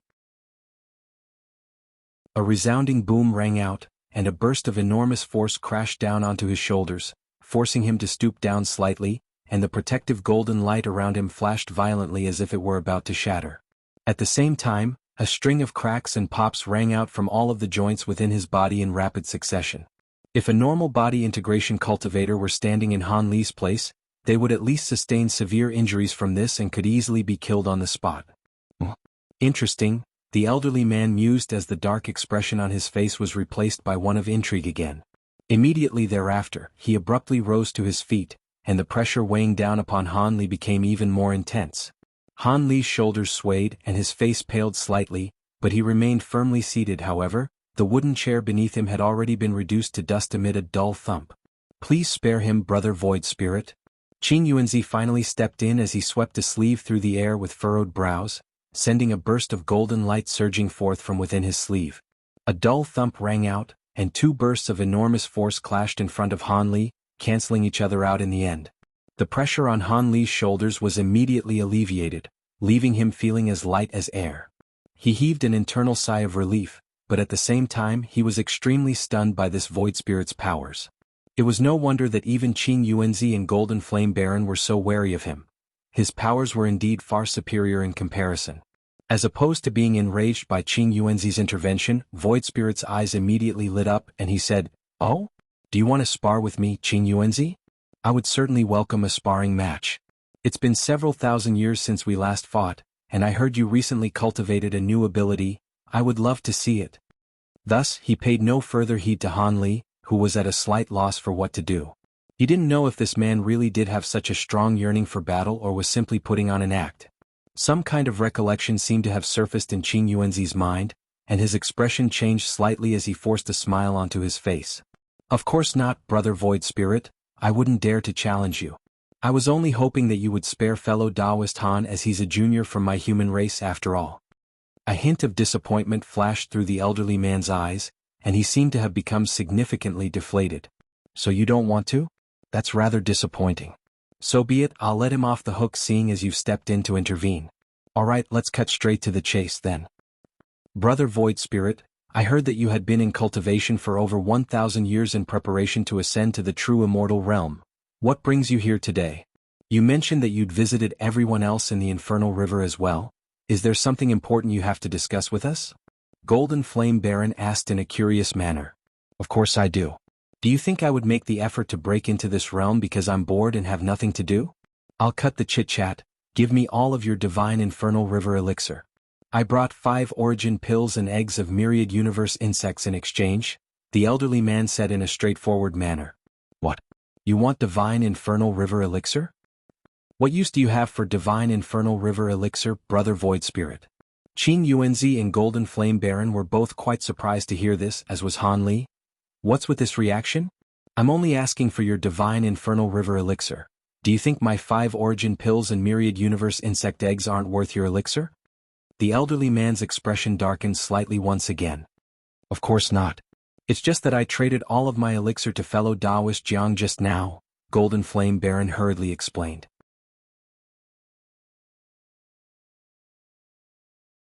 "Is that true, Qing Yuanzi? The elderly man turned to Qing Yuanzi with a hint of surprise in his eyes. I did indeed just exchange for fellow Taoist Golden Flame's divine infernal river elixir for some other items. Isn't this elixir completely ineffective for you at your cultivation base, brother Void Spirit? On top of that, doesn't your Mayfly race have a huge reserve of this elixir? Other people in your Mayfly race may not have access to it, but wouldn't it be a simple matter for you to access those reserves? Qing Yuanzi was also quite surprised. Firstly, I'm sourcing this elixir for a purpose other than my own consumption. Secondly, there's a lot of routine expenditure of divine infernal river elixir in our Mayfly race, so our reserves are nowhere near as abundant as you think. I've already used up all of the remaining elixir in our Mayfly race. Otherwise, I wouldn't be turning to you and Golden Flame. I managed to secure some elixir from the others, but it's still not enough. Hence, I don't care what you need the elixir for. I'm willing to exchange for it using something worth twice its value, the elderly man said in a serious manner. Qing Yuanzi's expression changed slightly upon hearing this, and he fell into deep thought. Meanwhile, Han Li's expression remained unchanged, but his heart was thumping in his chest. In contrast, Golden Flame Baron crossed his arms and appraised the unfolding situation with a smile, assured in the knowledge that this matter no longer concerned him. It wouldn't be right of me to turn down an offer like this, but unfortunately I've already given the elixir to fellow Taoist Han, so I can't offer it to you even if I wanted to. Qing Yuanzi finally sighed with a shake of his head. You gave it to him? The elderly man furrowed his brows slightly in a display of displeasure. Indeed. I owe fellow Taoist Han a big favor, and I promised him divine infernal river elixir as compensation. If you want to forcibly take the elixir from fellow Taoist Han, I'm afraid I'll have to step in, Qing Yuanzi said in a solemn manner. Oh? Looks like you really do owe this brat quite a big favor. It's very uncharacteristic of you to say something like this to me. I may have a short temper, but I wouldn't stoop to robbing juniors. However, if he's willing to hand over the elixir to me, you wouldn't intervene, would you? The elderly man asked. Of course. As long as fellow Taoist Han is willing to hand over the elixir, I naturally won't stick my nose into this matter, Qing Yuanzi replied in an affirmative manner. Good. Thus, the elderly man nodded with a pleased expression before turning to Han Li with a smile. Han Li's heart jolted at the sight of the smiling Void Spirit, and he hurriedly cupped his fist in a salute as he tried to offer an explanation. Senior, the elixir. There's no need to say anything.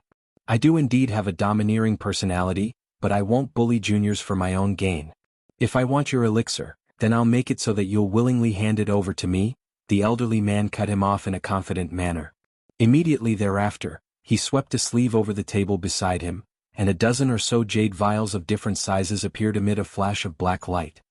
These are some pills that I've collected over the years that can enhance the cultivation of a body integration cultivator, and this quantity of pills exceeds the value of one vial of divine infernal river elixir. How many vials of elixir do you have? I'll give you a corresponding amount of pills in return, the elderly man chuckled. Even though Qing Yuanzi and Golden Flame Baron no longer had any use for these pills, they were still quite stunned by the sight of them. Any single vial of these pills would be enough to start a war between body integration stage beings in the outside world, and such a large quantity of these pills was definitely higher in value than a single vial of divine infernal river elixir. The elderly man had nonchalantly brought out several tens of vials of these pills at once, and both Qing Yuanzi and Golden Flame Baron couldn't help but turn toward Han Li to gauge his reaction. Han Li also faltered momentarily at the sight of these pills, but instead of being elated by the sight of them, a rather peculiar look appeared on his face. After a brief hesitation, he raised an arm before making a grabbing motion, and one of the small vials was drawn into his grasp. He removed the lid, then tipped out an azure pill and began to inspect it in a careful manner. This azure shadow pill is considered to be the sacred pill of the Azure Sea race. Just a single pill will produce an effect equivalent to around a month of arduous cultivation for you, and this pill is only slightly above average among all of the pills that I've brought out here, Void Spirit declared in a proud manner. It was quite clear that he was very confident in the pills he had to offer. These pills are indeed all extremely precious, but I'm afraid I can't offer my elixir in exchange for them, Han Li said with a wry smile. The elderly man faltered slightly before immediately flying into a thunderous rage. Why is that? Do you think I'm providing you with fake pills? Qing Yuanzi and Golden Flame Baron also exchanged a slightly bewildered glance. Of course not, Senior, it's just that I already have many pills that can enhance my cultivation base, so these pills aren't very useful to me, Han Li hurriedly explained. You already have some pills? What kind of pills are you using? Are you saying they're better than mine? The elderly man asked in a skeptical manner. Han Li could only heave a resigned internal sigh before continuing, "If you don't believe me, then I can only show you my pills, senior." He flipped a hand over as he spoke, and a small white jade vial appeared in his hand amid a flash of spiritual light. He tossed the vial toward the elderly man, who was still quite skeptical, but was beginning to believe Han Li judging from the calmness he was displaying. He caught the vial before removing the lid, and a pleasant fragrance immediately wafted toward him. His expression changed slightly, and instead of immediately tipping a pill out of the vial, he brought the opening of the vial to his nose and inhaled deeply, following which a slightly bewildered look appeared on his face. "Brother Void Spirit, you're an accomplished pill refinement master. What do you think of fellow Taoist Han's pills?" Golden Flame Baron asked. He had no inhibitions as this had nothing to do with him anyway. "There are no issues with the pills, but they have a rather peculiar fragrance." The elderly man tipped a thumb-sized pill out of the vial as he spoke. The pill was of a fiery red color with golden patterns all over its surface, as well as spiritual light swirling all around it, making it resemble a living creature. "This is a corrosive immortal pill. There's no mistaking it. You managed to find corrosive poison weed? That's an immortal plant that's long extinct in the spirit realm." As expected of an old monster like Void Spirit, he was able to identify this pill after just a rough glance. "What? This pill was refined using corrosive poison weed?" Golden Flame Baron immediately rose to his feet with a stunned expression upon hearing this, and a hint of astonishment also flashed through Qing Yuanzi's eyes. The elderly man didn't say anything further. After carefully inspecting the pill in his hand, he carefully placed it back into the vial, then tossed the vial back to Han Li. "Corrosive immortal pills are indeed far more potent than the pills I have here, so you weren't lying. However, the fact that you were able to find corrosive poison weed and refine these pills shows me that you're a man of great fortune. After all, corrosive poison weed can be very useful even to Grand Ascension stage beings," the elderly man said in a meaningful voice. Han Li's heart stirred slightly, and he extended a respectful salute as he said, "I only knew that this plant could be used to refine body integration stage pills. I didn't know that they could be useful to Grand Ascension stage beings as well. Would you be able to enlighten me further on this subject, senior?" Void Spirit replied with a smile, "Sure, this isn't really a secret. If a Grand Ascension stage being can extract the poison out of corrosive poison weed, then directly consume this poison, they could use the stimulus to create a chance for themselves to break through a bottleneck. However, this is naturally extremely dangerous, and someone who pursues this method could easily be killed by the poison. On top of that, regardless of whether they succeed or not, their body would be severely ravaged, so it's a desperate self-mutilating bid at further advancement. Despite how perilous the method is, the chances of success are extremely slim, so there's a massive imbalance between risk and reward. As such, only someone who has no hope of breaking through a bottleneck through conventional means and won't be able to transcend their next major heavenly tribulation would attempt something like this. Furthermore, extracting the poison out of corrosive poison weed is an extremely difficult process as well, and even back when the plant wasn't extinct in the spirit realm, very few people have managed to accomplish this. Qing Yuanzi displayed no reaction to this, but there was an indecisive look of contemplation in Golden Flame Baron's eyes. "Alright, seeing as you're not in need of pills, I'll offer you some treasures.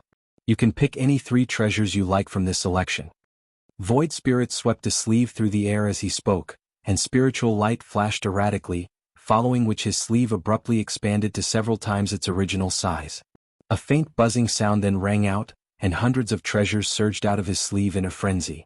Some of them were releasing dazzling light, some of them were emitting sharp ringing sounds, and some were flickering in and out of existence as if they had been constructed from illusionary smoke.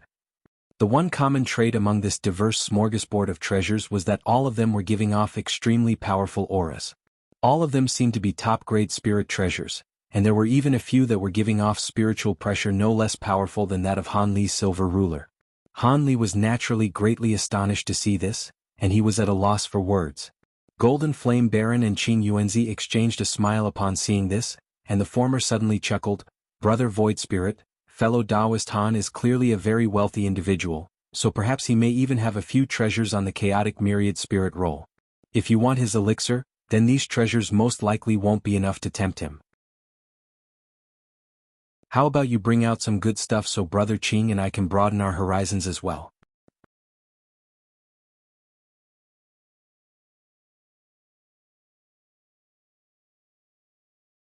Under the illumination of the red light, the beastly diagrams also sprang to life, and it looked as if they were going to spring out of the burner at any moment. At the same time, an enormous burst of the world's origin chi proliferated forth from the burner, transforming into an enormous invisible force that enveloped the entire hall. Han Li had risen to his feet earlier, and the terrifying pressure made his body sway as his expression changed ever so slightly. Qing Yuanzi and Golden Flame Baron were still seated firmly in their chairs, but they also couldn't help but be amazed by the phenomena stemming from the incense burner. This profound heavenly treasure fragment was something I unintentionally stumbled upon in an ancient battlefield deep within the primordial world. What I just displayed was only around 10% of the full power of this treasure. If I were to unleash the entirety of its power, it would definitely be no less powerful than the top 10 treasures on the chaotic myriad spirit roll, the elderly man said in a smug manner as he withdrew his hand seal before drawing the incense burner back into his grasp.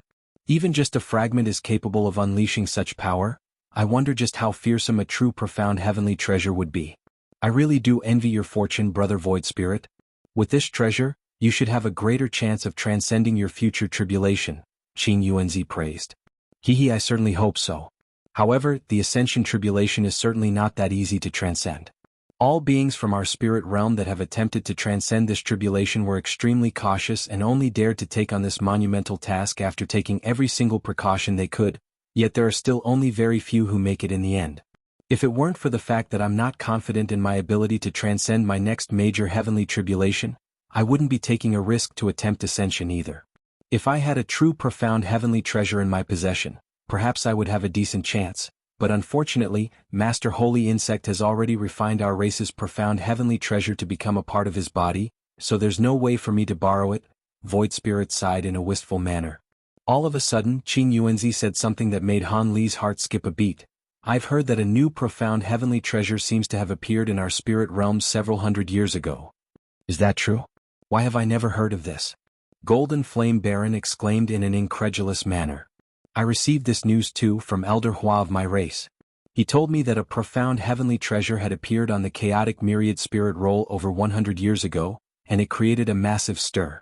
Even the Jiaoqi race had traveled all the way to our continent in search of the treasure, and I had heard that they even performed a blood sacrifice to find the treasure, but to no avail. After that, no further news emerged of this treasure. No one knows if it developed intelligence of its own and hid itself, or was obtained by a mighty figure who used some kind of concealment technique to hide it. In any case, no one has any leads of where it may be. The elders in our race who were adept in divination expended an astonishing price to try and find the treasure, but they ultimately failed as well, so they could only give up, Void Spirit said in a solemn voice. I see, but how could a profound heavenly treasure be concealed even from divination? Could it be that it's fallen into the hands of a true spirit being? Golden Flame Baron said as he shook his head in shock and disbelief. It's rather unlikely that the treasure fell into the hands of a true spirit being. Most true spirit beings are born in realms lower than the true immortal realm, but once they come of age the majority of them would ascend to higher realms or create their own abode by opening up an alternate space. Hence, there's virtually no chance that they'd come into contact with a profound heavenly treasure.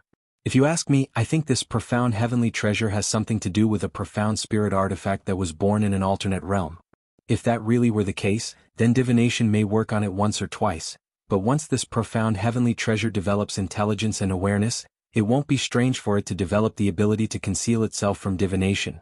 Void Spirit mused in a solemn manner, and his hypothesis wasn't far from the truth. That does make more sense. Perhaps that really is what happened.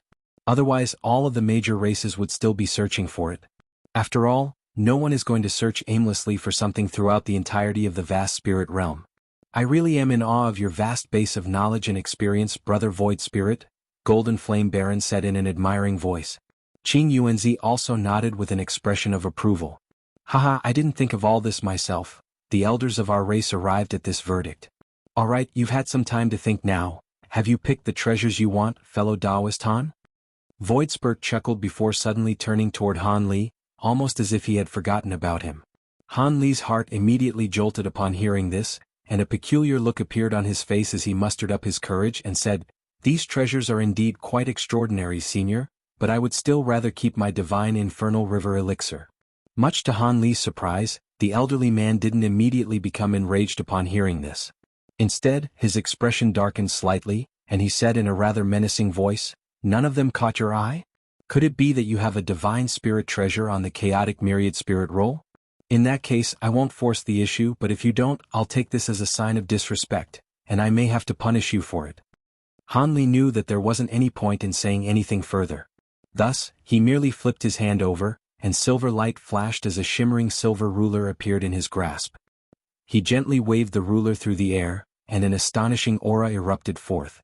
At the same, spiritual light flashed as countless silver ruler projections appeared, creating quite a mystifying sight to behold.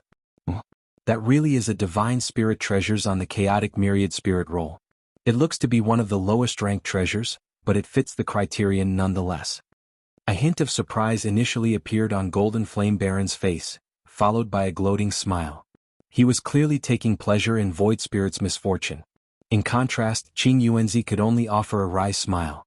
Now that he had failed on 2 separate occasions to work out a deal, Void Spirit was growing rather impatient and frustrated. He glowered at Han Li for a while before a cold smile appeared on his face. "It seems that your wealth belies your cultivation base. Seeing as you're not in need of any pills or treasures, I'll show you something that you definitely won't be able to refuse."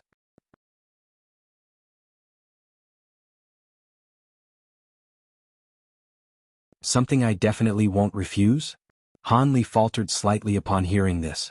Qing Yuanzi and Golden Flame Baron exchanged a glance, and both of them seemed to have guessed something. Instead of directly telling Han Li what he was going to offer next, Void Spirit said something that was rather cryptic and ambiguous. "At this point, you should already know that I'm a Grand Elder of the Mayfly race. Our Mayfly race may not be able to match up against the super races like the Jiaoqi race and Sea Monarch race, but in some areas, we are peerless even in the context of the entire spirit realm." He then reached out and made a grabbing motion, upon which all of the treasures suspended in the air flew back into his sleeve as specks of spiritual light. Han Li's heart jolted upon hearing this and he exclaimed, "Are you referring to insect control techniques, Senior?" "Ah, that's right. Our race's insect control techniques are definitely unmatched in the spirit realm. Even if some of the other super races can compare with us in this field, they're definitely still somewhat lacking. What I'm offering you now are 2 of the 81 types of spirit insects that I've painstakingly nurtured. With these spirit insects up your sleeve, you'll be able to stand at the very pinnacle of the body integration stage," Void Spirit said in a proud manner, then pointed 2 of his fingers forward, and 2 thumb-sized spirit insects, 1 purple and 1 green, emerged onto the table. One of these spirit insects had arcs of lightning flashing around its body, while the other had a miniature WRM head. "That's a purple lightning insect and earth WRYM insect. How could you be willing to offer these 2 spirit insects for exchange?" Golden Flame Baron immediately exclaimed upon catching sight of the 2 spirit insects. A bewildered look also appeared on Qing Yuanzi's face. "You don't know anything. In the past, Divine Infernal River Elixir naturally wouldn't be worth this much in my eyes, but now, it's indispensable to me. Fellow Taoist Han, both of these spirit insects have been carefully nurtured by me for tens of thousands of years, and they can each take on an early body integration cultivator. As long as you're willing to give me your elixir, I'll destroy the master recognition marks in their bodies right away and help you tame them." Even in the Mayfly race, I'm most likely the only one capable of this," Void Spirit harumphed coldly, and it was quite clear that he was very reluctant to part with these 2 spirit insects. Han Li drew a sharp breath upon hearing this, and for a moment, he was tempted by this offer. However, he then recalled that he still had tens of thousands of gold-devouring beetles that he was still yet to be able to fully control, and he immediately made his decision. Even though a single gold-devouring beetle wasn't as powerful as either of these spirit insects, if he were to release hundreds or even thousands of them at once, these 2 spirit insects would stand no chance. In the face of Void Spirit's stern gaze, Han Li could only muster his courage and said, "Your spirit insects are indeed quite exceptional, Senior, but I already have spirit insects of my own." "What did you say? Are you saying you have spirit insects that can compare with mine? My patience is nearing its limit. Don't try to placate me with nonsense or you're going to regret it." A furious look appeared on Void Spirit's face. Han Li's heart jolted upon seeing this, yet before he had a chance to explain anything, Qing Yuanzi suddenly said, "Brother Void Spirit, I can personally vouch for fellow Taoist Han's claims. He really does possess a type of extremely powerful spirit insects, even more so than the spirit insects you possess. I know you're trying to protect him, But do you really think you can convince me with such a horrible alibi? He's just a mid-body integration cultivator. What kind of spirit insects could he possess that are superior to mine? On top of that, the only people to have seen the most powerful spirit insects I possess are already dead, so how would you know about them? Void Spirit said in a cold voice.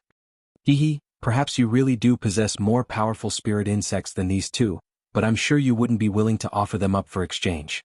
In that case, what you're offering really can't compare with fellow Taoist Han's spirit insects, Qing Yuanzi said with a smile. Hee, is that so? As I said earlier, I've nurtured 81 types of spirit insects. Aside from the few bonded spirit insects I've completely refined, I'm willing to offer any of them for the divine infernal river elixir. Take a good look. As soon as his voice trailed off, a layer of black chi appeared around him, inundating most of his body. He then made a hand seal and began to chant something, and all types of buzzing and screeching sounds rang out as hundreds of spirit insects appeared around him. The largest of these spirit insects were comparable to the size of human heads, while the smallest were as diminutive as peas. They were all of different colors and appearances, but the common trait between all of them was their terrifying and ferocious auras. Void Spirit pointed at the spirit insects before him and introduced them one by one. This golden-spotted insect is the Vajra insect. Its body is extraordinarily hard, and even spirit treasures won't be able to harm it in the slightest. The one enshrouded within the five-colored light is a baleful silkworm. Its forte lies in its ability to devour baleful chi, and it possesses such a powerful life force that it's virtually unkillable. Even if you tear into pieces, it can regenerate in an instant. This crimson praying mantis is the vastly renowned ghost mantis. Its aura isn't all that powerful, but it hunts in swarms and is one of the most vicious and violent types of spirit insects. They can devour an entire WRM in a day, and at the height of their bloodlust, even I would have trouble containing them. These spirit insects were indeed all extremely rare in the spirit realm, and some of them were ones that Han Li had only ever heard for the first time. What made them even more alluring was that they had all been nurtured to the point of maturity, so they would immediately be powerful allies in battle. How about it? How many types of these spirit insects have you seen in the past? I'll make an exception for you, fellow Taoist Han. I'll allow you to exchange each vial of elixir you have for one type of spirit insect. That should be enough, right? If you turn me down again and don't provide me with a satisfactory reason, then don't blame me for turning on you, Void Spirit said in a slow voice, just as Han Li was inspecting the spirit insects before him with awe and wonder in his eyes. Han Li's eyelids twitched upon hearing this, and he turned to Qing Yuanzi for help. After a brief hesitation, Qing Yuanzi said in a serious manner, "Show Brother Void Spirit your spirit insects, fellow Taoist Han. I'm sure he'll understand once he sees them." "Yes, Senior." Han Li was quite reluctant to comply with this instruction, but there was no way he could refuse. Thus, he rustled a sleeve, tipping out a dozen or so thumb-sized golden flowers amid a faint buzzing sound. As soon as these golden flowers emerged, they immediately expanded to become fist-sized golden beetles amid a flash of spiritual light, and they looked as if they had been constructed from pure gold. Mature gold-devouring beetles. Golden Flame Baron exclaimed as he stared intently at the golden beetles with a stunned look in his eyes. Void Spirit shuddered at the sight of these gold-devouring beetles, and an extremely peculiar look appeared on his face. Qing Yuanzi's brows furrowed slightly upon seeing Void Spirit's reaction. This was not the reaction he had expected. Even though he felt this to be rather strange, he still said, "I'm sure you recognize gold-devouring beetles, Brother Void Spirit. You have to admit that these spirit insects are more powerful than the ones you offered, so fellow Taoist Han isn't trying to irk you, he simply has no reason to accept the exchange. Of course, if you can bring out better spirit insects than gold-devouring beetles, then I won't say anything further about this matter." Much to everyone's surprise, Void Spirit suddenly threw his head back and chortled, "Ha, this is fantastic." His voice was filled with elation, and Han Li was left feeling rather perplexed. Meanwhile, Golden Flame Baron was appraising Han Li with a complex look in his eyes. "Brother Void Spirit, you. Say no more, Brother Qing. Let me show you another spirit insect of mine that I have never shown to anyone else." As soon as his voice trailed off, he swept both sleeves through the air, and all of the spirit insects around him immediately flew back up his sleeves. He then opened his mouth to expel a shimmering silver gourd, which then abruptly tipped itself over while its lid was removed on its own. A burst of buzzing rang out, and specks of golden light emerged from within the gourd before hovering in the air. "Impossible. Golden Flame Baron and Qing Yuanzi exclaimed almost in complete unison upon identifying exactly what these specks of golden light were, and Han Li was also completely flabbergasted. These specks of golden light also contained golden beetles that were identical to Han Li's gold-devouring beetles, and they were also buzzing in a menacing manner. Only after a long while did Han Li manage to repress his own astonishment, and he exhaled as he said, "So you possess mature gold-devouring beetles as well, Senior?" "Indeed. Even I've forgotten how many years it's been since I first began to nurture them, and they only reached full maturity several hundred years ago, so you can imagine how much time and effort I spent on them. They're also the reason why I'm searching for so much divine infernal river elixir," Void Spirit said. "Divine infernal river elixir works on gold-devouring beetles as well?" Han Li asked in a surprised manner.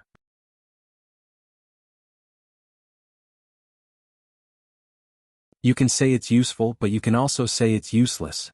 It depends on the intentions of the owner of the spirit insects," Void Spirit said with a smile. A hint of puzzlement flashed through Han Li's eyes upon hearing this. If you only want to nurture mature gold-devouring beetles, then Divine Infernal River Elixir naturally won't have much effect. But if you want them to advance a step further, then Divine Infernal River Elixir becomes indispensable, Void Spirit explained in a meaningful voice. Advance a step further? A thought immediately occurred to Han Li upon hearing this, and a stunned look appeared on his face. "That's right. I'll tell you about the specific details later.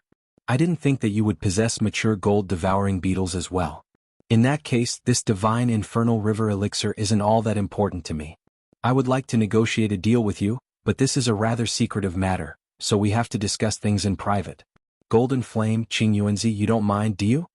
Void Spirit asked in an indifferent manner. His expression seemed to be quite calm, but the tone in his voice suggested that he wasn't going to take no for an answer. Qing Yuanzi's heart stirred at the sight of the cold look in Void Spirit's eyes, and he said, "I naturally won't mind as long as you're not going to hard sell fellow Taoist Han." "I certainly don't mind. Go ahead, brother Void Spirit," Golden Flame Baron also said with a smile. "Good. In that case, please excuse me." Void Spirit nodded in a pleased manner before opening his mouth to expel a miniature pavilion that was around half a foot tall and shimmering with black light. The pavilion was entirely black in color, and its surface was riddled with runes of different colors. On top of that, the entirety of the structure was enshrouded within a layer of faint black qi, giving it quite a mysterious appearance. Void Spirit made a hand seal, and the pavilion immediately expanded to around 10 feet tall as he said, "Fellow Taoist Han, bring along your gold-devouring beetles and come for a chat here in my Black Wind Pavilion." He then didn't even bother to wait for Han Li's response as he stowed away his own gold-devouring beetles, then quickly shrank down to only around an inch in height before vanishing into the pavilion in a flash. "I'll also have to excuse myself then." Han Li was feeling very uneasy, but he knew he had no choice in the matter, so he could only bid farewell to Qing Yuanzi and Golden Flame Baron with a wry smile.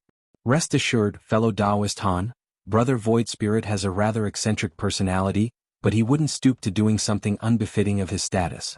Having said that, I suggest you agree to the exchange he offers as long as the conditions aren't too heavily weighed against your favor," Qing Yuanzi said with slightly furrowed brows.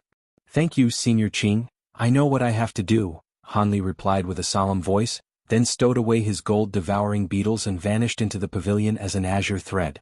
In the instant that he entered the pavilion, all ties to the outside world were immediately cut off. All of a sudden, Golden Flame Baron transmitted his voice to Qing Yuanzi. "Are you really not concerned, Brother Qing? Not only is that old geezer extremely erratic, his powers are well beyond ours. If he tries something against fellow Taoist Han in there, neither of us will be able to stop him in time." "I think you're overthinking things, fellow Taoist. That old monster is indeed quite domineering, but he's never done anything unbefitting of his status before, so we need not worry. Besides, I owe fellow Taoist Han quite a big favor, and I want to protect him as best as I can, but if possible, I really don't want to offend that old monster. Otherwise, there won't be any place for me here in the Infernal River," Qing Yuanzi replied. "That's true. With his powers, he'd most likely be able to defend himself even against a true spirit, so it's not like our concerns will amount to anything anyway. However, why did he display such a strong reaction to those gold-devouring beetles? I understand that they're exceedingly rare, but doesn't he possess the same type of spirit insect as well? Can you deduce anything from that, Brother Qing?" Golden Flame Baron asked. "You think far too highly of me, fellow Taoist.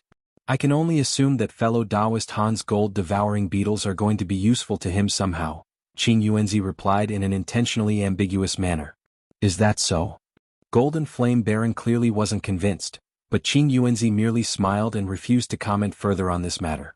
Meanwhile, Han Li and Void Spirit were conversing in their miniature forms within the hall of the Black Pavilion. Take a seat, fellow Taoist Han.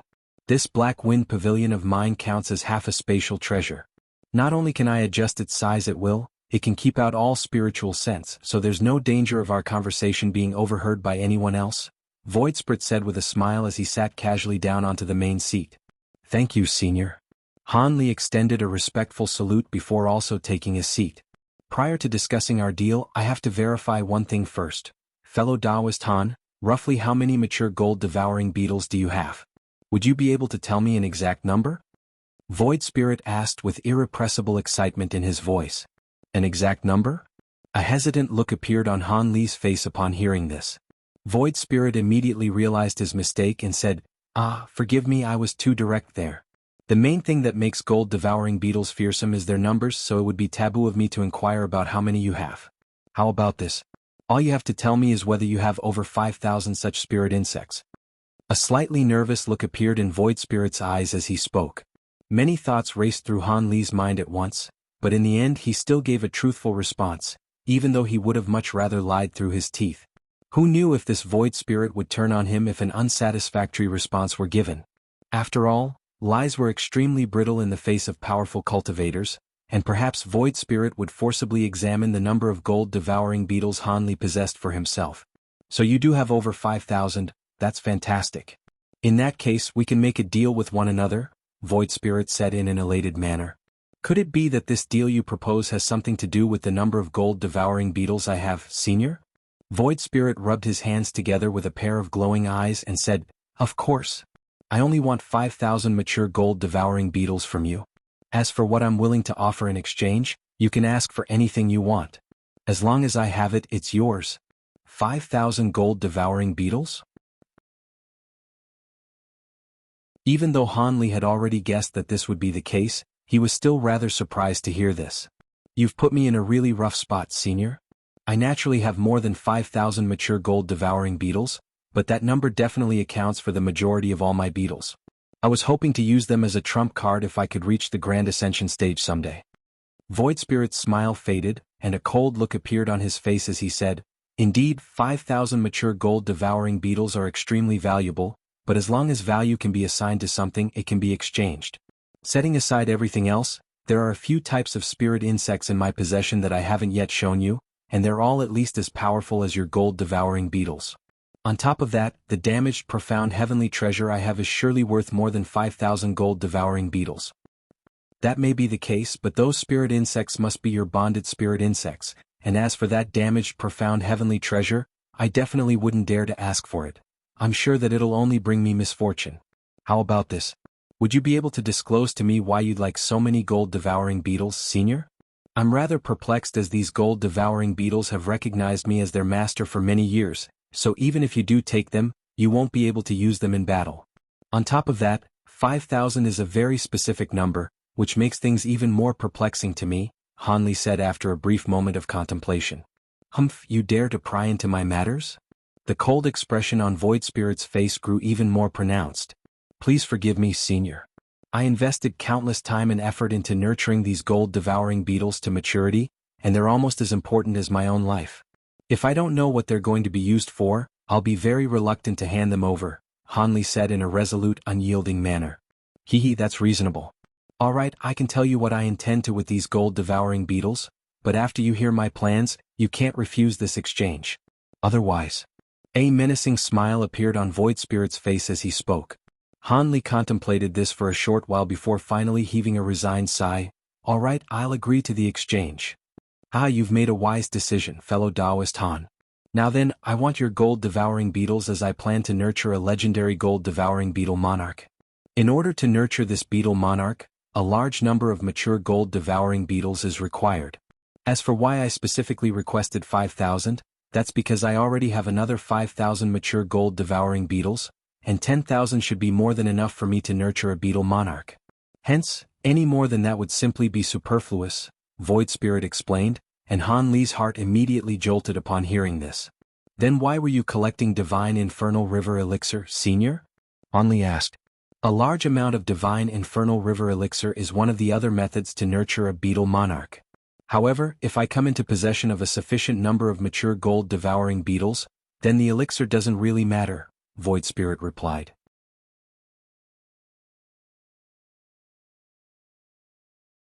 I see. Does that mean nurturing a beetle monarch requires a large number of gold-devouring beetles to devour one another? Han Li asked with a contemplative look in his eyes. You sure are a smart man, fellow Taoist. That's not the entire process, but it's not far from it.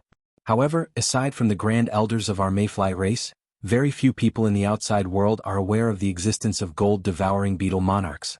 Judging from your reaction just now, it seems that you've already heard of gold-devouring beetle monarchs. Qing Yuanzi was the one who told you, right? He's quite friendly with one of the other grand elders of our race, so I'm sure he knows about this as well, Void Spirit chuckled coldly. After a brief silence, Han Li replied, I did indeed hear about this from Senior Qing. He told me that once a gold-devouring beetle monarch is born, even a true immortal would be fearful of it. Is that true? That's a slight exaggeration, but gold-devouring beetle monarchs are indeed extremely powerful. At the very least, I certainly wouldn't want to face one in battle, Void Spirit chuckled. Han Li nodded before asking, I see. May I ask how much of a chance you think you'd have at nurturing a gold-devouring beetle monarchs after obtaining my gold-devouring beetles, Senior? Void Spirit narrowed his eyes and thought about this for a moment before holding up 2 fingers. 20%? That's not very high, Han Li mused as his expression changed slightly. Humph, what do you take gold-devouring beetle monarchs for?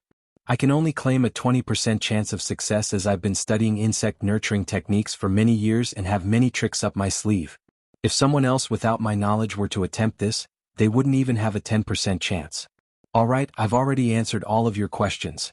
It's time for you to fulfill your end of our agreement. You can state what you want for your gold-devouring beetles now, Void Spirit said as a cold expression reappeared on his face.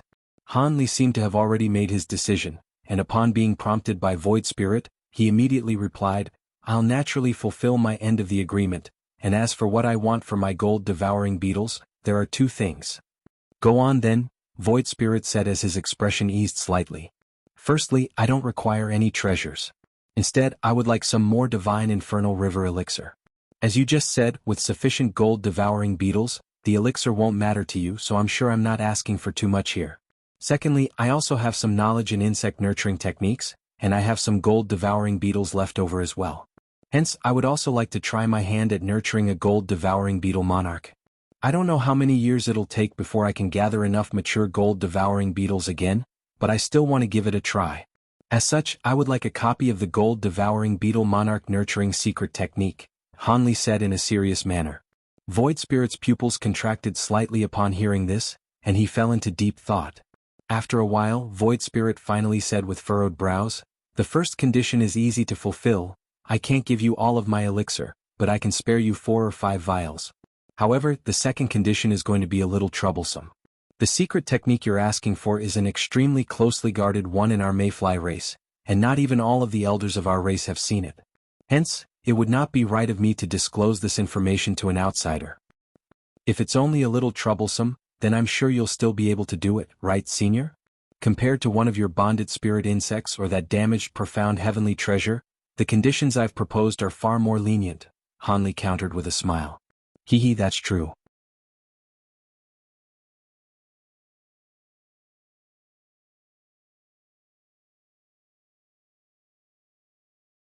Han Li's expression changed slightly upon hearing this, and he heaved a faint sigh before extending a salute toward Qing Yuanzi.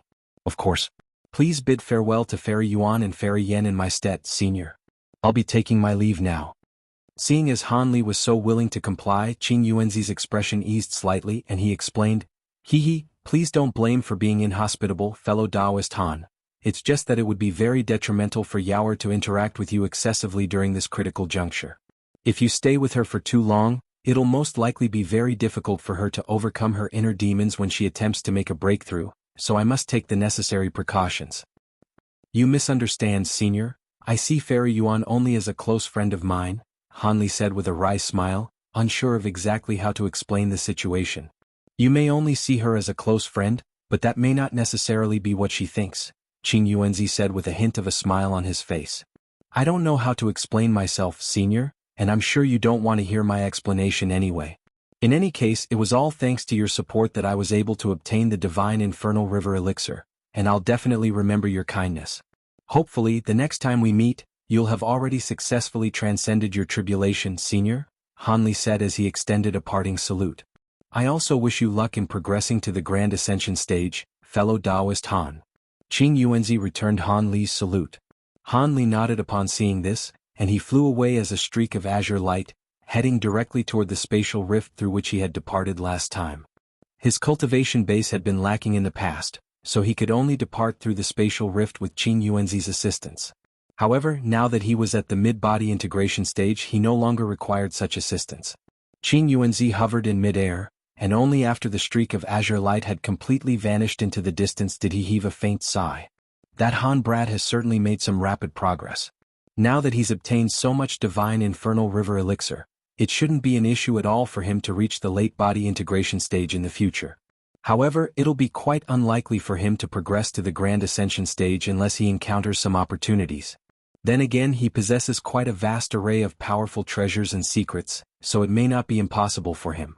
I've assisted him to the best of my abilities here. If he does happen to become a Grand Ascension cultivator someday, perhaps he'll return the favor. After that, Qing Yuanzi withdrew his gaze and flew back toward his cave abode. Over half a day later, violent spatial fluctuations suddenly erupted in the air above a certain nameless mountain in the infernal river, following which a giant black rift appeared out of thin air. An earth-shattering boom rang out as a five-colored pillar of light erupted from the summit of the mountain, then vanished into the rift in a flash. The spatial fluctuations then began to subside, and the giant rift also slowly sealed over. Soon it was as if nothing had ever happened. Time flew by, and over 300 years passed in the blink of an eye. To normal mortals, several generations had passed during this time, yet in the context of the entire spirit realm, this was only a tiny fleeting passage. To the almighty beings standing at the pinnacle of the entire spirit realm, 300 years was not a negligible period of time. Some powerful sects and major families could use this time to nurture several generations of brethren and disciples, and during these 300 years, massive changes had taken place in the entire human race. At present, groups of armored guards were a common sight in the three human regions, and all of the major cities had been transformed into fortresses. At the centers of these cities were a series of formations and restrictions that sprawled over the ground like cobwebs, stacking on top of one another and striking despair into the hearts of all potential enemies who were plotting against the human cities. Several hundred years ago, core formation and nascent soul cultivators were very rare in normal cities, yet they were now frequently appearing before mortals. Some of the luckier mortals could even occasionally catch sight of a deity transformation cultivator. On top of that, during the past few centuries, the number of mortal body refinement warriors had spiked dramatically to over 10 times the original population. Furthermore, they had all been equipped with far more powerful weapons and spirit tools than in the past. As for the mortals who weren't even able to cultivate body refinement techniques, they would also train in martial arts to strengthen their bodies and learn some self-preservation skills. Almost all of these tasks were being willingly undertaken by the mortals as everyone had now been made aware of the news that the next devilish tribulation was imminent. Over 100 years ago, envoys from the Holy Island had appeared at all of the major cities, and announced that the devilish tribulation would commence within 200 years. On top of that, they stated that this devilish tribulation was going to be far more perilous than previous ones, and that the human race was truly at risk of being wiped out should it fail to address the situation seriously. Thus, the entire human race was thrown into a state of urgency, and all of the preparations were being made at several times the original speed.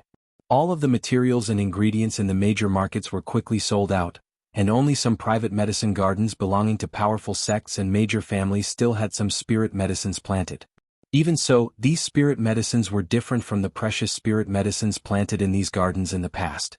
Most of the current ones were spirit medicines with short maturation periods, and were also very commonly used. On top of that, all of the things that the major powers had been doing their best to hide in the past were now quickly being revealed. Some of the major powers had even begun frequently exchanging some secret techniques and cultivation arts that they required, hoping to take themselves up another level using these new assets. Of course, the most prominent powers within the human race were still Deep Heaven City and the three sovereign cities. There were countless elite human and demon cultivators, as well as 10 body integration cultivators situated in Deep Heaven City, so it was virtually an impregnable fortress. As for the three sovereign cities, they were guarded by the three human sovereigns and all of the high-grade cultivators from the three regions, so they also seemed to be very secure. The powers who ranked directly below these were naturally the likes of the top 10 human sects, and the true spirit families. They also attracted many mortals and vagrant cultivators who flocked to them for protection, and in just the past few centuries, their numbers had multiplied by more than tenfold, almost reaching their maximal capacity in the process. Not only were the humans doing everything they could to prepare for the upcoming devilish tribulation, the demon race and the nearby foreign races had also mobilized in huge numbers. During the past 300 years, all of the races had frequently sent out envoys to exchange important information surrounding the imminent tribulation. Under this tense atmosphere, there were a few hundred cultivators gathered on a mountain within a mountain range not far away from Deep Heaven City. There was a white-robed woman sitting on a giant rock at the very center of the group, and everyone was listening to her explain a certain complex cultivation art. The woman appeared to be only 17 to 18 years of age, and her body was enveloped within layers of white lotus flower projections. There was also a deep blue lotus flower insignia on her glabella, which gave her a pure and ethereal appearance, almost as if she were a celestial maiden who had descended from the heavens. There were cultivators of both genders and all ages listening to her pass on her knowledge, but most of them wore Taoist robe, while the rest wore blue robes with swords on their backs. They seemed to be from the same sect. However, none of them possessed exceptional cultivation bases. There were only a few core formation cultivators among them, while the majority consisted of foundation establishment cultivators. 2 hours later, the woman finally concluded her lecture, then said in a calm voice, "All right, that'll be all for today. The next lecture will be held 3 months from now, and the Tao of the 5 elements will be discussed. You can all leave now." "Yes, Senior." All of the cultivators extended respectful bows toward the woman upon hearing this before departing from the mountain on their treasures and spirit tools. The white-robed woman looked on as these people departed, and all of a sudden, her brows furrowed slightly as she turned toward a certain large tree. "Senior Marshal Brother Hai, these disciples belong to you and Senior Marshal Brother Chi Lingzi, yet you're forcing me to teach them. Don't you think that's unfair?" White light flashed at the foot of the tree, and a handsome man in a set of blue robes appeared with a smile on his face. "I never wanted to take any disciples. I was swindled by our Senior Marshal Brother and ended up with this troublesome task before I even knew what was going on. Besides, your lectures are 100 times better than what the two of us can deliver. Otherwise, these people wouldn't have been able to make such astonishing progress in just a few centuries. There are even a few core formation cultivators among their ranks now. I can't be credited for the progress that these disciples have made. Most of this is due to the leftover pills that Master gave to us. We no longer have any need for these pills, so your disciples are benefiting from them now. Speaking of which, why did you get involved in this?" Senior Marshal Brother Chi Lingzi took these disciples so he could take the Miss Si Taoist Temple to greater heights. "What role do you play in this?"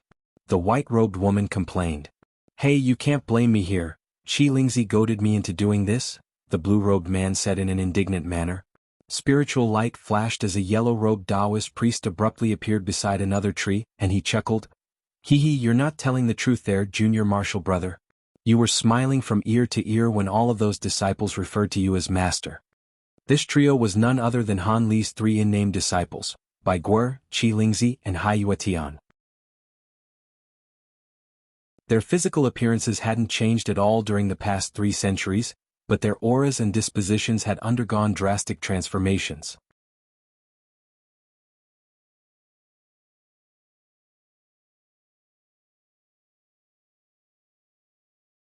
"Do you have some other plans, Junior Marshal Sister? It would be best to make your decision as soon as possible. After all, Master already told us prior to going into seclusion that he'll be leaving the human race to do something once the devilish tribulation begins, so there's no way he'll be able to keep all 3 of us around," Chi Lingzi said in a concerned manner. After some consideration, Bai Guer finally made her decision. "Truth be told, I received a letter from my father not long ago, telling me that my entire family has moved to Xianwu City. My father wants me to go there as well, and I only have a few loved ones left in this world, so I want to be with them in such a tumultuous time." "I see. It would indeed be rather worrisome to be separated from family at a time like this. Thankfully, Shenwu City is quite safe as well, so I'm sure you'll be fine there, Haiyuetian said. If you're going to Shenwu City, I suggest you take Lu Feng and Fu Yun with you. Those two are core formation cultivators, so I'm sure they'll be useful to you, Qilingzi suddenly said. I can't take them.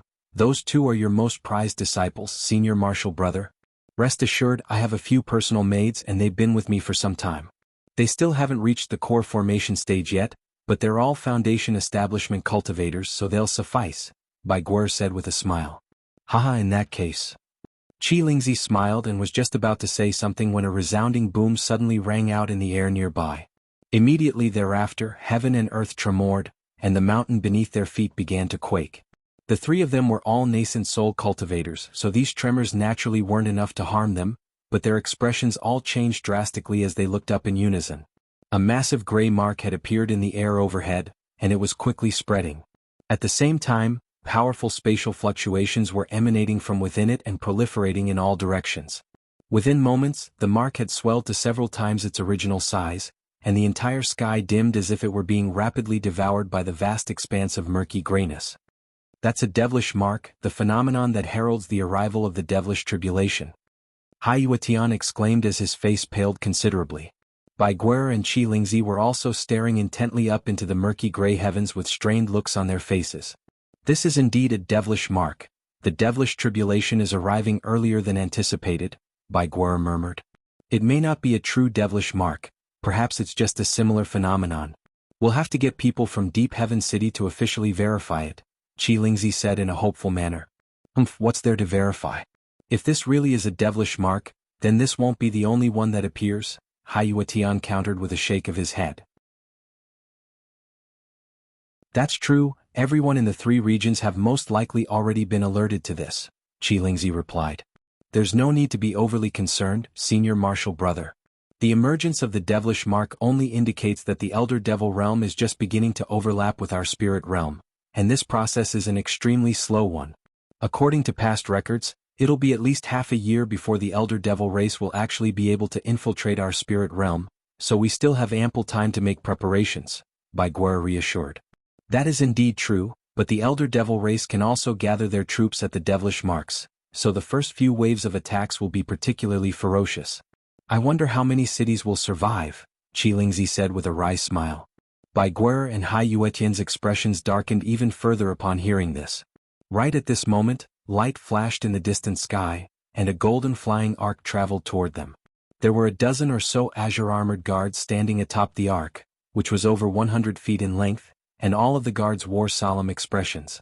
The arc stopped under the giant gray mark, and all of the armored guards rose up into the air, then brought out formation flags and formation plates, as well as some strangely shaped treasures, before activating all of them in unison. Spiritual light of different colors immediately erupted in the air, creating a very eye-catching sight to behold, and there were even more streaks of light approaching this place from all directions. Let's go. The patrolling guards from Deep Heaven City have arrived. We have to inform Master of this right away, Qilingzi said in a solemn voice. Bai Guer and Haiyuetian naturally had no objections to this, and three of them all flew toward a certain mountain. At the center of a secret chamber that was shimmering with faint white light, there was a huge azure cauldron that was around the same height as a grown man hovering in midair. There were 3 Han Lis seated around the cauldron atop futons, and all of them were completely still with their eyes tightly shut. Among the 3 Han Lis, one was shimmering with golden light and had black qi revolving around his body, one had green skin and was glowing with purple light, and the final one had a golden halo behind him that was constantly fluctuating in size, and contained countless surging golden runes. At the center of the halo, there were 72 azure swords pursuing one another. All of a sudden, the 3 Han Lis opened their eyes in unison, then raised their arms in complete synchronicity before thrusting their hands toward the giant cauldron. A dull clang rang out as the lid of the cauldron flew up into the air, following which countless white threads shot forth out of the cauldron. The 3 Han Lis then each pointed a finger toward the air above the cauldron, and the white threads seemed to have encountered an invisible barrier that forced them to abruptly halt in midair. Right at this moment, a loud buzzing sound rang out from within the cauldron, and a dozen or so balls of golden light emerged. These were 13 fist-sized golden beetles, and all of them had purple patterns all over their bodies. Furthermore, their abdomens were as translucent as elixir, and as soon as they emerged from the cauldron, they immediately engaged in a fierce brawl, trying to devour their companions. Bursts of astonishing baleful chi erupted forth as the buzzing sound grew even louder, and the three Hanlis immediately let loose a collective loud cry upon seeing this. Spiritual light flashed from their fingers, and they cast a series of incantation seals toward the beetles.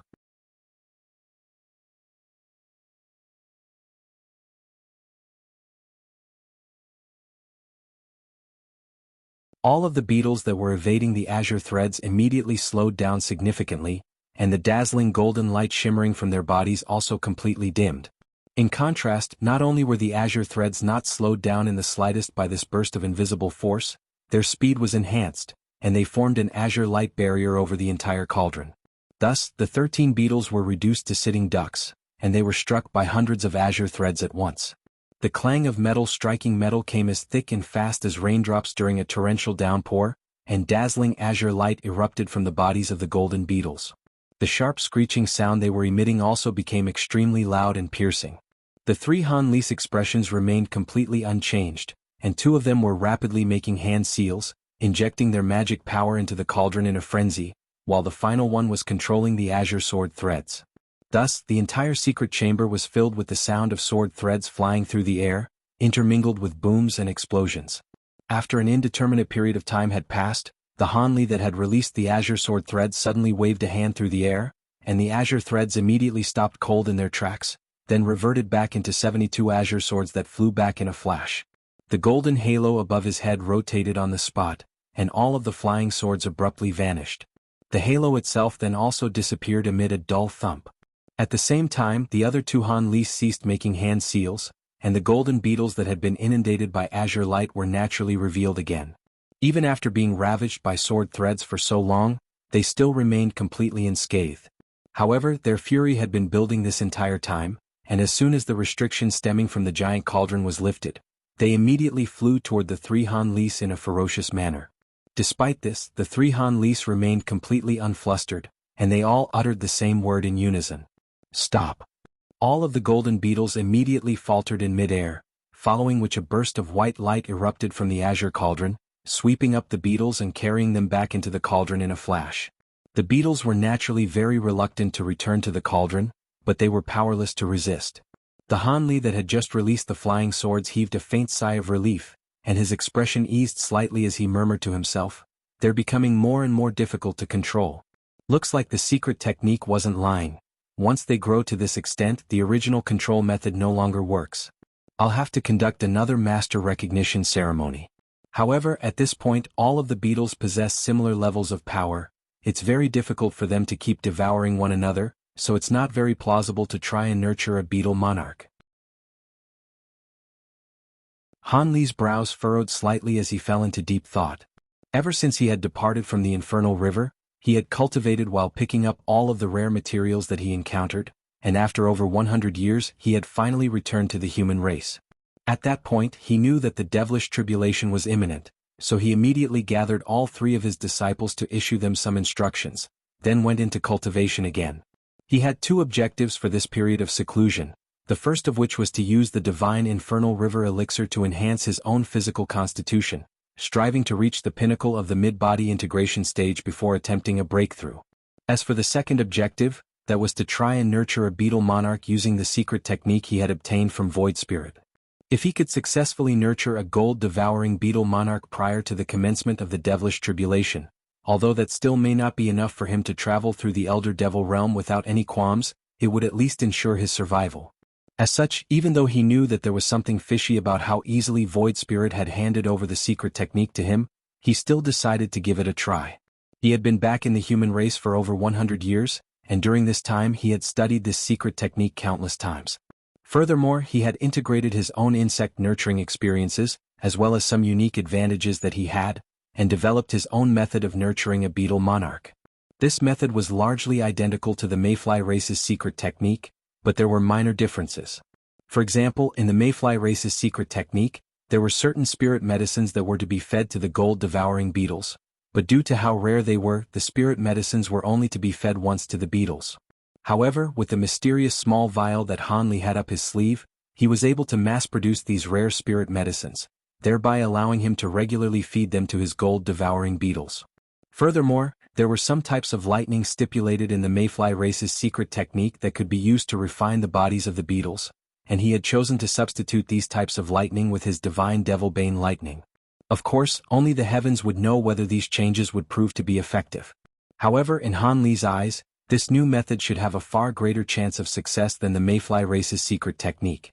During these past years, Han Li had kept close to 10,000 mature gold-devouring beetles that hadn't mutated in reserve, while all of the mutated gold-devouring beetles were placed together. He then employed special methods to stimulate them into devouring one another over and over again. In order to control these new gold-devouring beetles, which had become far more powerful after devouring so many of their brethren, Han Li had to purchase this massive azure cauldron for an enormous price. This cauldron wasn't going to be very useful in battle, but it could drastically enhance his ability to control his gold-devouring beetles. Thus, after making all of the required preparations and painstakingly nurturing these beetles for close to 200 years, the tens of thousands of gold-devouring beetles had been whittled down to these final 13 purple-striped gold-devouring beetles. These new gold-devouring beetles were all going to be candidates to become a gold-devouring beetle monarch, and with their combined powers, they could even oppose a normal mid-body integration cultivator. However, as Han Li attempted to stimulate these 13 beetles into continuing to devour one another, he encountered an insurmountable problem. Due to how evenly matched in power these beetles were, none of them were able to kill the others.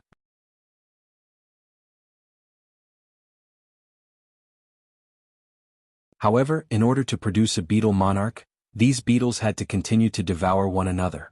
This naturally made Han Li quite frustrated, yet he was unable to find a suitable solution, so he could only employ all types of methods to refine the bodies of these beetles for now. In doing so, he would be able to gradually improve their powers, thereby increasing the possibility of a beetle monarch being nurtured in the long run. Furthermore, even though he hadn't managed to nurture a beetle monarch, it was now a simple task for him to control these 13 purple-striped gold-devouring beetles with his spiritual sense. As such, they became a far more feasible option to be used in battle than tens of thousands of gold-devouring beetles, and they were a new addition to his collection of trump cards. During these past years, Han Li had also exhausted most of his supply of divine infernal river elixir, and his physical constitution had undergone some profound changes. The most prominent of these changes was that the rate at which he could convert the world's origin qi into magic power during cultivation had sped up by over 30%. 30% didn't seem to be all that incredible, but this essentially meant that he was able to achieve the same effect in his cultivation as he had in the past in around 3/4 of the original time. On top of that, Qing Yuanzi had told him with great confidence that cleansing one's body with divine infernal river elixir would benefit one immensely when it came to breaking through body integration stage bottlenecks. Otherwise, the 4 demon monarchs of the Earth Abyss wouldn't have taken such a massive risk to try and obtain some of the elixir. Furthermore, Han Li had also been constantly consuming all types of pills that could enhance his cultivation base, so his magic power was progressing at a rapid rate. At this point, he had already reached the pinnacle of the mid-body integration stage, and he would only require less than 20 more years of preparation before he could begin to attempt making a breakthrough. With that in mind, Han Li heaved a faint sigh and closed his eyes to cultivate again. However, right at this moment, white spiritual light suddenly flashed from the door of the secret chamber, following which a semi-transparent burst of light rippled throughout the chamber. Han Li faltered slightly upon seeing this before immediately sweeping a sleeve toward the door, which instantly opened amid a flash of spiritual light.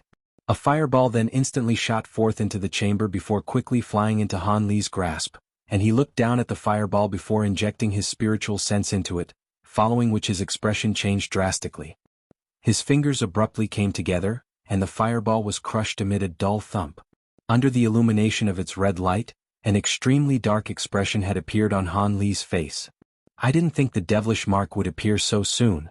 Looks like I have no choice but to come out of seclusion," he murmured to himself as spiritual light erupted from his body.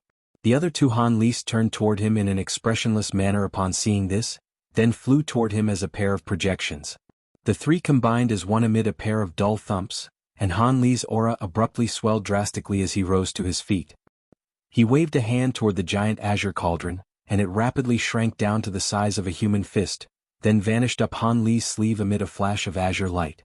After that, Han Li raised his head, and he suddenly arrived in front of the entrance to the secret chamber, covering a distance of over 100 feet in a flash.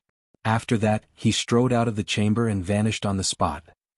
At the foot of a giant mountain deep within a certain mountain range in the primordial world, there was a white-robed young man engaged in a tense standoff with three enormous primordial beasts.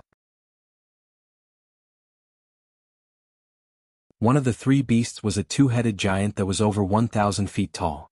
It had an extremely vicious appearance that was only accentuated by its head of disheveled yellow hair, and it was holding a massive black club in one hand.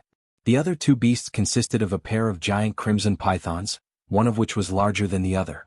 The larger of the two pythons was over 3,000 feet in length, and the smaller one was around 700 to 800 feet in length. Both of them were expelling red mist out of their mouths that appeared to be extremely toxic, and all three of the primordial beasts were staring intently at the comparatively tiny young man with wariness in their eyes. The white-robed young man had peculiar golden and silver runes on his face, and he said in a frosty voice, "Hee hee, I already issued a warning a few days ago for all of the powerful living beings in this place to leave. All of the smart ones have left, and only the three of you have refused to do so. Do you really think you can oppose me by banding together? How naive. In that case, you don't have to go anymore. I'll take your souls and inner cores and make this your final resting place."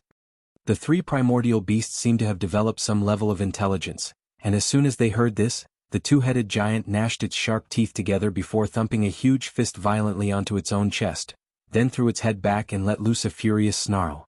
The two crimson pythons also had cold looks in their eyes, and they began to flick their forked tongues with increased urgency as their hissing grew louder and more menacing. A cold smile appeared on the white-robed young man's face upon seeing this, and he made a hand seal before abruptly tumbling to the ground. A dull thump rang out as a burst of white glacial chi erupted forth, covering an area of several acres in the blink of an eye. Immediately thereafter, countless glittering and translucent egg-sized snowflakes appeared in the air, and all of them began to shimmer with dazzling light under the sun. A peculiar sharp cry abruptly erupted from within the white chi, and a pristine white centipede that resembled an ice statue rushed out. The centipede had 6 wings on its back and a pair of bright red eyes. When it first emerged from the white glacial chi, it was only around 70 to 80 feet in length, but it then rapidly elongated to over 1,000 feet in length in a flash. It then opened its mouth without any hesitation to expel a burst of white glacial flames, which surged toward the three beasts as a white glacial sea. The three beasts' hearts jolted upon seeing this, and they immediately unleashed their own defensive techniques, clearly well aware of how fearsome this glacial chi was. The two-headed giant gripped onto its black club with both hands before violently swinging it through the air in front of itself a few times in rapid succession. A string of explosive booms rang out, and a gust of fierce wind was swept up before hurtling directly toward the glacial chi in the distance.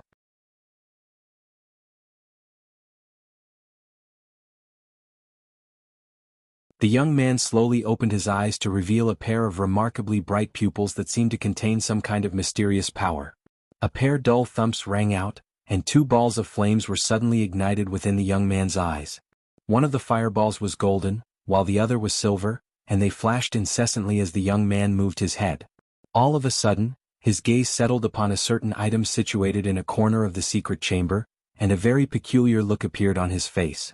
This item was a crystal ball that had been placed on a short jade table. The ball was around the size of a human fist, and its surface was shimmering with faint spiritual light, illuminating a clear image within it. The image depicted a shimmering silver lotus seed pod, and it was extremely lifelike and realistic.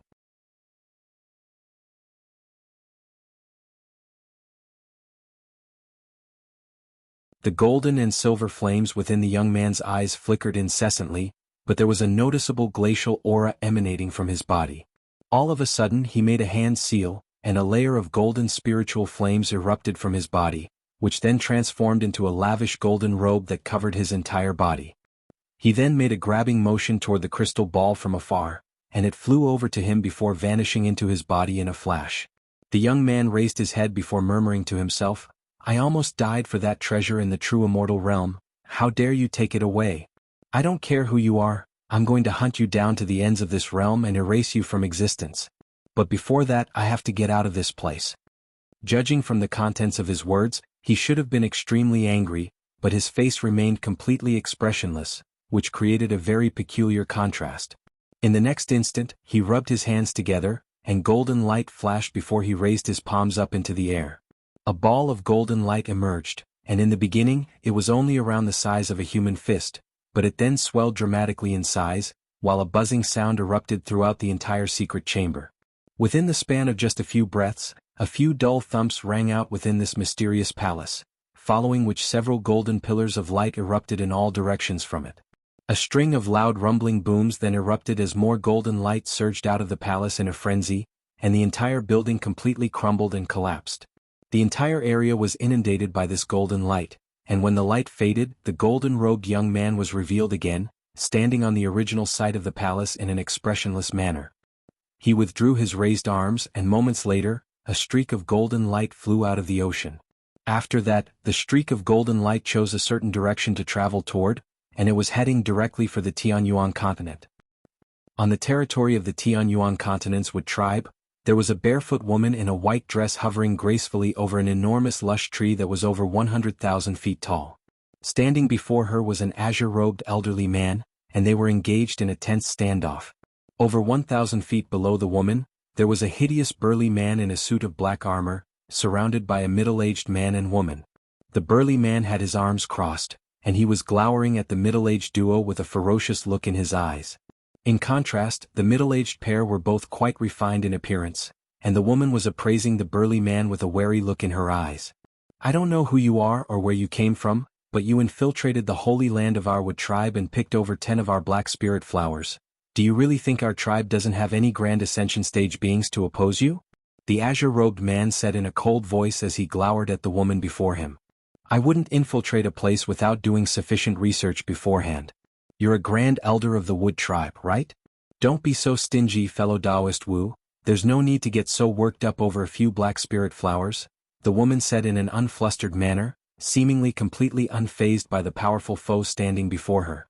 "Humph, you make it sound like no big deal, but black spirit flowers possess extraordinary effects, and our entire tribe can only produce just over 100 such flowers per 10,000 years. You've taken close to half of them at once and you think you'll simply be allowed to go free?" The elderly man's expression darkened as he spoke. This grand elder of the Wood tribe had been cultivating within a certain secret area nearby, and if it weren't for the fact that he had to come out of seclusion to attend to some matters, he wouldn't even have noticed that someone had infiltrated their tribe's holy land before taking so many black spirit flowers. As soon as he discovered this, he immediately confronted the perpetrators, but the woman standing before him possessed unfathomable powers, even to a grand ascension stage being like him, which was why he hadn't attacked her right away. "I've already done your tribe a favor by not taking all of your black spirit flowers. You're quite powerful, but you're still no match for me, so what are you going to do?" The woman scoffed, and the azure-robed elderly man was greatly enraged by her words. At the height of his fury, the elderly man burst into incredulous laughter. "Ha! Seeing as you have no respect or regard for our Wood tribe, I'll have to test out your abilities to see if you can truly back up your words. If you really are more powerful than me, then I'll command the entire Wood tribe to stand down and allow you to leave. If you're no match for me, then other beings of your Wood tribe would simply be asking for death if they were to challenge me. However, do you really want to fight here?" the woman asked with a smile as she glanced at the giant tree down below. The woman was already a peerless beauty, and her smile only further accentuated her allure. Even the elderly man couldn't help but be momentarily entranced by her stunning elegance, but he immediately returned to his senses, upon which his expression darkened even further. "The two of us would raise my tribe's holy land to the ground if we were to battle here. Come with me, fellow Taoist." As soon as his voice trailed off, the elderly man abruptly swept a sleeve upward, and a pillar of azure light erupted forth. The pillar of azure light then transformed into a gargantuan sword that was over 1,000 feet in length before slashing through the air. A resounding boom rang out as the giant sword struck the empty air amid a flash of white light. A burst of powerful spatial fluctuations erupted forth, and a spatial rift that was over 100 feet in length appeared. This grand elder of the Wood tribe had smashed open a spatial rift with just a single attack. He stepped into the spatial rift without any hesitation, completely disregarding the hazards within the rift. A faint smile that was tinged with a hint of derision and disdain appeared on the woman's face, and she turned to the burly man down below before issuing an instruction. "You stay here for now, I'll be back soon." "Yes, sacred ancestor." The burly man was very ferocious in appearance, but he was acting extremely respectfully toward the woman. The woman gently tapped a foot into the air, and a pink flower emerged beneath her feet before slowly carrying her into the spatial rift as well. Moments later, a string of rumbling booms and astonishing explosions erupted within the spatial rift, accompanied by flashes of dazzling light. It was as if doomsday had befallen the space within the rift. The two middle-aged wood tribe cultivators both exchanged a shocked glance upon seeing this. As for the burly man, he turned back to the middle-aged duo as the vicious look reappeared on his face, seemingly completely unconcerned about the woman in white. The commotion taking place within the rift didn't last too long. Around 10 minutes later, all of the light faded, and nothing more than complete silence could be heard within the spatial rift. The middle-aged duo turned toward the rift with nervous looks on their faces, while the burly man merely appraised them with a cold sneer on his face. Moments later, azure light flashed from within the spatial rift, and a humanoid figure emerged from within. It was none other than the azure-robed elderly man. He appeared to be completely physically unscathed, but his face was clearly paler than before. As soon as he emerged from the spatial rift, he turned back toward it with a hint of fear in his eyes. Only then did the woman in white also exit the spatial rift, and her expression was just as calm and collected as when she had first strode into the rift. The concern on the faces of the middle-aged duo from the wood tribe was only exacerbated upon seeing this. As soon as the woman in white emerged, she asked, "Can I leave now, fellow Taoist?" The wood tribe grand elder wore an extremely strained expression as instructed through gritted teeth. "Mu Jun Mu Jiao, issue this order of mine. No one from the wood tribe is permitted to attack these two, and they are to be allowed to leave our territory as they please." The middle-aged man immediately tried to dispute the order. "But Grand Elder, those black spirit flowers are—" "Shut up. Are you doubting my words?" the elderly man yelled as a cold look appeared on his face. "I wouldn't dare, senior. I'll pass on your orders right away." The middle-aged man hurriedly replied with a respectful bow. "Humph, go on then," the elderly man harumphed coldly. On this occasion the middle-aged man didn't dare to hesitate. He flipped a hand over to produce a stack of shimmering azure talismans, and he swept a hand toward the talismans a few times before releasing them as streaks of azure light with a flick of his wrist. The talismans immediately vanished into thin air nearby, and the woman in the white dress merely smiled upon seeing this as she tucked a few strands of stray hair behind her ear. She then waved a hand toward the black-armored burly man down below, then flew away without uttering a single word. The burly man cackled triumphantly before immediately setting off in pursuit of the woman as a gust of fierce black wind. The wood tribe grand elder was extremely enraged that the body integration stage burly man was acting so rudely in his presence, but he didn't dare to do anything aside from look on with a frosty expression as the duo flew away. "Mu Jiao, your azure spirit wisdom eyes are extremely profound. Could you identify anything about those two?" the elderly man suddenly asked. "I'm afraid I'll have to let you down, Grand Elder. I activated my wisdom eyes to their very maximal extent just then, but was still unable to see much. That grand ascension stage woman is enshrouded within countless flower projections, making it impossible for me to see her true form. Could it be that she's also a wood spirit or has some kind of connection to our wood tribe?" The middle-aged wood tribe woman replied in a hesitant manner. "Humph, she's definitely not from our wood tribe. It's most likely the case that the cultivation art she's using is somehow connected to ours. She's unfathomably powerful, and I can't help but worry now that she's appeared near our wood tribe territory so close to the commencement of the devilish tribulation," the elderly man sighed.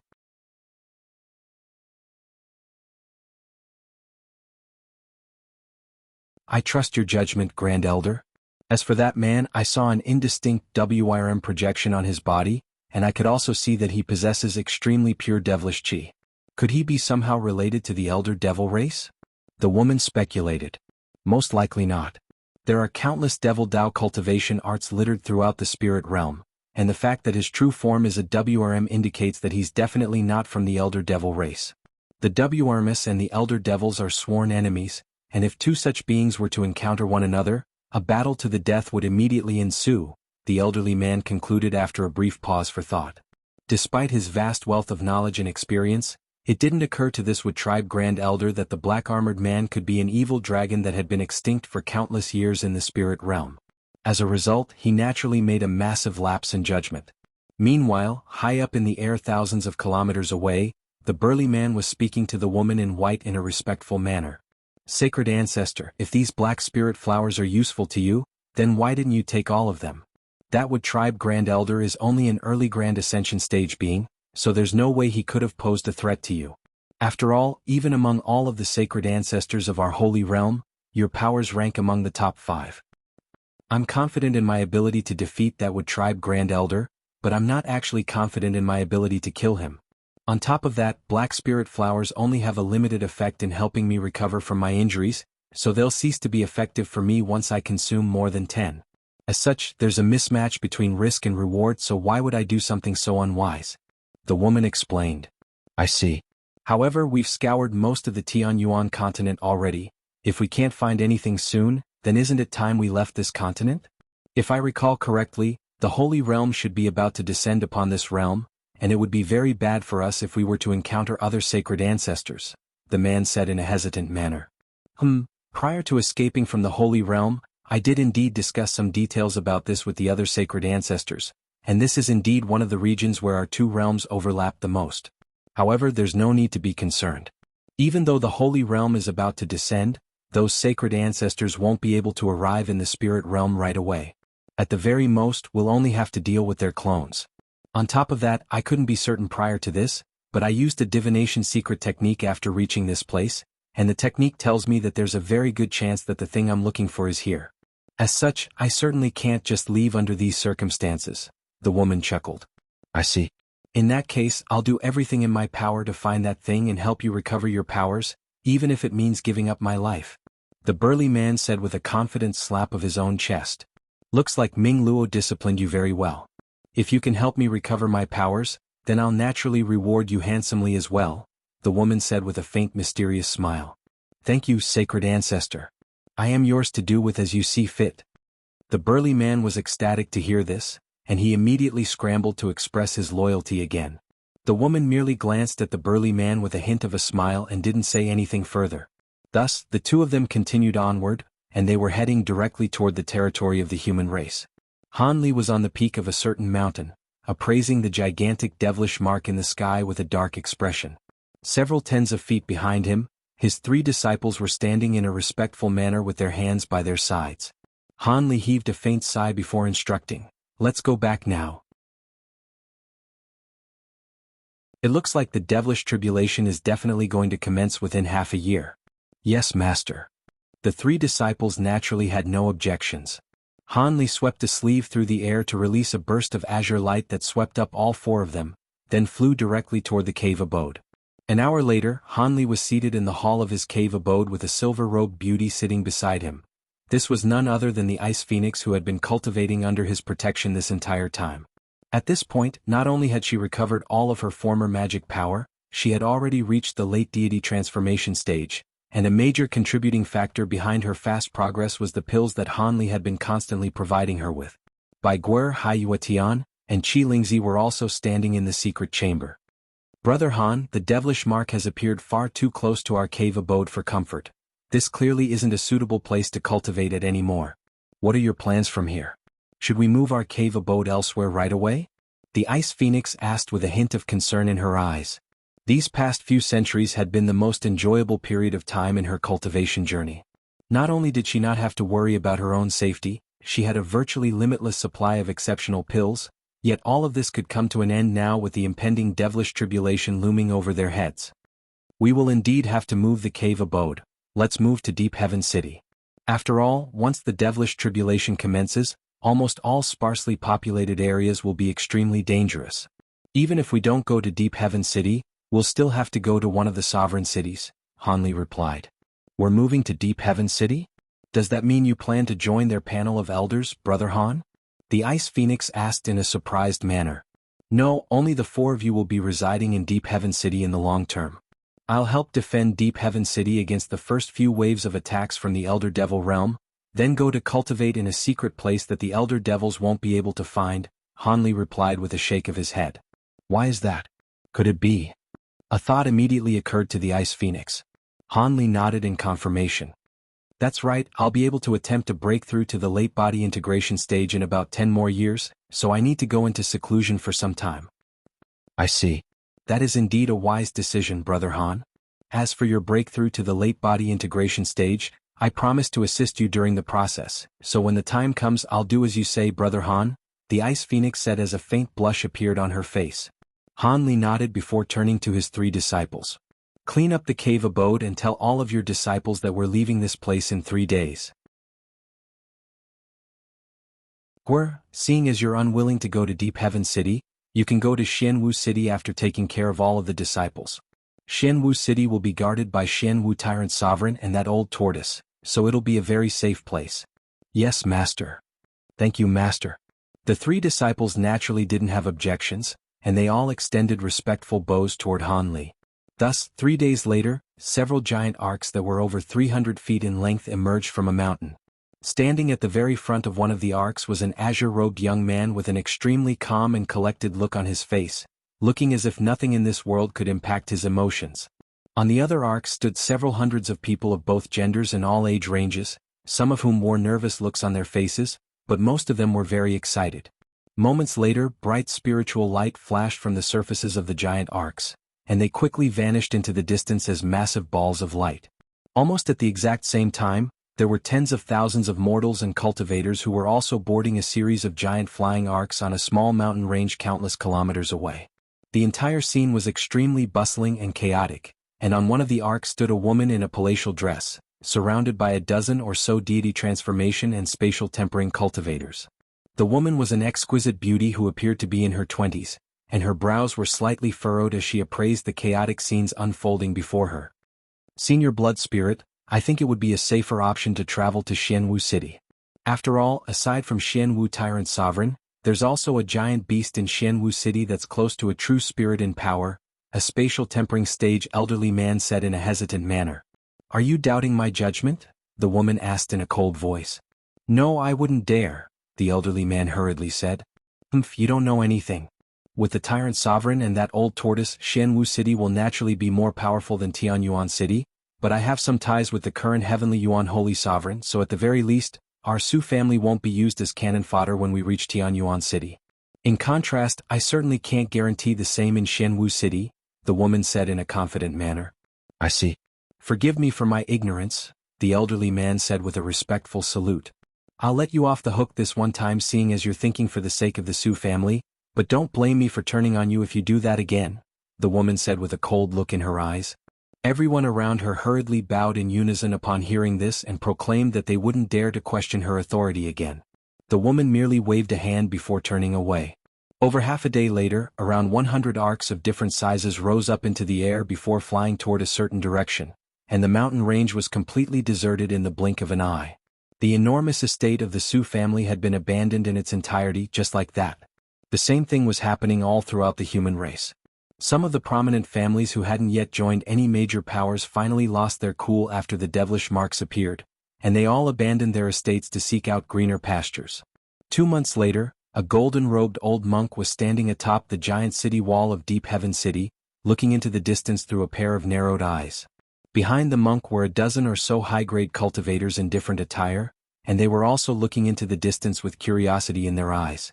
Not long after that, spiritual light flashed in the distant sky, and one flying arc after another emerged before heading directly toward the city wall.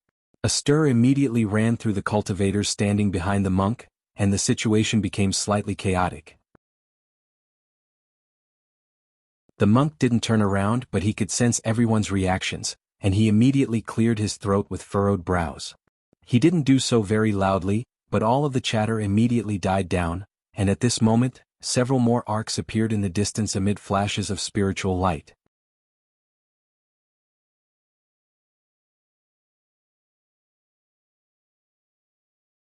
A faint smile appeared on the monk's face at the sight of the arcs, and he immediately called out into the distance.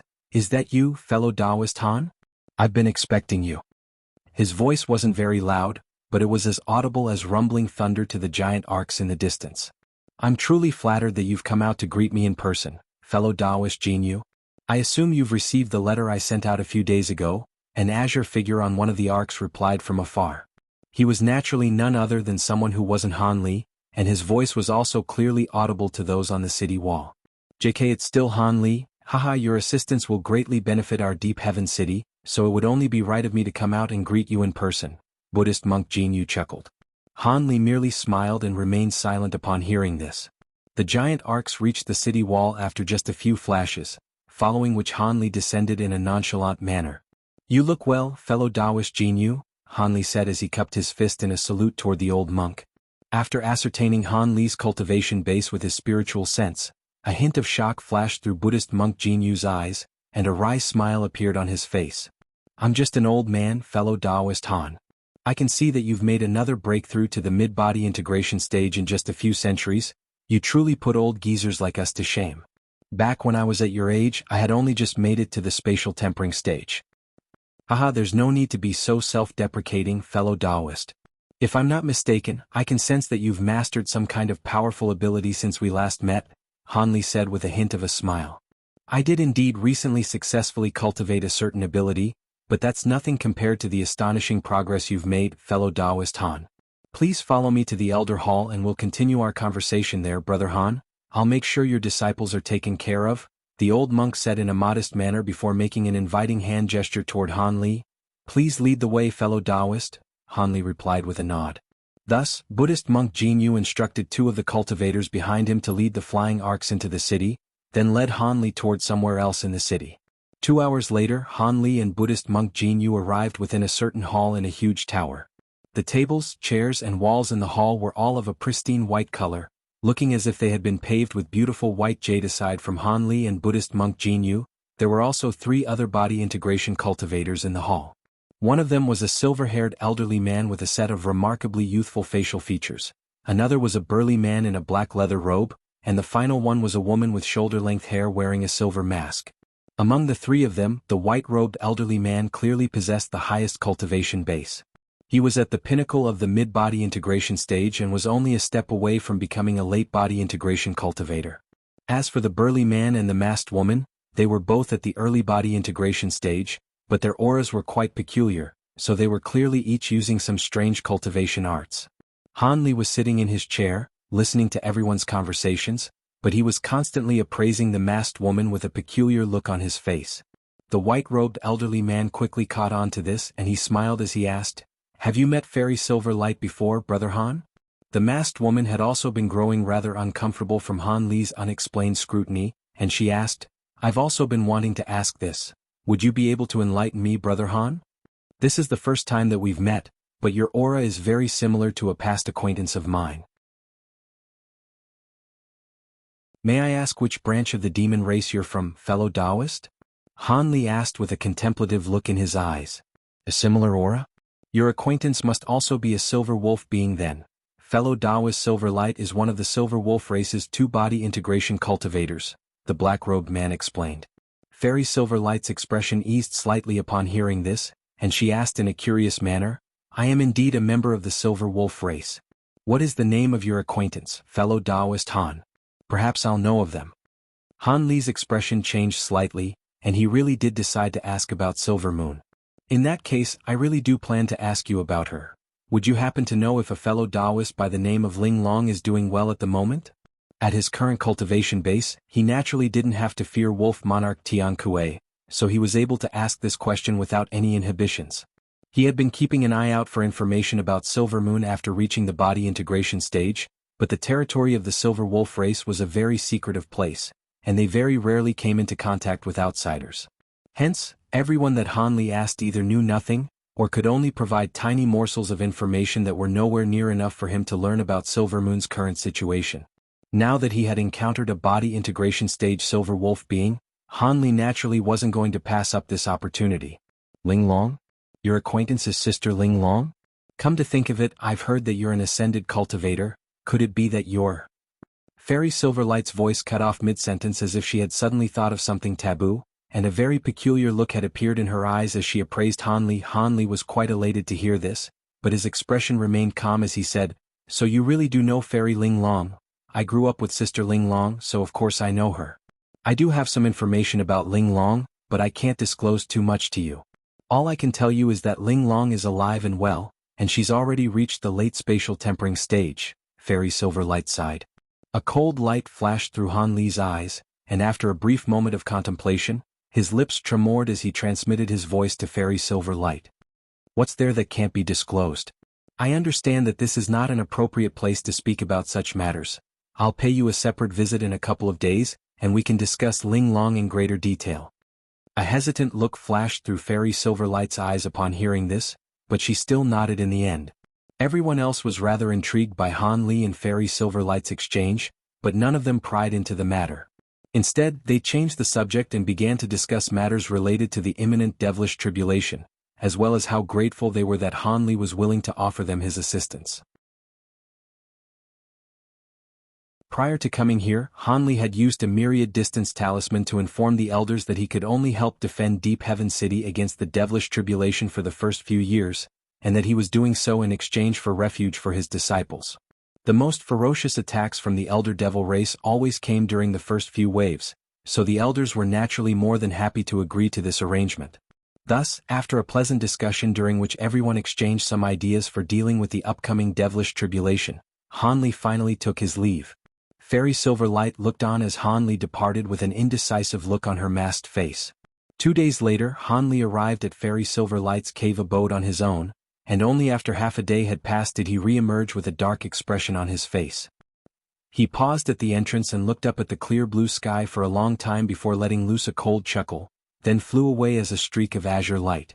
Han Li was living in a separate white pagoda in Deep Heaven City.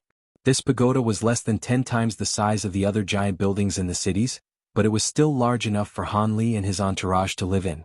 Han Li was currently residing on the top level of this pagoda, but that didn't mean that he intended to live here for a long period of time.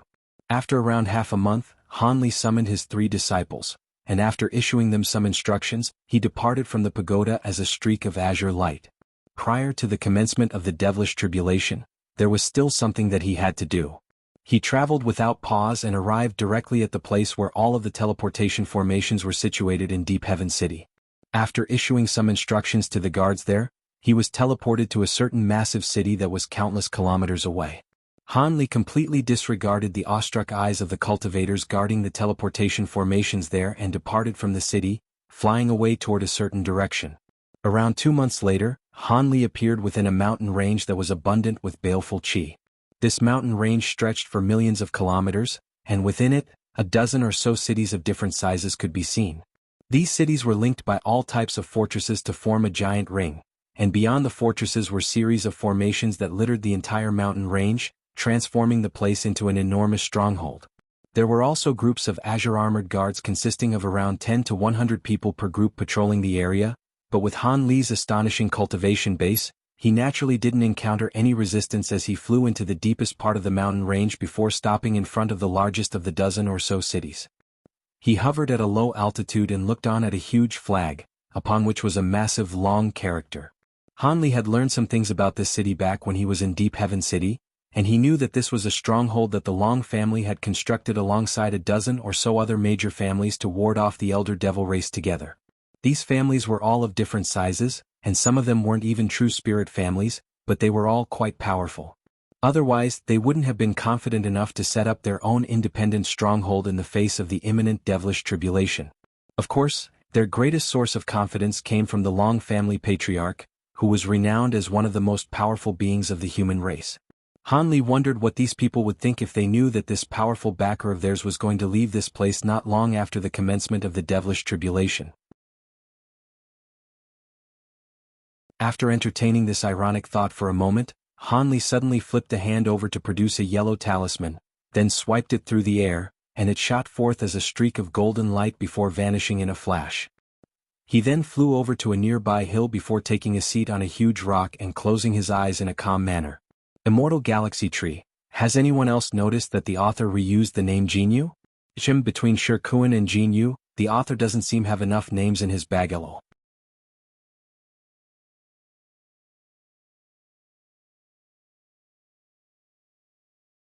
After a while, Han Li's expression changed slightly, and he reopened his eyes.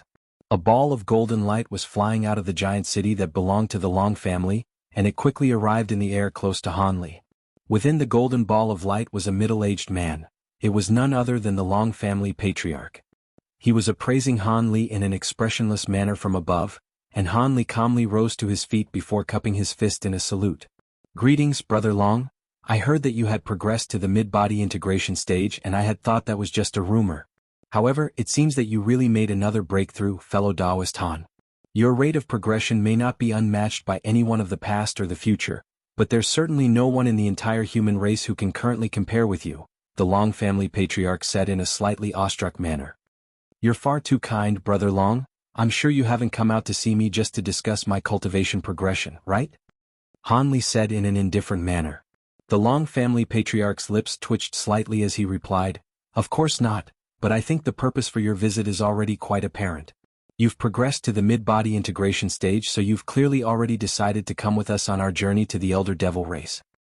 Indeed, I've decided to join you on this journey, but that's not the main purpose for my visit. I would like to propose an exchange with you, Brother Long, Han Li said as he crossed his arms in a calm manner. The Long family patriarch faltered slightly upon hearing this before a curious look appeared in his eyes. Oh, what's the exchange? I heard that your Long family is able to refine a type of pill known as the Dragon Spirit Pill using Dragon True Spirit blood as the main ingredient, and that this pill is rather useful for breaking through body integration stage bottlenecks. Also, I've heard that your family seems to have replicated the legendary giant Atlas Ark. Han Li replied without giving a direct response. That is indeed the case. Are you interested in those two items, fellow Taoist? That's a pity for you then, because there's no way I would offer those two items for exchange. The Long family patriarch chuckled coldly. Why speak in such absolute terms, Brother Long? There is nothing in this world that can't be exchanged. It's all about whether I can offer you something that'll be sufficiently tempting to you, Han Li chuckled in a confident manner. The Long family patriarch's heart stirred slightly upon hearing this, but his expression remained unchanged. Oh, you sound very confident, fellow Taoist. Han Li smiled and continued, I heard that you've been held back by a late body integration stage bottleneck for tens of thousands of years already. Would you be interested in something that can help you break through that bottleneck? The Long family patriarch was stunned to hear this, but he quickly regained his composure and said, I would indeed be interested in something like that, but that'll depend on what it is. If the effects are very minimal, then it won't be very useful to me. Why don't you take a look at this, fellow Taoist Long?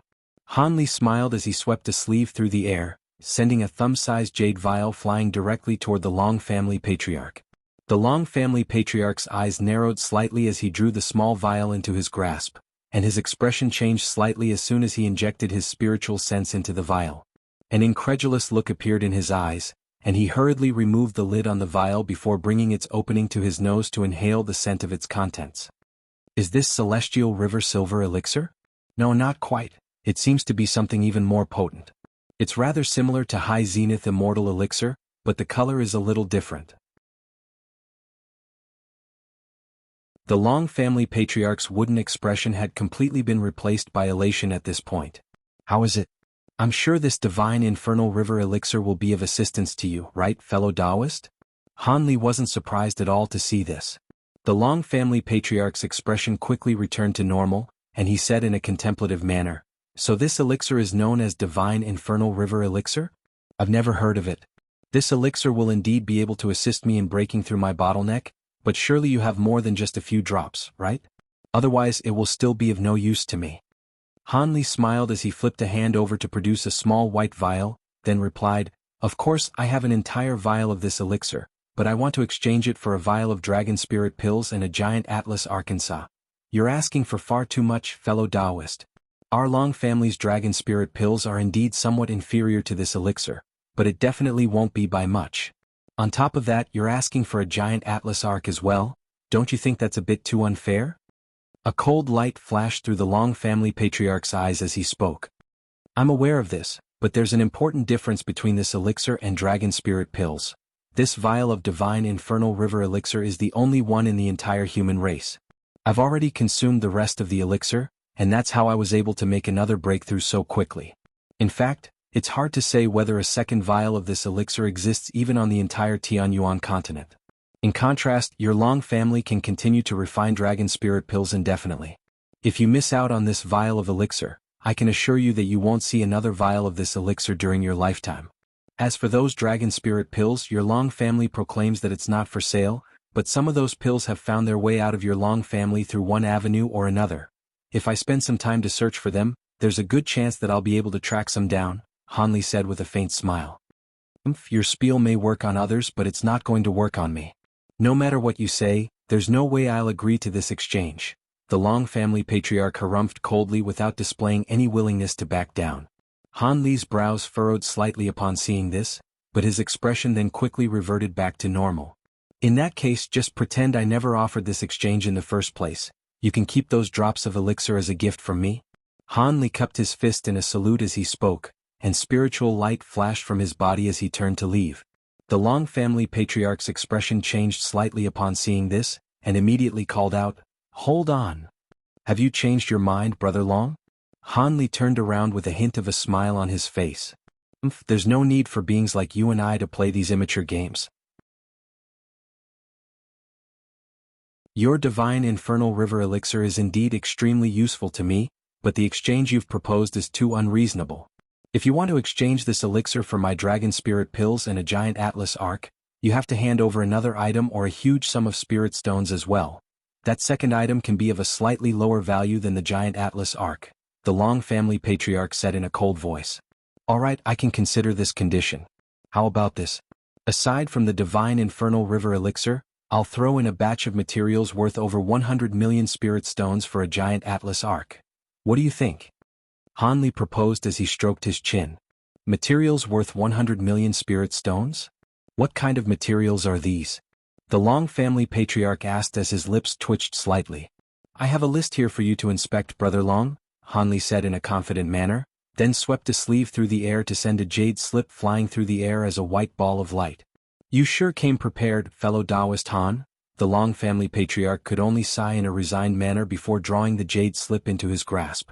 After only briefly inspecting the contents of the jade slip with his spiritual sense, a stunned look appeared on the Long family patriarch's face. What do you think of those materials, Brother Long? Those are all items that your Long family require, right? Han Li asked in a meaningful voice. The Long family patriarch was silent for a long while before he finally said with a peculiar look on his face, "To think that you were able to source these items that several major powers desperately need. It looks like you've had your sights set on our Long family's giant atlas arc for a long time. Otherwise, there's no way you would have gathered all these materials in a short time. These items can't even be purchased with spirit stones at this point in time. Very well, it seems that this is not an unfair exchange, so I'll accept it. You've definitely made a wise decision, Brother Long. This is a mutually beneficial exchange." An elated smile appeared on Han Li's face, and he brought his hands together in front of his own chest before separating them to reveal an azure bracelet and the white jade vial again. However, he didn't immediately toss the items over to the Long family patriarch. Instead, he merely looked up at him in an expectant manner. The Long family patriarch was naturally aware of his intentions, and he immediately swept a sleeve through the air to summon 2 balls of spiritual light, one golden and one black. These were none other than a golden vial and a glossy black miniature arc. There wasn't anything remarkable about the golden vial aside from a few leaf-like patterns engraved onto its surface, but the miniature arc, which was only several inches in length, was intricate beyond belief. Not only was the surface of the arc as black as ink, the arc was a 3-mast barquentine with a cabin that had as many as 5 levels.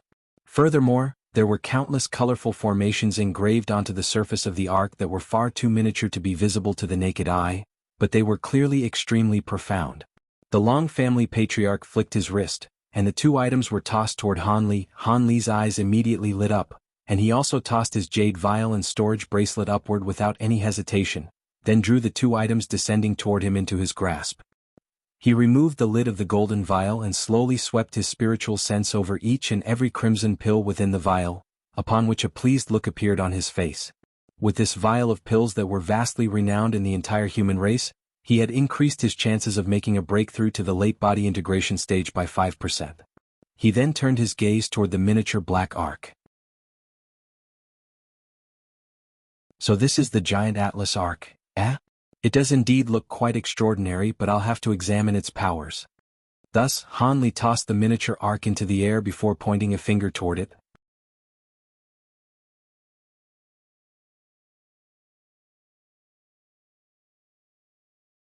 A resounding rumbling sound rang out, and black light flashed as the miniature arc swelled to countless times its original size. Initially, it was only around several hundred feet in size, but in the blink of an eye, it had become as massive as a mountain. Its 3 black masts were like a trio of heavenly pillars that extended for over 100,000 feet up into the air, and several extremely lifelike ferocious black beasts had been inscribed onto the black sails, giving off an extremely menacing appearance. What was even more astonishing was that after expanding the ark to its full size, different items had surfaced from the centers of the formations on the giant ark. Some of these items were balls, some of them were cylinders, but no matter what shape the items were in, all of them had extremely complex runes engraved on their surfaces. It was quite clear that these items had been designed to be easy to activate, but were still capable of unleashing enormous power. However, with this many of them, it would most likely require hundreds of cultivators to activate all of them at once. The most eye-catching things on the ark were the 3 semi-transparent 5-colored pillars protruding from the top of the cabin. Not only were these 3 pillars as thick as water tanks, they were over 1,000 feet in length, and none of the other aforementioned items could compare with them. Just as Hanli was carefully inspecting the giant ark, the Long family patriarch had already completed his examination of the elixir and storage bracelet. He stowed the 2 items away, then cast his gaze toward the massive ark as he said, "It cost over 100 million spirit stones and materials alone to construct this giant Atlas ark, and that's completely discounting the enormous amount of labor, time, and effort that went into its construction process. If I were to sell this ark, I normally wouldn't consider any offer less than twice the value of the materials that you offered to me. I know that I stand to benefit slightly more from this exchange than you do, but at the same time, that elixir and those materials definitely can't be purchased with spirit stones in the outside world. In any case, our exchange is complete, so there's no reason for me to stay here any longer. Send me a message in advance when you decide to enter the Elder Devil realm, and I'll be sure to arrive on time." Hanli chuckled as he made a hand seal, and the giant ark shrank down to several inches in size again before flying up his sleeve. As long as the human race can withstand the first few waves of attacks from the Elder Devil race and limit the magnitude of the devilish tribulation to a manageable scope, then we'll definitely go ahead with our trip, and I'll be sure to notify you in advance. With your current cultivation base, I'm sure you'll be of great assistance to us," the Long family patriarch said as a rare smile appeared on his wooden face. Hanli nodded in response before suddenly turning to what appeared to be a patch of empty air with a peculiar smile on his face. He then cupped his fist in a salute toward that direction before flying away as a streak of azure light. The Long family patriarch's expression changed slightly upon seeing this, and only after the streak of azure light had completely vanished into the distance did he heave a faint sigh. Right at this moment, spatial fluctuations suddenly erupted from the spot that Hanli had been looking at before, and a black-robed man emerged out of thin air. It was none other than the Long family's other Grand Elder. He wore a dark expression as he also cast his gaze toward the direction that Hanli had departed in, and said in a grim voice, "It seems that he sensed my presence very early on. This new concealment ability that I've cultivated makes it very difficult even for you to sense my presence, yet it was unable to fool him. He's either cultivated some kind of powerful special ability or possesses a powerful treasure that specializes in countering concealment techniques. Indeed. However, there's also a possibility that his spiritual sense is more powerful than ours. With his astonishing rate of progression, it makes sense that he has a few incredible abilities up his sleeve. In any case, he'll be a valuable addition to our party when we venture into the Elder Devil realm. I'm sure he'll be no less powerful than the body integration stage beings of the spirit race," the Long family patriarch replied with an expressionless nod. "I've done some research on this Han brat, and he could potentially be a volatile element in our party," the black-robed man said with furrowed brows. "So what? How much do you know about the other people we've invited? It doesn't matter as long as they can help us accomplish our objective. This devilish tribulation is going to be extremely perilous for our human race, but it's also a brilliant opportunity for body integration cultivators like us. Failure is not an option for this trip. Otherwise, we'll remain at the body integration stage for the rest of our lives," the Long family patriarch said as a look of vicious determination appeared on his face. "You're right, Brother Long, but before this, we have to keep the Elder Devil race at bay first," the black-robed man agreed with a nod before turning toward a certain part of the giant city behind them. "I've gathered 13 major families to create this stronghold, and each city can defend one another. Regardless of whether it's the number of high-grade cultivators present or the defensive capabilities of the stronghold, this place definitely isn't inferior to the 3 sovereign cities. Even if this devilish tribulation is going to be more fearsome than the rumors suggest, this stronghold should be able to stand strong," the Long family patriarch said in a confident manner. "I'm also firmly of the same opinion. Otherwise, I wouldn't have collaborated with you, Brother Long. Seeing as that Han brat's gone, let's go back and take care of our own matters as well." The devilish mark is becoming larger and larger. The elder devil race will most likely descend upon us in around 3 or 4 months, so we have to make ample preparations, the black-robed man said in a solemn manner. Indeed, I have a cauldron of important pills that I'm currently refining as well, the Long family patriarch said with a nod before sweeping a sleeve through the air to expel a burst of golden light. The light enveloped his body, and he flew toward the massive city as a ball of golden light. The black-robed man also made a hand seal upon seeing this, and followed along as a black gust of wind. Meanwhile, Hanli was already several thousand kilometers away, and a little after 2 months, Hanli finally returned to Deep Heaven City via teleportation formation. At this point, the entire city was in a state of high alert, and all of the restriction formations had been semi-activated. If it weren't for the fact that Hanli was a body integration cultivator, he most likely wouldn't even have been granted access to the teleportation formations. Hanli flew straight back to the pagoda that he and his disciples were living in before giving them the giant Atlas Ark, then instructed them to get all of the disciples to familiarize themselves with the treasure as quickly as possible. The giant Atlas Ark could only display its true power when used by a certain number of people, so this was a life-saving trump card that Hanli was leaving to his disciples. Otherwise, with their nascent soul-stage cultivation bases, it would be very difficult to say whether they'd be able to survive the devilish tribulation. After that, Hanli returned to the top level of the pagoda and went into seclusion again. However, on this occasion he instructed his disciples to keep an eye on the devilish mark and to give him daily reports on the changes displayed by it. Thus, one day passed by after another, and the atmosphere in Deep Heaven City was only becoming tenser and tenser. Not only did the devilish marks near Deep Heaven City encompass an area of tens of thousands of kilometers, they were becoming glossy black, and there were even some patches where churning devilish chi could be clearly seen. However, the devilish marks near Deep Heaven City weren't that massive compared to the ones in the other parts of the human regions. It was said that the largest of the devilish marks had appeared near the city of the newly assigned spirit sovereign, and it was over 100 times larger than the devilish marks present near Deep Heaven City. Upon receiving this news, Hanli could only heave a faint sigh before casting the matter out of his mind. On this day, there were 2 shimmering golden flying arcs situated near an inky black devilish mark that was countless kilometers in size. The 2 arcs were several tens of feet in length each, and they were concealed within a lush forest that was close to 10 kilometers away. On each of the 2 arcs were 2 golden armored heavenly guards and several black armored guards, and these people were currently discussing something in hushed tones with grim looks on their faces. Brother Chin, I've been feeling very uneasy these past few days. Is this a sign that the devilish tribulation is about to commence soon? A golden armored man with a pair of thick muscle-bound arms said with furrowed brows. You're not the only one, fellow Taoist Jean. I've been feeling very anxious ever since I was deployed here to keep tabs on this devilish mark. Thankfully, that's the extent of our role, and as soon as the devilish mark is broken, we can immediately activate the teleportation formation to return to the city, so there's not actually that much danger involved, a short and thin elderly man replied with a wry smile. I'm also aware that this is not actually a very dangerous task, yet I still can't help but feel uneasy. It seems that I need to hone my mental state. Having said that, we really are very unlucky to have drawn lots and been assigned to this place, the burly man said in a resigned manner. Staying in the city is naturally safer, but as long as we can complete this mission, we'll be rewarded extremely handsomely, so I think the reward outweighs the risk, the elderly man said with a shake of his head. That's true. The pills offered by the panel of elders are extremely precious and will be very useful to us. Hold on, what's that? The burly man replied with a wry smile before abruptly rising to his feet. He cast his gaze toward the distance and his expression changed drastically. Is the devilish mark about to break? The elderly man's heart jolted as he hurriedly cast his gaze toward the same direction, as did the black armored guards, and all of their faces immediately turned completely pale.